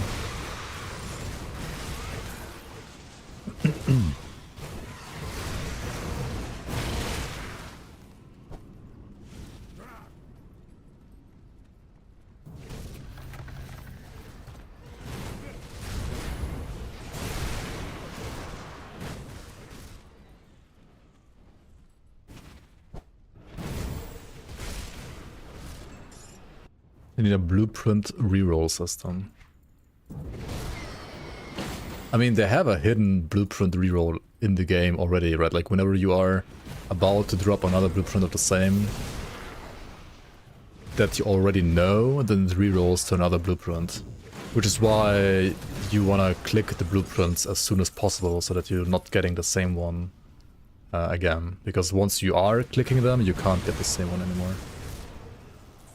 Except for quests. I think like some quests, like for example Algrim, when you exit the void in Morndale here, right? Lone Watch, he can give you like duplicates. And he always gives me duplicates like pretty much all the time. It's so annoying. Unique item slots per character class. That would be cool. Interesting. But also tons of work to do, I guess. When it comes to itemization. This is purely Oathkeeper. Right now, this is pure Oathkeeper, yes. We're playing Judgment Guardian, basically. Oathkeeper.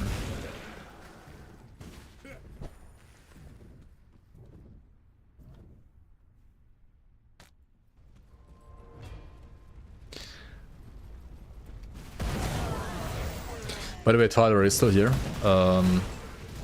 Didn't they nerf Judgment? I mean, not Judgment, I mean the Authority at some point. Like, I also remember being in this very situation where I made like an endgame Guardian build and I chose also 2 Authorities over Bartholomew Blade because, or like Bartholomew Gavel. Because back then as well, like, Authority was just way better.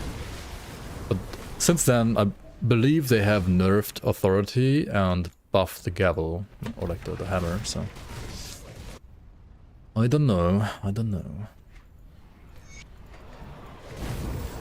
It should be at least closer now if authority is still better.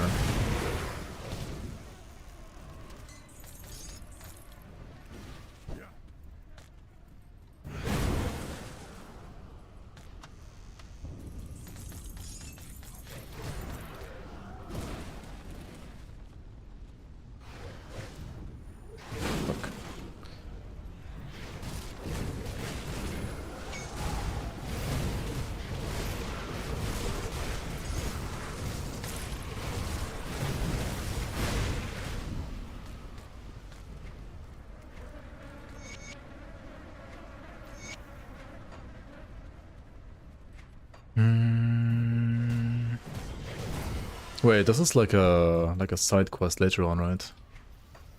I don't have it yet.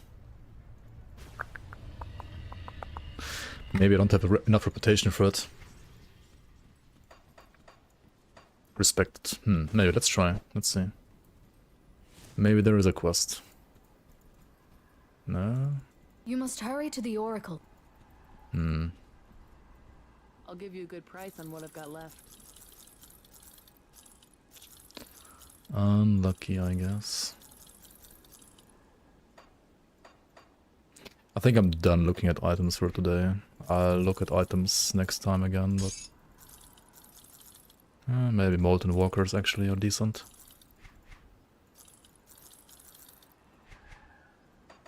See you around.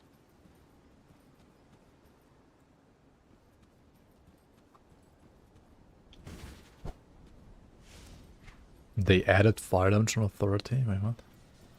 Didn't they nerf the item? Wait, I have it here. Where is it?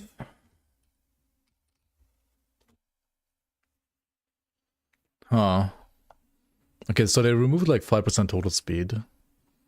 It does have fire damage, but like, was it fire damage always there, or did they actually add that? If they added that, then I guess it's just like back to being better anyway. What the fuck?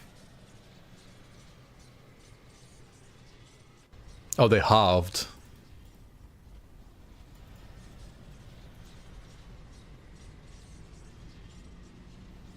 It was not in 0.98. Okay, and since then they added fire damage and then halved that again. Yeah, I mean, authority might still be better actually. That is kind of funny.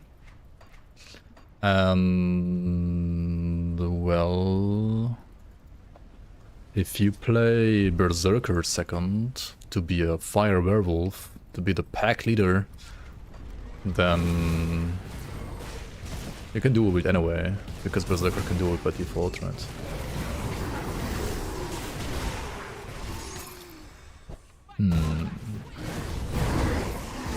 Jo, guten Abend.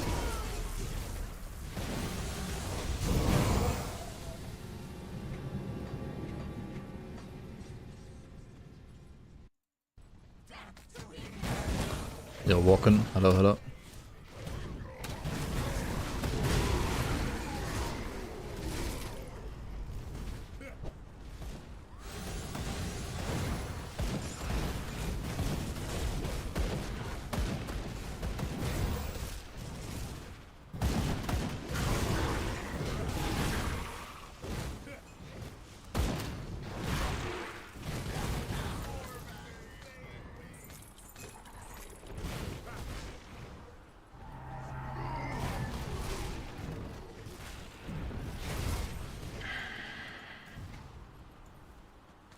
I mean, I'm gonna stay pure Oathkeeper for now, because the plan was to be like just pure Oathkeeper through normal anyway, but like once I'm done with normal, I'm gonna definitely like pick Berserker and just check out like how it looks like when you're like a fire werewolf with fire dogs around you.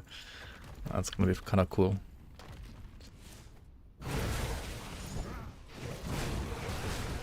Also, I should like really just go to veteran, right? Like this damage is nuts now. Like what the hell, man? It is absolutely nuts. They're changing this weapon, right? I believe so. Okay, it's not in yet, but like next patch, like next weekend, I think they're changing that. Or like this weekend, rather.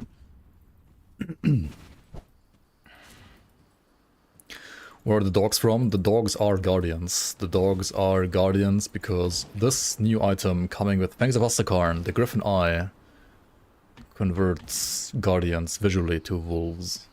To fiery wolves.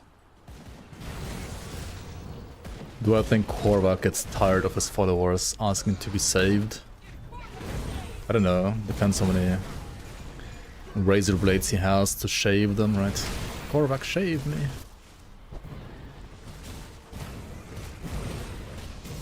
I kinda wish they would add like conversion to the medal, so it's a bit more intuitive that it's actually gonna change the model. So right now it just adds fire damage, and that seems a little unintuitive. I will definitely like write that down as feedback. Or like complaint or whatever you wanna call it.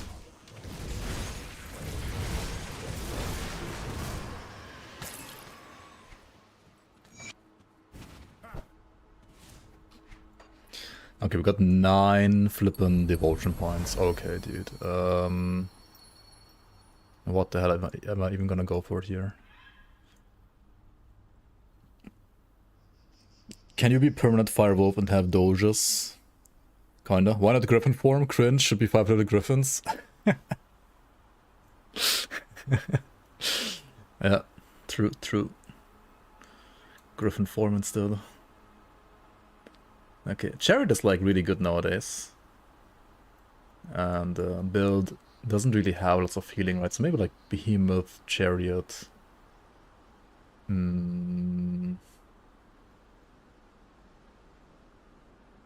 Remove Jackal.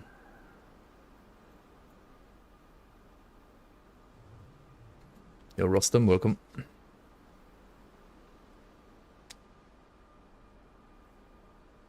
Did you ever level up Oathkeeper? Can we look at some videos or simply wait till this is finished in a day or two? This build looks really OP and satisfying to play. I would also like, I have leveled up Oathkeepers in the past, yeah. Not this one. But there should be like plenty of Oathkeeper leveling videos around my channel. And the one I usually, or like the way I usually leveled up Oathkeeper was with Virus Might. Virus Might is pretty good. No Fisher. We could also play Fisher, I guess. Yeah.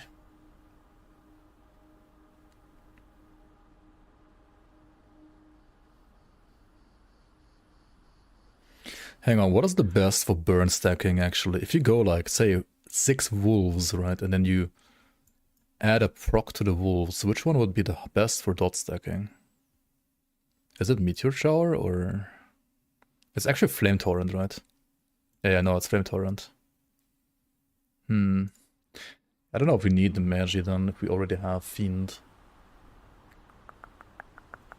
When Season 8 tomorrow, hooray!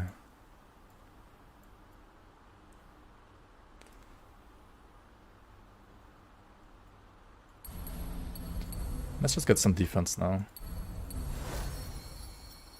I think. You grab Chariot, remove Jackal, have like one more here. Then we have 9 red, 15 green. We could go for Torch on top then if you wanted to. If that's even what you want to do. Like you could also like go for defensive Knight of Empyrean, for example. Honestly, if you're playing like Berserker secondary, I think Light of Empyrean would actually be great. Because you're gonna be like melee werewolf, right, like in the midst of things. And I mean, Oathkeeper has no DR, and Berserker I think has no DR either. Actually, it does, but like it's an open wounds, which you can't use if you're a werewolf. So this would be pretty decent actually. Huh. So you only want to get like Fiend for burn stacking, Eldritch Fire for resistance reduction, Elemental Storm for resistance reduction, and then you just go like straight for Knight of Empyrean, right? So you go for what actually? Do we even finish Kraken? I mean, if we could like continue playing the two-hander, I guess we can go for Kraken, but Otherwise, I would say you just go for... not Kraken. So for purple, I think we would also go for Wraith instead of Quill. Like we put one more green here, then remove Quill and remove Jackal. And then we just go like full onto this side of the tree. Starting with Turtle wouldn't be bad then.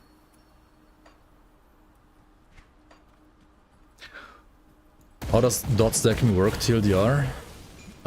So usually... you can only stack dots from different sources in Grim Dawn, right? So usually you need to have like different skills, right? Say you can stack the dot from Judgment with the dot from Aegis, for example, over here, right? But if you keep using Aegis, it's not gonna stack the dot of Aegis with itself, it's only gonna refresh the dot. And Guardians, like every single Guardian counts as a different source. So the dot from every single Guardian is gonna stack with itself. And also, since Flame Torrent is getting procced by every single Guardian, the dot from Flame Torrent is also gonna stack. And that's why like player scaled pets are kinda insane for dot stacking. Or can be, like on the right build you can kind of abuse that mechanic.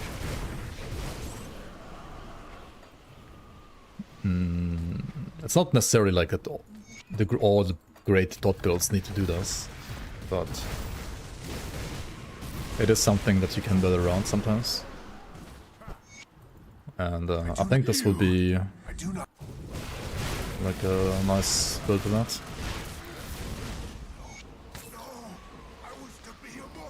And so, Yeah, for example, you can, if you play like Poison Guardians, it's kind of nice to put A-Bomb, like Tainted Eruption on the Guardians as well. Or dot stacking. Ideally, it's obviously a lot more effective when you also have like tons of items with like duration to dots, like if you're actually using dot itemization, right? If you're not using dot itemization, then it's not like it's still fine, but not like as OP. We're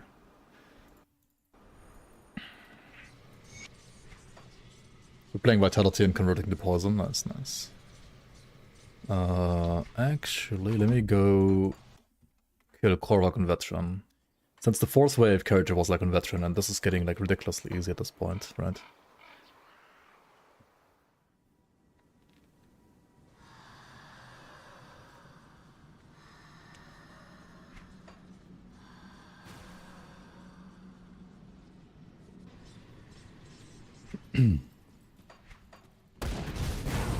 Oh, where's my Guardians? Here we go.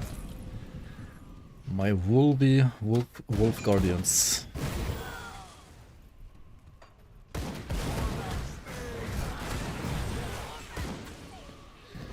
If I get 100% poison to Vit, will A-Bomb convert to Vit? Yes. If you have global poison to Vit, then yes.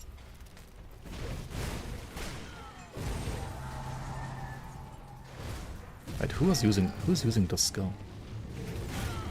Oh, this guy is Arctic. That's one of the new like elite types, I guess. I was confused, like who the hell has an ice cube in this fiery area? It's an Arctic mob. Okay.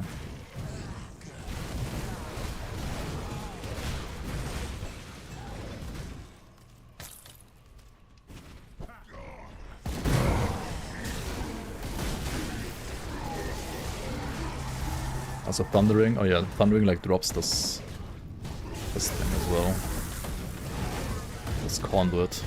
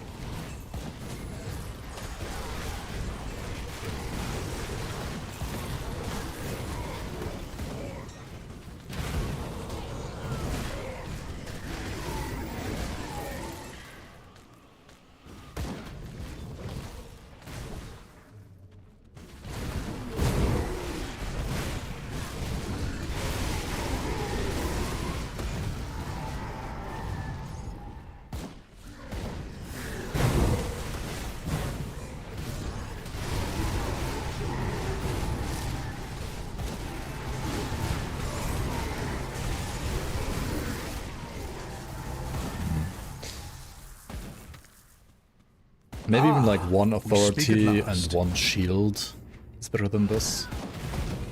Not quite sure. Wait, does Ascendant Authority give me... Okay, there's one thing that like makes Ascendant Authority worse at this stage of the game though. Because it is only +2 to Celestial Presence and not to Guardians, right? I have +4 to Guardians right here.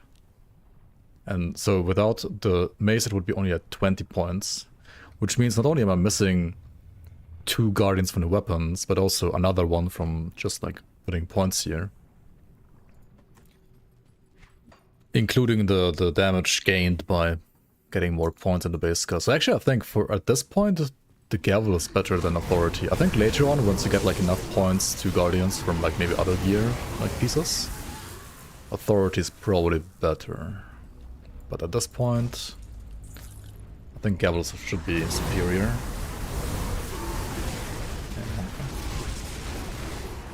Why am I taking damage?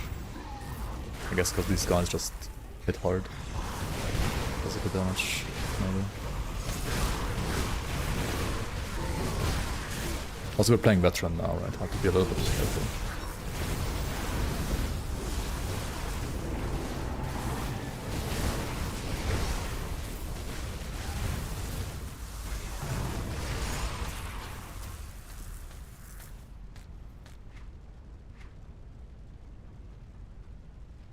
Sigari is a sacred blade with lightning winds of Astakarn.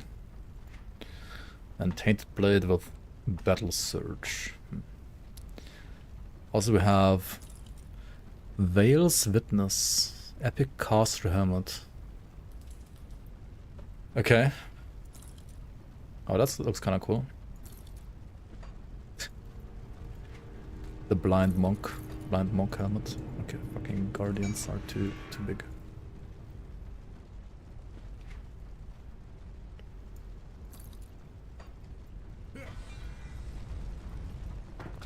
Yeah, with the shield you would get the R in Judgment. It's true. I think it's even 18% now, not just 16. And then like going for Light of Empyrean would... I mean, okay, then you could like not take Light of Empyrean maybe. And instead play like more damage here instead.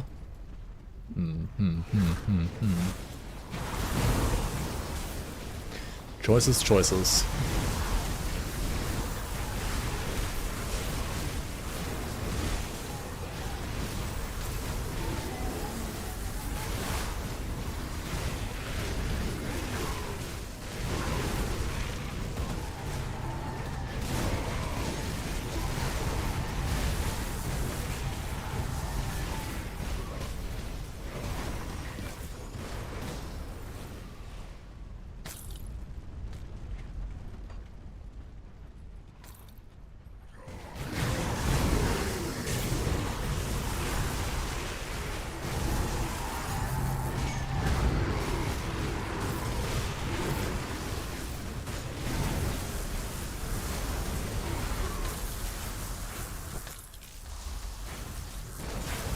Burn stacking shield makes more sense than the...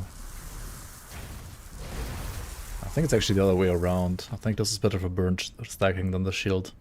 Because you get like more guardians, right? Like the more guardians you have, the more burn you can stack.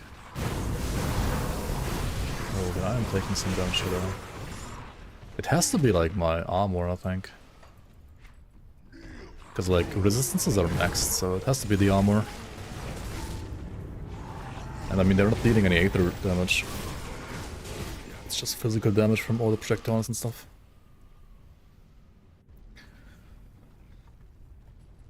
Yesterday I made a devotion path on grills that technically worked, but was actually impossible to path. First time I've done that. I mean, if it technically works, then it works, because you can always take out points and respec. Not sure what your issue is here.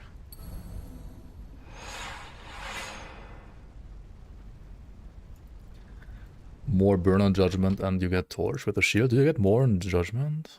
You get like less cooldown.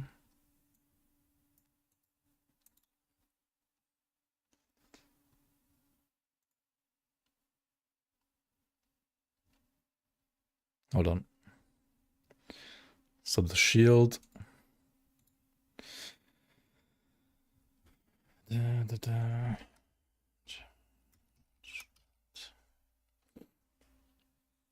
Wait, why more burn? Because it converts fully, you mean? The IT?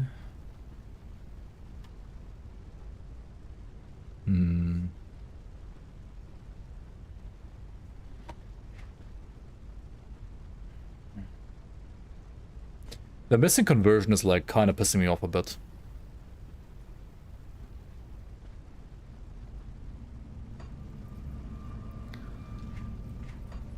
Yeah, I would have to like properly look at the synchron tools for sure.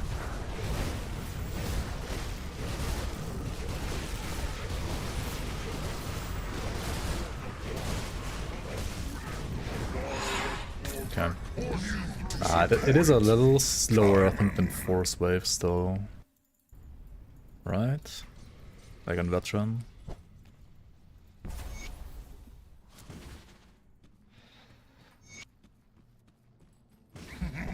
After all these centuries.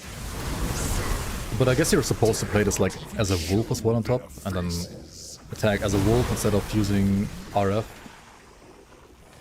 And maybe that's like a tiny bit more damage then. I don't think it's gonna be like much more damage though, because like wolf... Sure, you're converting it.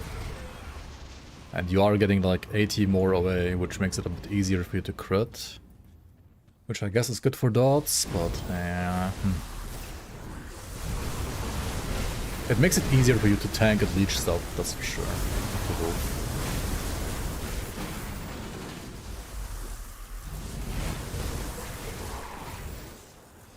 That is for sure. How long did they think I flip him level 20 shoulders, dude. Okay, like... Let's get like tankier shoulders, get like... better gloves as well. I mean, I have decent gloves in my... like bag here, but...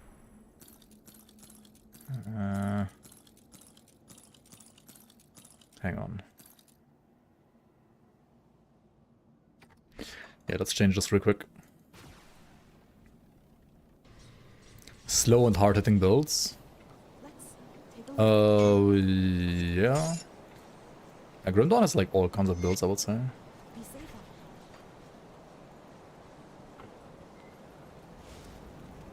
What brings you to my fort? Grim Dawn is not like a zoomer game like PoE where you only want like fast attacks, projectiles, more projectiles, more projectiles, stay at the range. In Grim Dawn you can do everything. I mean, in PoE you can also do like some melee builds, sure. But...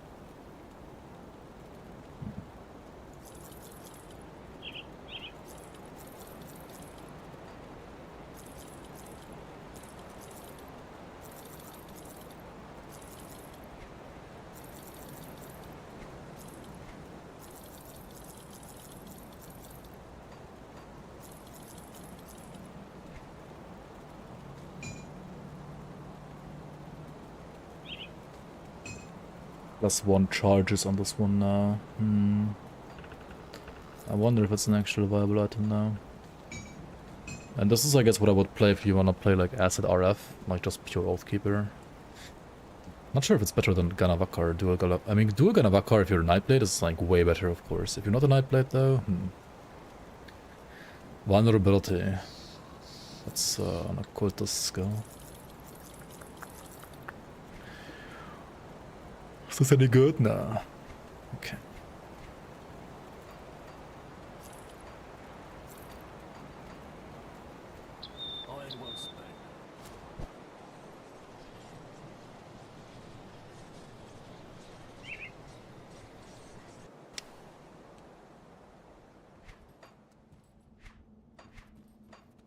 Ah shit, I was gonna respec my devotions too, right? Do that real quick. Any good lore channels for Grim Dawn? Non-AI preferred. I know Armored Otter did some lore stuff at some point in the past, but he's been inactive for quite a while now. He also, I mean, he did like write some of the lore for the community leagues as well. Especially like the first couple of leagues. Who else is there? Honestly, like, if you guys know lore channels for Grim Dawn, I would also be very interested. Because it's always nice to have people that know the Grim Dawn lore that you can maybe, you know, use for adding more content to future Grim Dawn leagues. Greetings.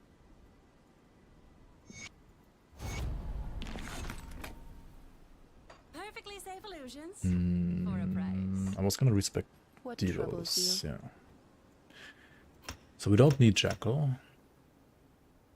We don't need Quill if we Farewell. take Wraith, right? Let me clear your mind. Also don't of need the purple one regrets. here. Let me clear your We mind can of regrets. remove this. And then what? We just need...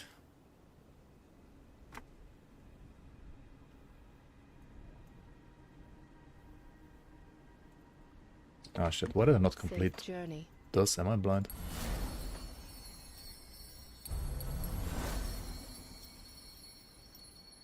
I sense turmoil within you. Safe journey. Okay, that should make me a lot tankier. Need another, like, 3 blue, 2 yellow, so... like stag, for example, I guess. Okay. How's this looking like? Aether and Pierce a bit below, but everything else is fine. Armor should be higher. This is fine. We got Turtle as a defensive proc now. Okay, yeah, seems good to me. And we've got Tarnish, right? Like, Tarnish is a pretty good writer as well. But it's pretty much just Tarnish right now, I think. Like, mostly.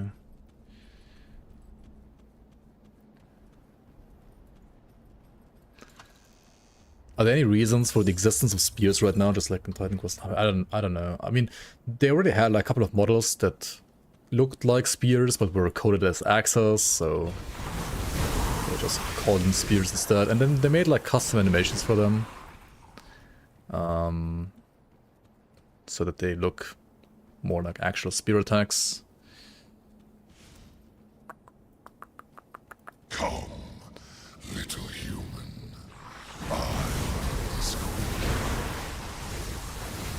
But they could have done more with spears, for sure.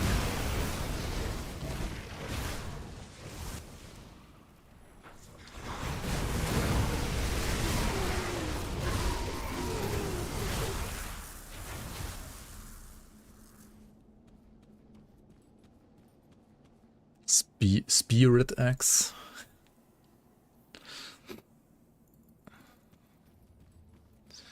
Netflix Grim Dawn animation, Grim Dawn lore. Netflix will find a way to ruin it.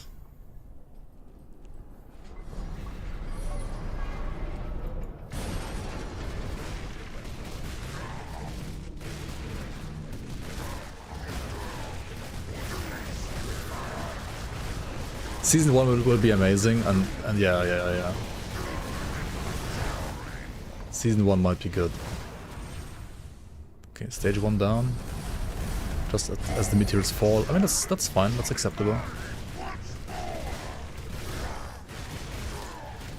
The wolf attack animation needs some cooking there, I think. There's several... I don't know. All you see is mine. An extension. That was a good stage 2, not gonna lie.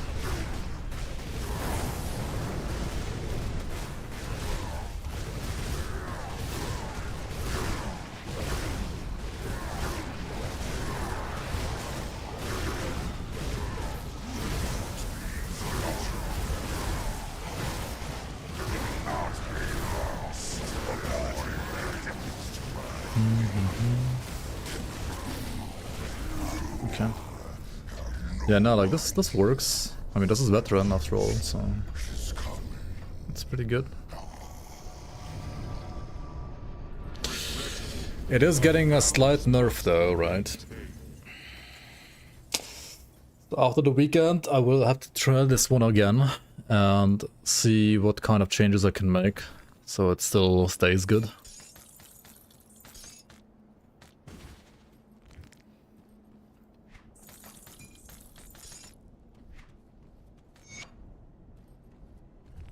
How's the state of our reckoning? That is like still on the list for me to find out, to be fair. It is definitely like one of the other ways you can level an Oathkeeper. But yeah. You get like 1k hours in Grim Dawn, but the first time you found a mysterious orb, you right click it and then you enjoy the pet following you. That's pretty much all there is to it.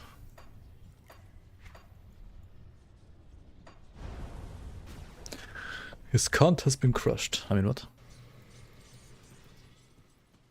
Korvac's anguished cries have echoed across realities. His cult has been crushed. Even now, his scattered followers are being hunted down and eliminated. The forgotten... We must ensure... Korvac, do not... We must... We must... Do not... We must... Do not... We must... Do not... We must... Do... We must... Do not... We must... Do not... We must... Do not... We must... Do not... We must... Do not... We must... Do not... We must... Korvac... Do not... Do... We must... Fuck, We how must... do I get out of Korvac, this? do not... Okay, yeah, whatever. Come see what's left of my Yo, wares. Solilo, welcome, welcome. Hello, hello. 58 for this, what the hell?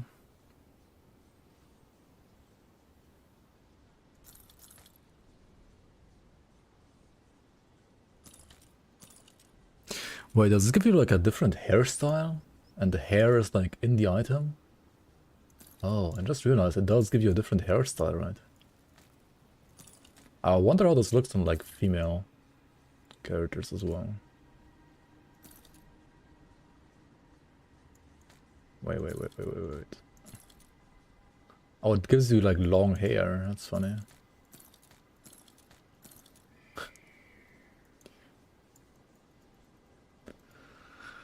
Damn, so many like new, oopsie, so many new details to these new items. Kinda cool. See anything you like? Like Snake, yeah. True. Put it to good use. Illidan Storm Rage, yeah. No questions asked. Is it even Illidan Storm Rage themed? I mean, it's Aether, Elemental, Everwinter, Prime Strike, Inquisitor's Seal. Sure, I mean, it looks cool though.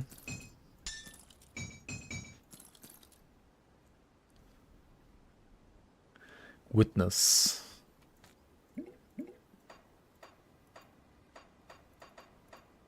What is this? Oh yeah, Mother's Pendant. Right.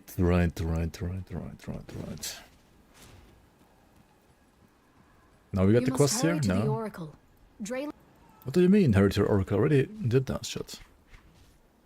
What do you mean, hurry to the Oracle?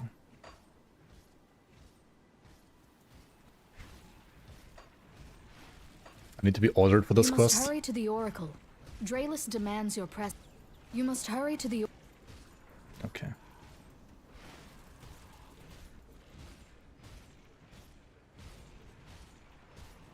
There's so much lore in this game, man. Holy... Okay, so how to make a movie. Movie. I think I'm done, though, for today. I will revisit this character when the nerfs are through. And yeah, I was also gonna try Acid Oathkeeper next, probably.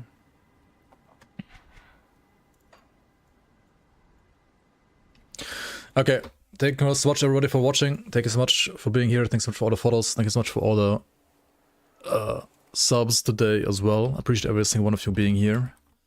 We can hang out some more in Discord if you want to. Talk about whatever Grim Dawn stuff and other stuff there.